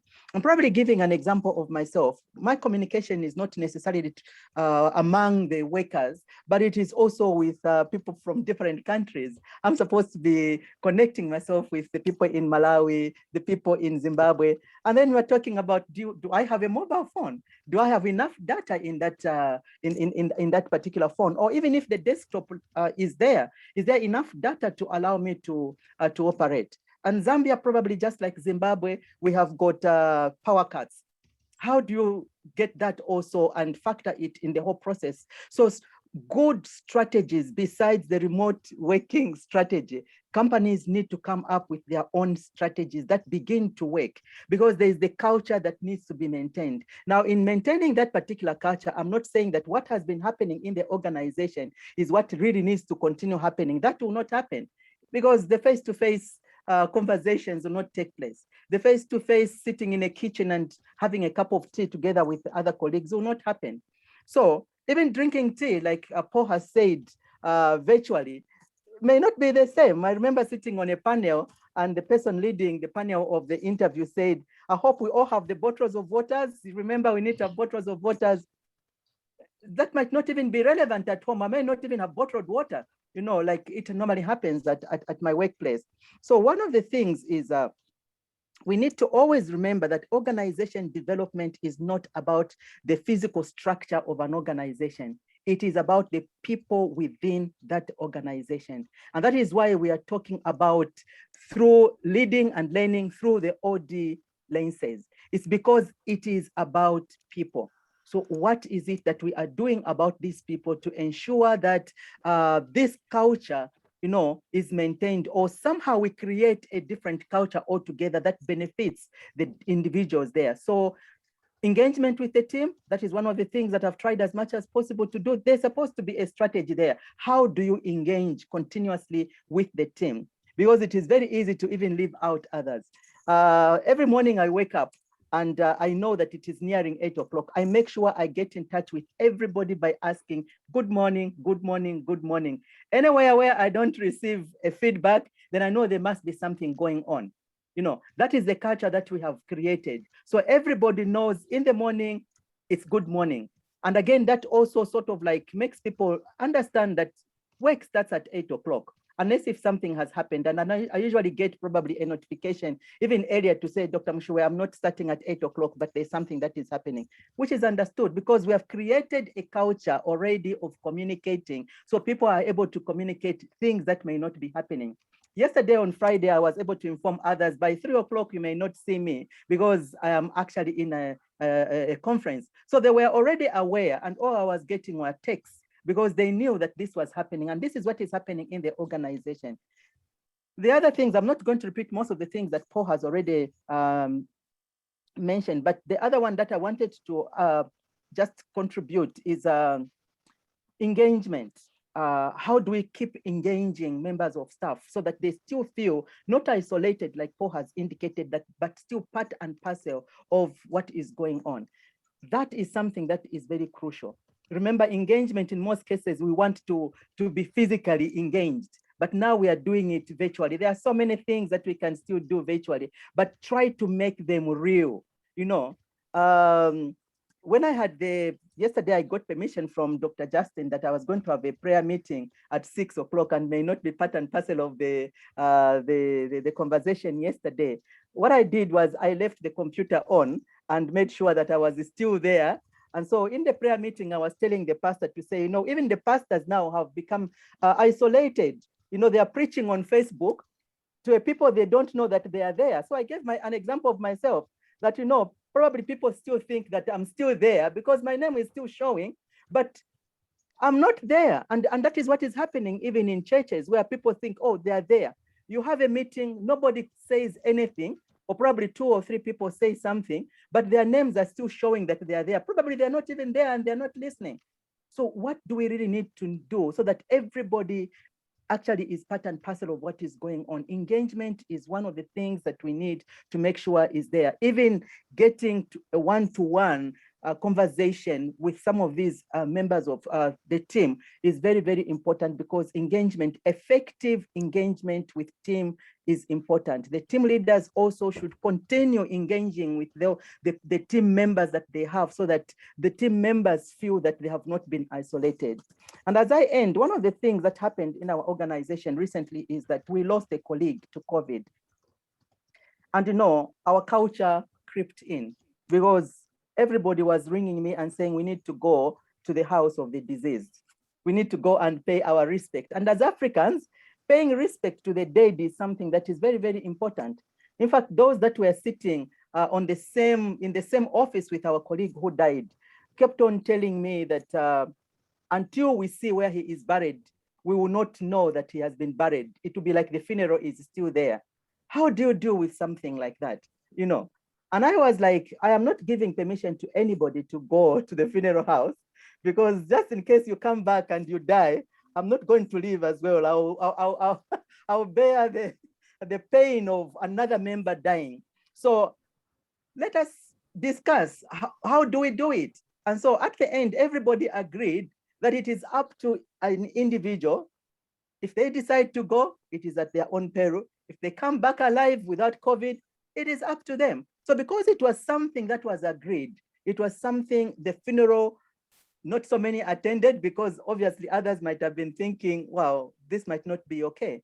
So we buried our friend, but not everybody was there. Myself, I had COVID, so I couldn't even go and and bury my lecturer. So these are some of the things. We still have the culture where we are coming from that also affects the culture of that particular organization, but a sustained culture may not be there. I don't think we can sustain it. It may be sustained if we decide as an organization that remote working is now the new normal. But already we have heard from our previous speaker that it takes 5 years for this new normal to be a new normal. So at the moment, what do we do to make it something that is sustained and it keeps on? Because like it was said even yesterday, we can agree here, people will still go back if they say, all right, no more remote working. I don't know how many organizations will continue remote working. Many will go back to their old normal way of working. So that is my submission. Thank you so much. Thank you, Dr. Christine. And yes, I do believe that a sustained culture is more of an adaptive culture now. You need to be sustained in your flexibility. And just like you said, ma'am, there is a certain type or certain amount of engagement that's needed to keep a team going. So that being said, I go back to Mr. Paul very quickly and I ask him, Mr. Paul, I know that we've already spoken about communication and now Dr. Christine has added on with engagement. How do you think a leader can ensure everyone in his or her team is brought on board in driving the organization's very much needed strategy, like Dr. Christine said? Mr. Paul? Thank you, Samantha. I think one key issue that is very, very important is recognition that everyone in the system has got a contribution towards the success of the organization. By everyone, I mean from the topmost man or woman in the organization to the lowest. So as leaders, we need to value the contribution that comes from each and every member of the organization. So this starts from where the strategic planning is taking place, where the organization is looking forward to say, where are we going? In most organizations, we've seen organizations organizing retreats where you have top leaders and selected maybe middle managers and a few going to decide the future of an organization, and the lowest person is left. But I've always said, everyone in the organization is a leader or is a chief executive of their own entity. Take, for instance, the lowest person in the organization, maybe our grounds person. They've got a family that they're running. They've got a family that they're running, and they've got kids that are going to school. Some of them are graduating at high school and at university. But you never hear of a single day when anyone in the family goes to sleep on an empty stomach. That's a leader who is actually strategizing and making sure that their family is actually sustained and they're actually looked after in a way that is proper. So to me, as leaders, we want to tap into that leadership that we get at the lowest level to see how it can work in an organization that is actually a big organization.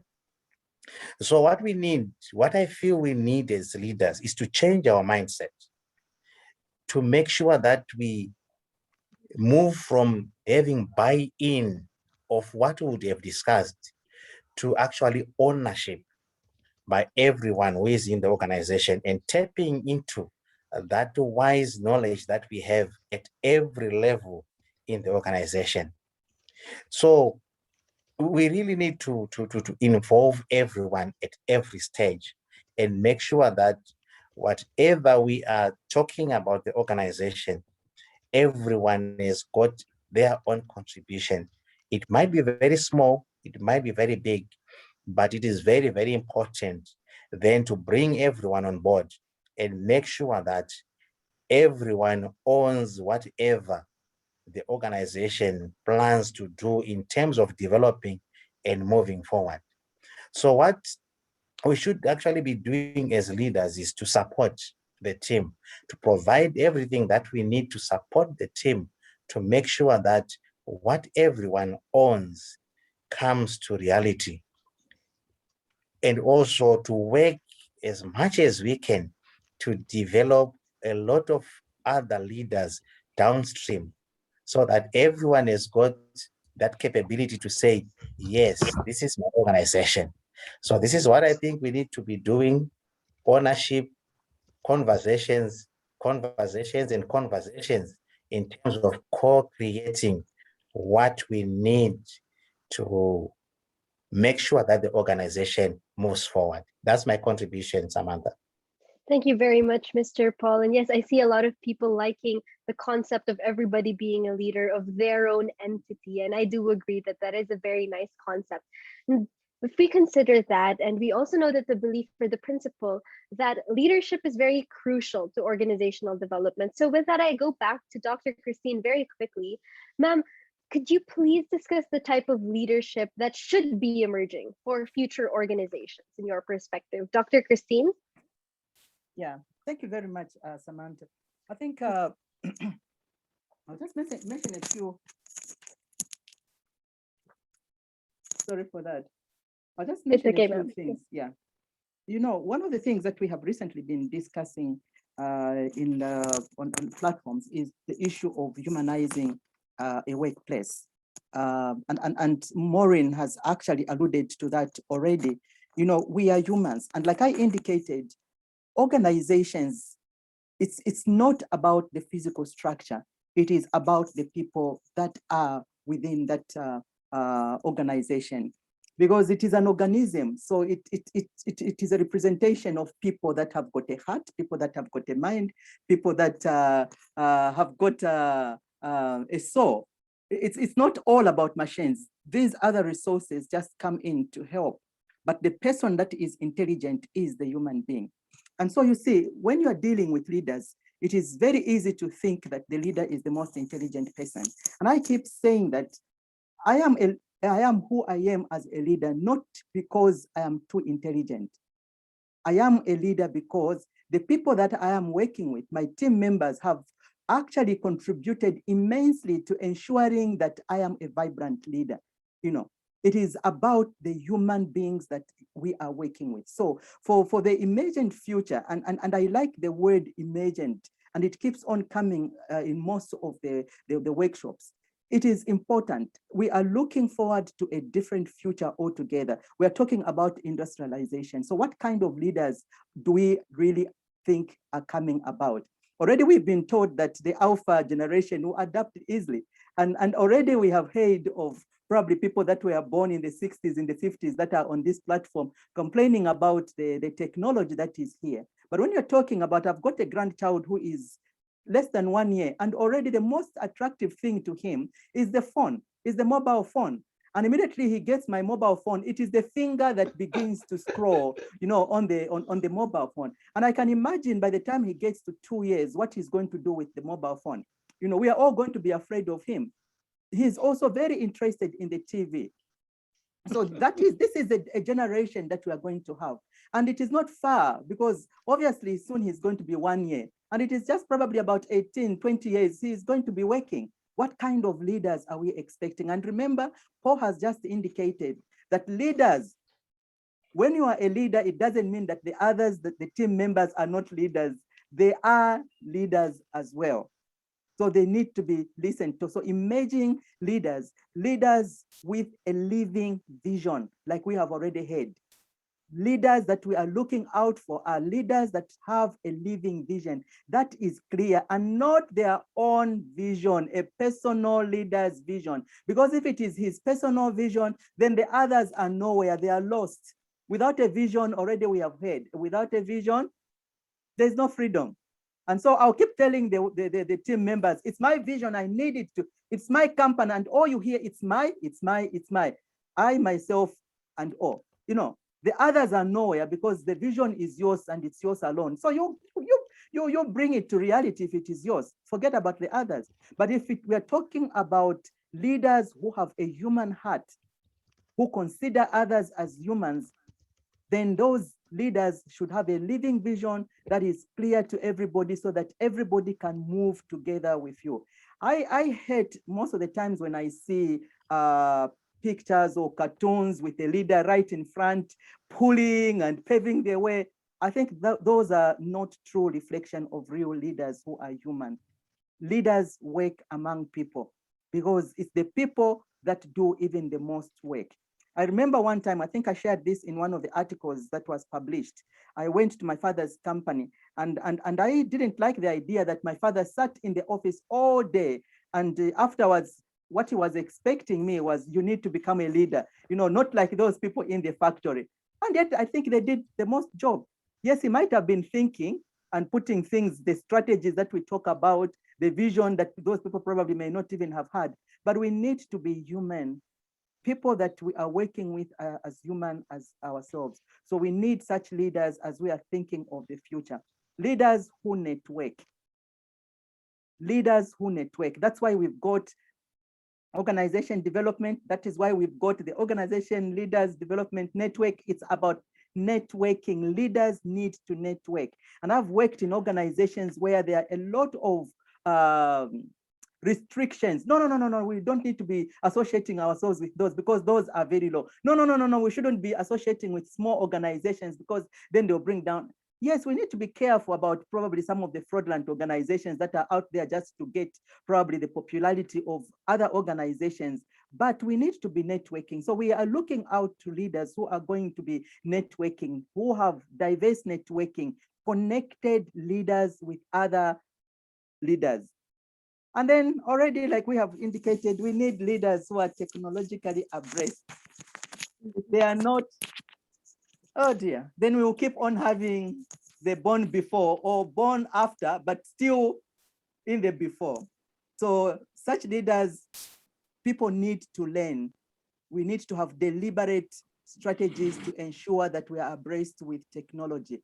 Associating ourselves, networking with ourselves with such kind of organizations as OLDN is quite important. And if we also bring in our members of the team, I think to be members of OLDN, I think that is going to be important. I shouldn't be the only one that is a member of OLDN in my organization. Bring in others, let them also be part and parcel and begin to network, because it is all about everybody within that particular organization. So that's the kind of leaders that we should be looking out for the future.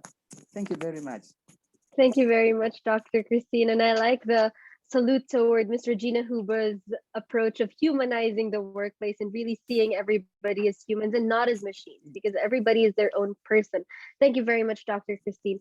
So that being said, after seeing what we should have in leaders, I go now to Ms. Shingeri Rai, and I ask if, ma'am, could you discuss any specific OD and change practices that have been effective in improving and transforming organizations, communities, and countries on the African continent? Ms. Shingi? Thank you very much, Samantha. I'm really enjoying the discussion, and thank you so much, Dr. Christine. The issue of engagement was something that was also nudging me as I was listening to your thoughts. And so just also looking at the issue of social transformation and change within even our African context. I wanted to share maybe two OD methods or two OD perspectives. One is on appreciative inquiry, where we are celebrating the good things that are happening within an organization or within a community. I think the more we elevate, the more we put on the spotlight what is being done right, what is being done well, I think boosts the self-esteem of the community and the organization. I think that we're able to value people and the different individuals that are contributing towards the success of that community or that organization. I think so many times when we want to quickly rush to what is being done wrong and what should we correct. Sometimes as human beings, we put up a wall, a defensive mechanism. And because of that, there is now tension and friction within the system or within the organization. But when we begin at an appreciative level, when we begin at a celebratory level, when we then transition to work on our weaknesses and the areas that need to be tweaked on, you'll find people become more open and transparent and want to see, that the weaknesses are worked on, because it ceases to be about the person being weak, but maybe the problem and the person are separated. That way we can tackle the problem together. So I feel when we celebrate and appreciate each other within a system, within a community, there is more collaboration, there's more even co-creation of finding out ways to deal with the challenges, the problems and the weaknesses within the system. And then the second OD concept is the whole system thinking. We need to be able to embrace that within our organizations and our communities, because you find that not everything is interconnected. And so if we zero in on one section, on one area, and think that if we solve that area, everything else will be fine, and sometimes we can mislead ourselves and be frustrated when we fail to see the results, the overall results when we do the evaluation. But when we have a whole system thinking process, every area, every department, every corner is looked at, and that way we're able to get feedback from the different areas or sections within the system. And sometimes you're able to properly interpret the feedback that is coming through because you're looking at it holistically.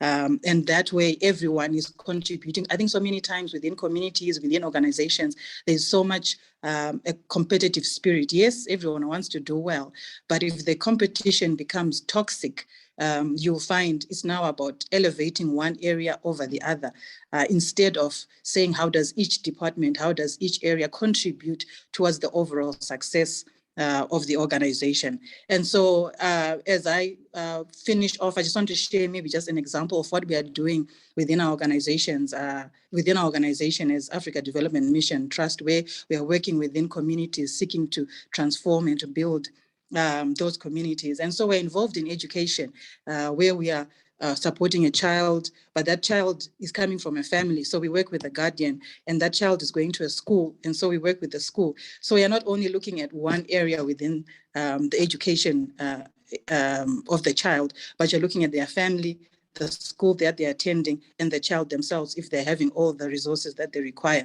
Within that same community, we then partner with the health system, whether it's the local clinic, and see how we can support them, because that child, that guardian, will obviously require health services. We are also then into water and sanitation, where we are trying to provide clean drinking water. These are mainly rural communities. And it's amazing how the concepts that we use within a business setting, within a city setting, also apply even within a rural setting, because like what Dr. Christine said, it's all about the people. So providing water, clean drinking water, that clean drinking water is transitioning to provide community gardens, providing food on the table and income for those communities. So when you look at that whole system where education, health, water, and economic empowerment are being tackled together and being given a voice and being given value whilst you're engaging with the community, you will find that when you evaluate the community as a whole, there is progress, as opposed to evaluating just the education or just the health sector.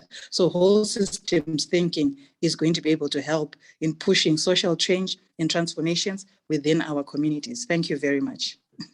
Thank you very, very much, Ms. Shi. And before I move on and comment on it, I just want to say thank you on behalf of society, I believe, because we need more people that are really engaged hands-on at the bottom line, trying to help people educate themselves and seeing it with the whole picture, just like you said.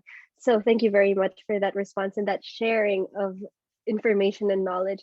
So thinking about what you just said, Ms. Shini, I'm sure that everybody remembers that you first said appreciative inquiry is very vital and it is very effective. And again, whole system thinking. So these are things that are proven to be effective. So now I go to Ms. Padmin and I ask her, what are some of the taken for granted assumptions in OD consulting, and how can consultants and clients attend to these? Ms. Padmin? All right, thank you, Samantha. And good evening, good morning once again to all the participants. Colleagues, from a whole systems thinking perspective, OD consultants, they really need to be able to factor in both the tacit and the explicit knowledge in order to lead or facilitate a successful and impactful change or an OD intervention. And the first taken for granted assumption that I'd like to share with you is understanding the symbolic meaning of behavior, language, artifacts, ways of working or ways of work in a client system. This basically entails us as practitioners uncovering or unearthing the real truths in a client system, belief system, the real values people hold, and the actual perceptions that exist in a client system. The practitioners, or as practitioners, we need to pay attention to the psychological safety of the people. Are they free to speak their minds without fear of retribution? What is the language being used in a client system?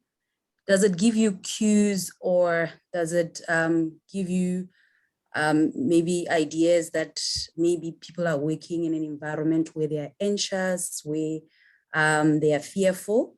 These are some of the things that once you open up for communication, once you open up for seeking to understand perceptions in the client system, you are able now to go further into identifying even some of the connotations that are there, or undertones, whether there's a them and us divider, and move forward to paying attention to what could be contributing to the, or what the divide is all about, such that as now a consultant, you open up a conversation with this project sponsor or the project team, such that you are able to deliberate on these issues and create a safe space or a safe environment for openness and candid conversations around what could be the root cause of that. Are they also alive to some of the cues that you've identified?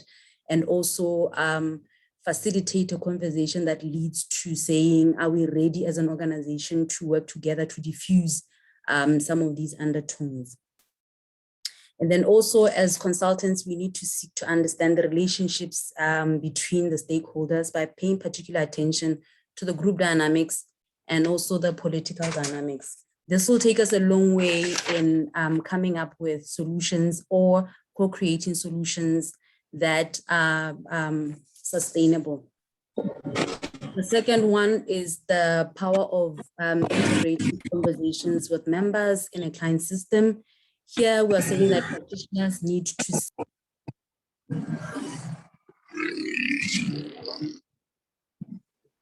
Mr. Hamza, could I request you to mute your mic very quickly? Mr. Hamza? Thank you very much. Ms. Padman, please continue.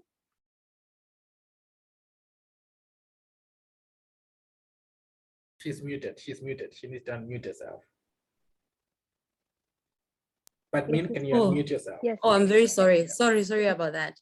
Yes, the second one is the power of integrative conversations with members in a client system. Here we're looking at seeking to understand diverse views from multiple sources through an intentional engagement or through intentional engagement across all levels of work. We need to strategically connect with members of the client system to gain these useful insights. And I need to say this, that as consultants or as practitioners, let us not be hung up on being the answer and the solution, and start realizing that answers are there for us to co-create solutions that resonate with the client culture, that resonates with the business strategies, the existing business strategies and the future business models. We often fall into the trap of getting into a client system and behaving as if we know it all. But then you realize that once you have brought up a solution, then you realize there is no ownership of the solution. And in the long run, you realize it was not even implemented. It failed because maybe the senior management didn't even understand your solution, or it just didn't resonate with their organizational culture. And for that, I must tell you, it's not such a fulfilling exercise. The third one is the influence of informal organizations. This, I must say, is the first step to collaborative networks, in the sense that it consists of social structures and social structures that govern how people work together. These are personal relationships, common interest, emotional sources of motivation. Let us be curious to pay attention to these social structures. The words being used are quite critical and quite fundamental in you understanding or gaining in-depth understanding of the environment you're working in. And also be transparent with the cues that you identify. As I mentioned earlier on, it's important that whatever you identify, whether your people, you realize in an organization you are consulting for, there is undertones of anxiety or fear, or the happiness levels or the motivation levels are quite low, or they are quite high. It's important that you are able to communicate back to the sponsor or to the client to say, this is what I'm seeing, what is it that we can do to fix this together?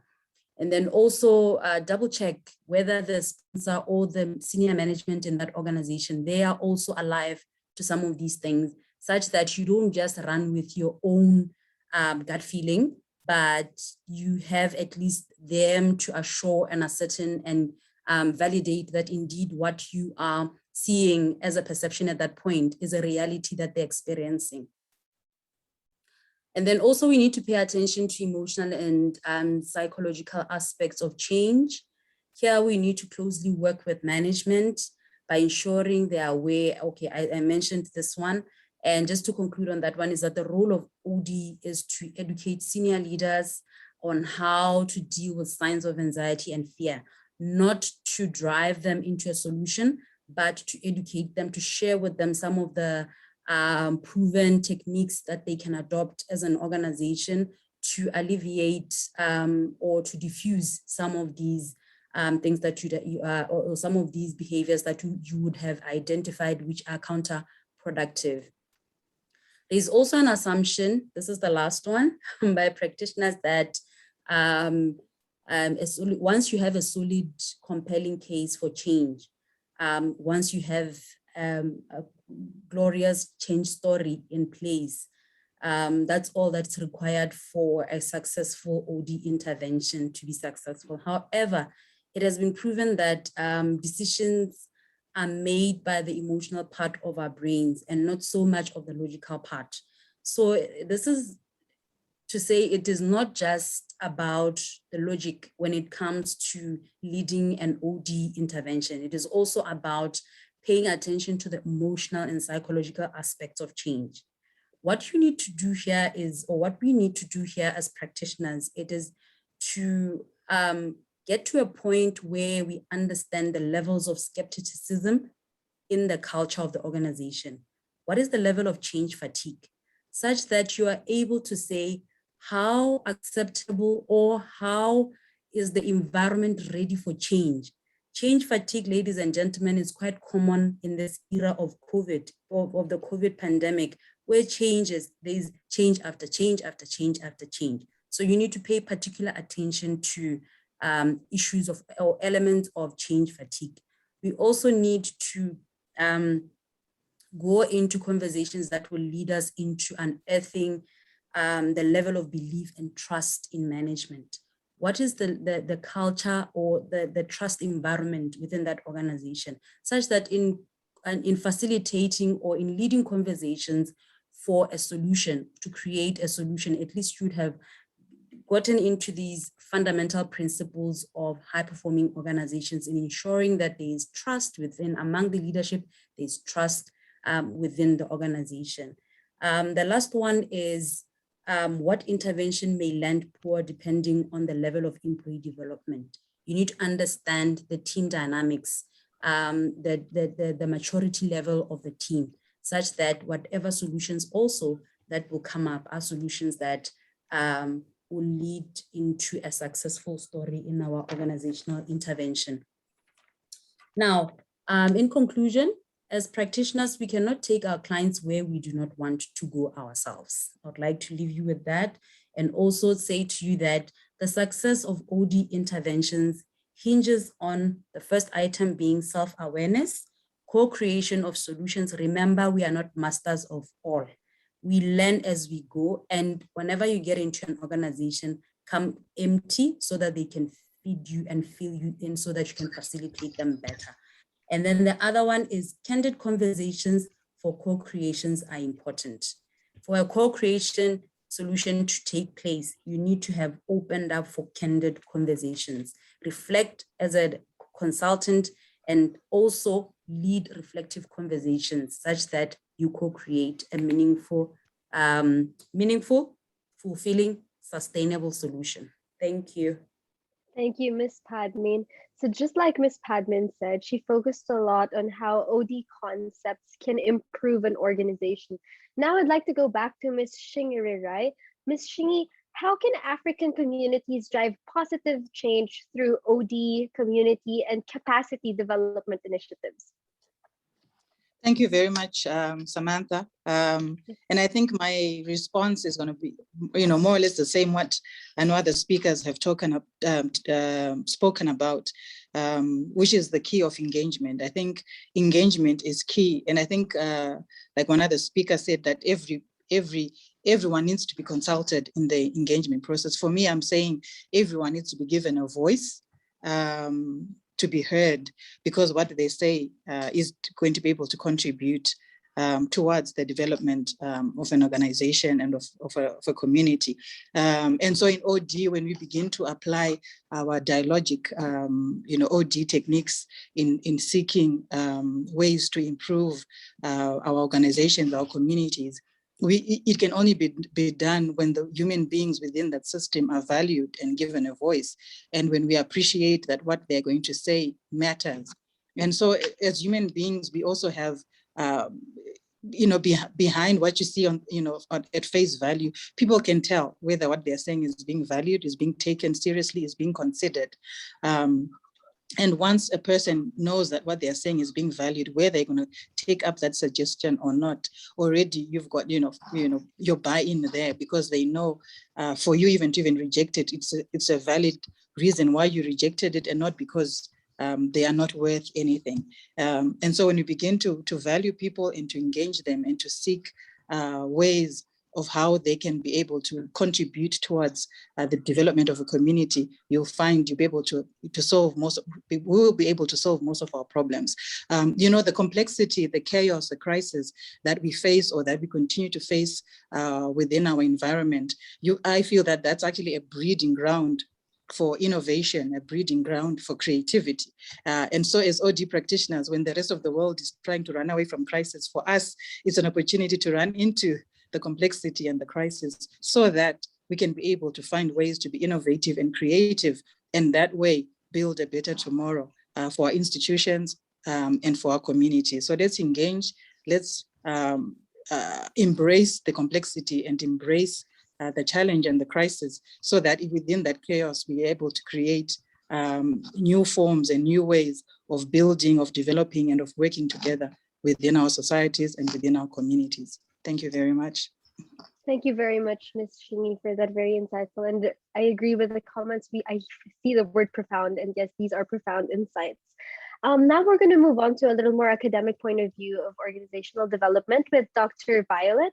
Dr. Violet, if I could just quickly ask you, which skills are required for the workplace, which allows graduates to work in and use the new digitalized workspaces? Yes, thank you very much. I think in the era that we are, issues of ICT, I'm very happy that even those who talked before me have already alluded to the importance of having ICT skills on us. But now, for us to have those ICT skills, we need lifelong learning. You can't learn Zoom today and stop, or learn to use one software today and stop, because with technology, we know that there are lots of things which are happening. Today, you just hear a bank saying, we have updated the system. sorry, we are updating the system. And this tells us and compels us that automation is the way to go. We need then to say, when the students are going through the system, what are we inculcating in them? So agility is the word that immediately comes to my mind. What is agility?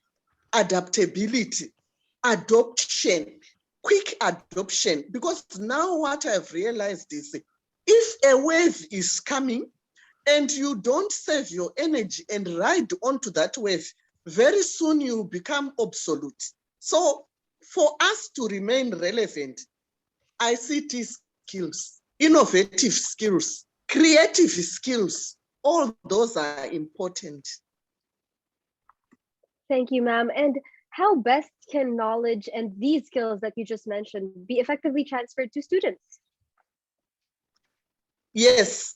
Now, our problem is that in the institutions, we have, throughout the world, the recruitment system is flawed. Because when higher education institutions are recruiting staff, they are just looking for a doctor of what? The specialist area, a PhD in what? A professor of what? But that is, there's something big which is lacking, which even if we continue to carry out studies today, the same problem continues to be raised by students. So what is this problem? So they are telling us that these people, because they are recruited with only the specialist area and content area qualification, they do not have, most of them do not have the professional qualification. And what is the professional qualification? It's the teaching qualification. Were you taught how to teach? So if you don't know, you just assume your best lecturer, you follow your best lecturer who was giving you notes and doing everything for you, spoon feeding. That is not the best lecturer. Let's look at what is supposed to be done. We need to allow students to engage. We need to give them higher order tasks and skills. Which are these? The ones which will allow them to do problem solving, project work, which they can design their own problem, try and come up with a solution for it, research, all those things. Not only that, designing, evaluation, synthesis. What is this? And then the problem, just on a lighter note, you see these question papers, because I'm also a quality assurance expert. I normally do institutional evaluations. I sample some question papers. One question paper will have 5 questions, discuss, even some things which are not discussable. When you try now to find answers, what did you want them to say on this question? Oh, I don't know, ma'am, I would do it. It means they need the professional teaching qualification to know the levels of engagement, because it should be learner-centered and not teacher-centered. It should be highly engaged. Engagement is very important. And then those teachers are like tour guides or facilitators. We should scrap the name lecture. Not only that, let's look at the level of tasks and questions that are being given to students. There's something we call the Bloom's taxonomy, which is guided by our psychology of development. You find people are always being given 2 simple things, 2 simple tasks and questions, which do not sharpen their thinking. So all those get into it, but we need lecturers with professional qualifications who also go by lifelong learning, who are flexible and not rigid, so that they become relevant all the time. Thank you, Dr. Violet. And as a student myself, I'm still currently in my senior year. I completely agree that there are some questions these days that instead of teaching me what to actually do when I am in the workforce, it's like I'm just memorizing a textbook. So I completely agree. But these issues being said, ma'am, what should be done to create a more relevant curricula, in your opinion? Yes, thank you very much. A relevant curricula would start with the skills gap. I want to praise South Africa as one of those countries which I've worked with on institutional evaluations and many other quality assurance issues and standards. You know what they do? Every 4 to 5 years, they do the skills gap analysis. So the skills gap analysis tells them the deficit in skills, and they push them to the institutions who are responsible for the different skills to make sure that if they do not have those programs running, they have to design new ones. If they do not have the new ones or the old ones are there, they have to review them and add new content and skills. I can quickly give an example, please allow me. When we have the MIR, the high magnetic resolution, what in medicine, would you wait to say we will take it to Senate for approval that we need to use this piece of equipment and teach it to students? No, take them to the state-of-the-art hospital. Take it as an example. Who would prosecute you for teaching students of a new piece of equipment under the topic equipment which you have always been teaching? So that's one. But what is very, very key for people not to lose track, it's stakeholder engagement. When I say stakeholder engagement, you need all the higher and tertiary education stakeholders. So the institution, the students themselves, those who are coming from internship, and also those who are on. We don't just say they should evaluate the lecture. They should evaluate the pedagogy. They should evaluate the content and skills. They should evaluate the course and whatever makes up the course and degree program that they are doing, and they give feedback for improvement. But normally it's done at the end. No, it should be done like 2-3 weeks into the semester. We need to do exit interviews for those graduating students. They will frankly tell us everything that does not go on well, and because they are going, they don't care, but they want the institution to improve. And so they will tell us, among the stakeholders, we want industry, we want the legislators, we want, I said the students, I was just illustrating why we need students. We also want, maybe to some extent, those on the shop floor, what I would call the advisory board members for each department or faculty. It's important because these people are on the shop floor. They know the changes which are there. They know the contemporary issues. They know. So why do we leave them out? We need the professional bodies so that at the end, they certify our students with no issues. These squabbles, which I see maybe in these countries where now they wash their dirty linen in the newspapers and media, it's wrong, it's this one. It's not necessary. And actually, I know the blame game that the professional bodies and the quality assurance agencies are blaming the institutions. The institutions are blaming these ones. I appeal to institutions and organizations to move to industry and then try and introduce some bridges and not silos. Then they start these negotiations. What would be a best curricula be like? But the problem is people want to take executives for the advisory board. They will give you nothing. Take people who are on the shop floor, the line managers, they know the things. But one issue before I stop is I was worried when I went for an institutional evaluation in one country. The students told me that, Doc, we have told our professors that in agriculture out there, it was somewhere in the DRC Congo, the employers now want a person with a specialization in horticulture, in agronomy, in what? But we have told them for a long time they are not changing. Why would you not change and do what is suitable for the market? So the students continue to suffer to be absorbed in the industry. Thank you. Thank you very much for that relevant answer and insight, Dr. Violet.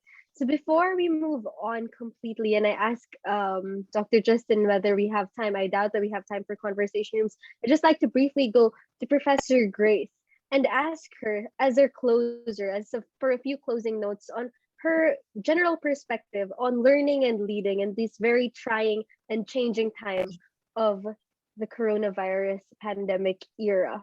Professor Grace, a few closing notes from you, please. I didn't get your question. That's learning and what?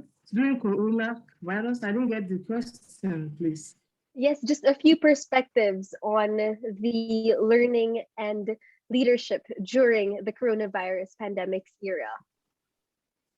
Okay, learning and leadership. Okay, thank you. Yes, thank you, Professor. You said, how can we release the leadership values in us?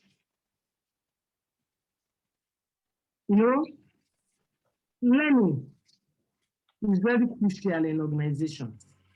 And we have to make our organization a learning organization for us to be able to survive the post-COVID or during COVID coronavirus. How do I mean? What do I mean by learning organization? A learning organization, I hope I'm in line with your question, please. If I'm not answering your question, please you can call me back. Yes, you are still in line with the question, Professor. Please go ahead. Okay.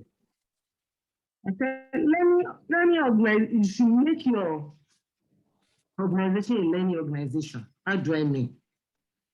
A learning organization is an organization that encourages everyone who works in it or who has contact with it to learn. It focuses on learning habits. And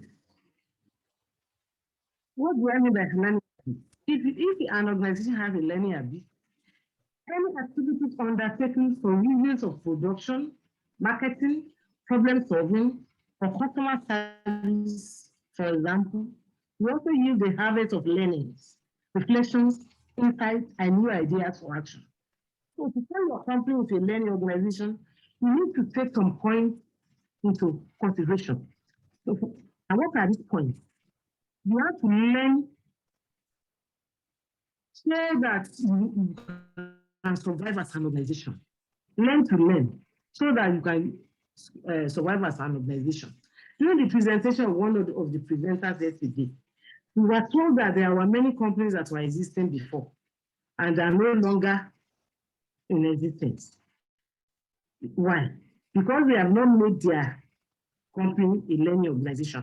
So if you make your company a learning organization, then the company will be able to provide in any situation it finds itself. So also during the COVID-19. And another thing I want you to look into is you should focus on your people as an organization. Focus on the people within. Because a learning organization is achieved only if its people are eager to learn new ways of thinking. If people are not, you don't think of learning new ways of thinking, it means there will be resistant change in any way. And any situation they find themselves, they won't be able to adapt. So that's why people in the organization should be eager to learn new ways of thinking. And people should be encouraged to put beliefs that, to put aside their old mental models. They should learn to be open with others, understand how their organization really works, and be on a shared vision, and work together as a team to achieve a common purpose. So, and another thing I want you to look at is to reflect on your new leadership role. You must reflect on your new leadership role. How do you do this? The manager of a learning organization as a lady, the servant leader, to be someone who is appealing to deeply believes in the dignity and self-worth of people and the democratic principle that a leader's powers are given from those led. So together, manager and staff must develop towards a shared vision based on mutual trust and risk-taking. So these are ways you can survive. Another way is to identify the knowledge you want to cultivate.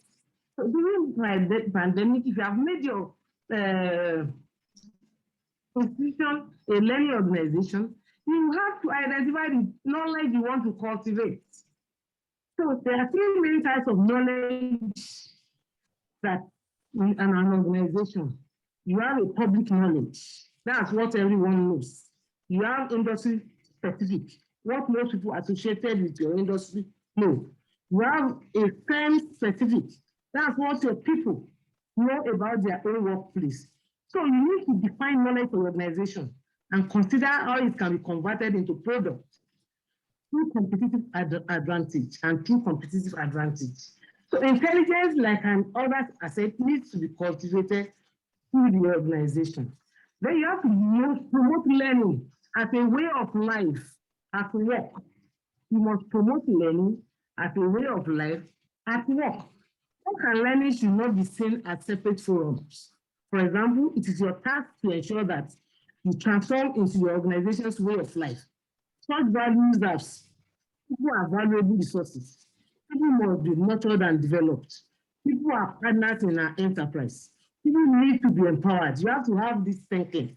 And structures that manipulate and control people are demeaning and outdated. So these things, people should be made to know all these things. Unless such values are lived and modeled daily, they remain platitude. And to encourage growth of human capital, knowledge can grow in two ways. The first way is to unleash the human capital already in existence and channel talents to where they are needed and are most productive. So the first can be achieved by using more of what people know and minimizing mindless tasks, meaningless paperwork, and other unproductive activities. The second implies applying knowledge, using interdisciplinary themes. For example, is one way of capturing, formalizing, and capitalizing on individual talents that might otherwise be lost to the organization. So you have to promote a passion for experiment and risk. That's another thing you have to look into. You can encourage learning through a work culture in which experimentation is valued and mistakes are accepted and promoted as learning experiences. You should reward risk-taking. It will be difficult at times in the interest of learning and progress. You need to be prepared to take a back seat. So you should reward risk-taking. And also you need to note, you should note that everyone reflects on practice. You should be conscious to evaluate and meet the company's goals, norms, and values. You should have everyone experiment and question, searching for new strategies for innovation and action. You should use teamwork and group approaches. You should focus on self-esteem, self-discovery, and self-directedness. You should value the whole person, including feelings and emotions in learning.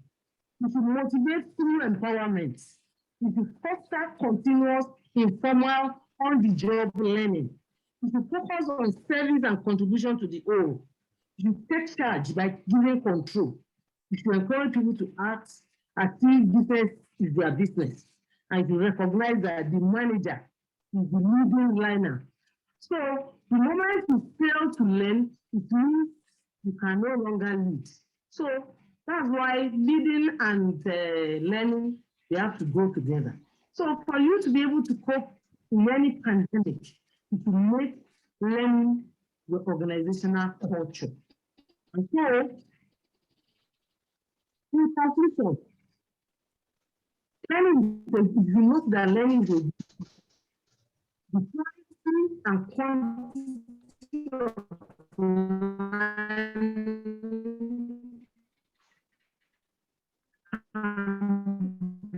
Professor, your connection is starting to break up.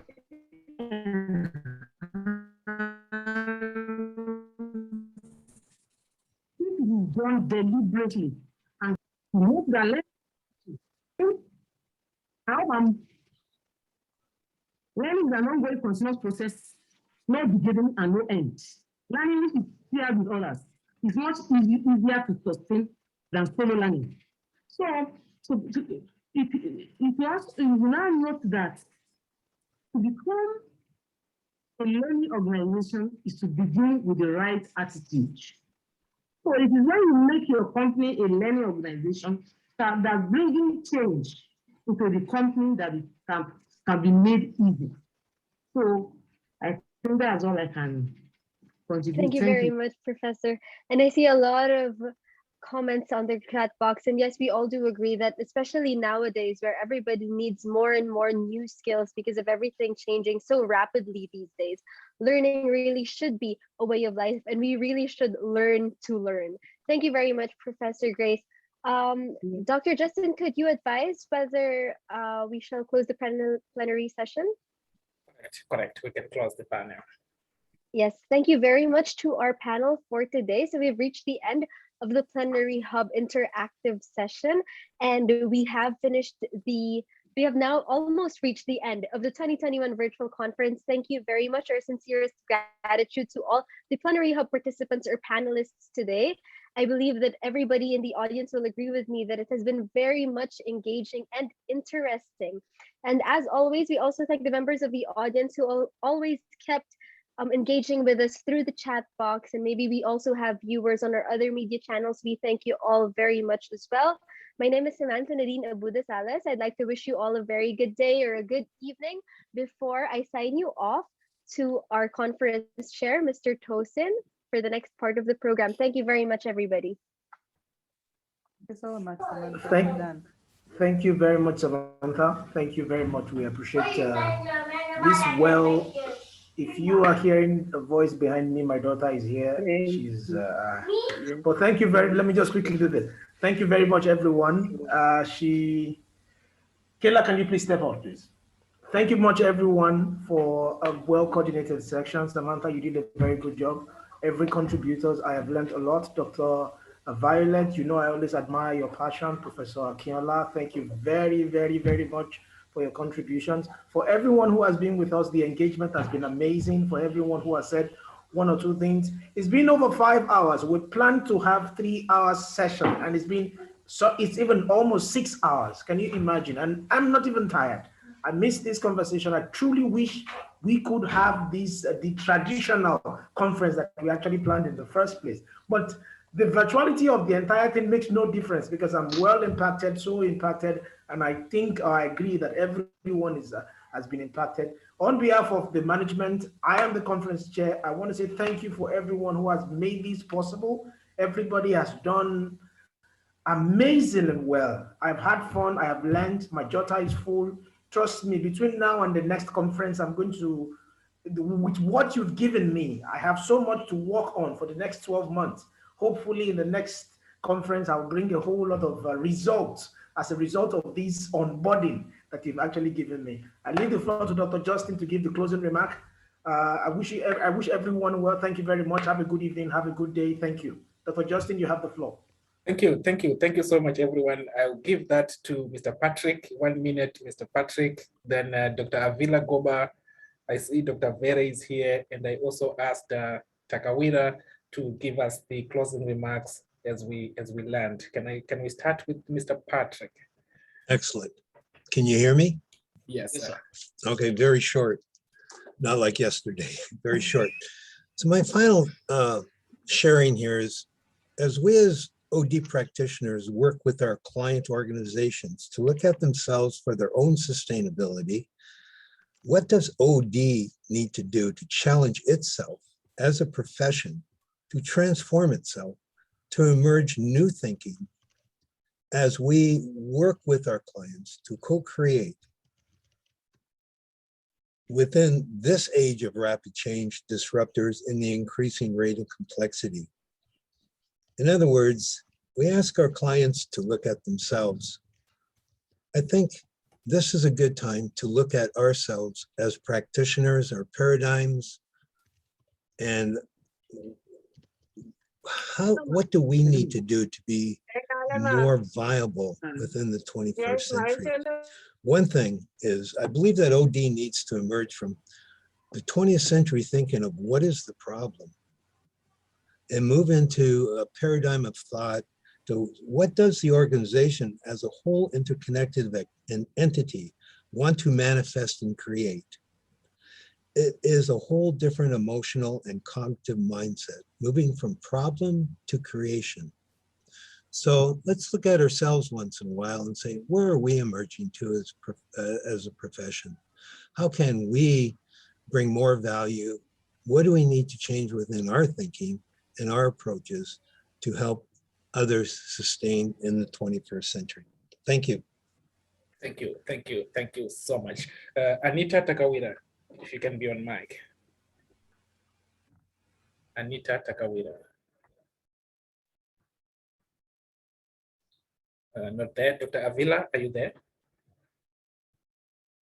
Dr. Goba? Yes, I am. Go ahead. Good evening. Did we lose something? Yes, go ahead, Dr. Avila. Okay, sorry, I didn't get the question. Just a closing remark, key insights as we try to close. Okay, thank you so much. Thank you so much for this very, very fruitful, conversation. I really enjoyed every bit of it. And what I loved most was that we are talking of real matters that we are facing with, especially during this pandemic, which matters would also maybe kindly ask, God to intervene and guide us with the Holy Spirit so that we are able to move from this, what they are calling normal to a normal at some point. Otherwise, I enjoyed every bit of it. And of course, my special thanks to my supervisor, Dr. Christine, for saying such good things. So did everyone else. I was so happy. Thank you so much for allowing me this opportunity. Thank you. Thank you, thank you. Dr. Vere, are you there? Dr. Vere. I was here a few minutes ago. Dr. Vere, are you there? He's there. You have to unmute yourself. I think you have to check if you can hear me. But I see Cherry. Cherry, I understand maybe from Philippines. If you can say something, then Prof. Chijoke, and then we close. Cherry Balungai.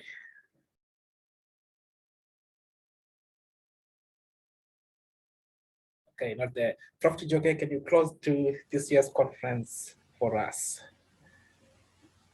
Prof. Chijoke. I can hear you. Prof. Chijoke, are you there? Can you hear me? You have to unmute yourself. Hello, are you talking to me? Yes, Prof. Chijoke, give us a closing remark. Okay. I want to appreciate everyone that have been around for the past 2 days, though most times I joined late, but all the same, I've really learned a lot from all the speakers. And I want to thank the chair, conference chair, Dr. Tosin, for a wonderful job, for a seamless and very successful conference.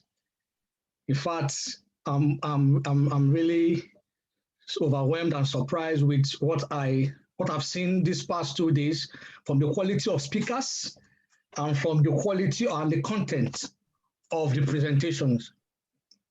On this note, I also want to thank Dr. Justin for the amazing work he's doing, and all the board members for leading the change, for leading a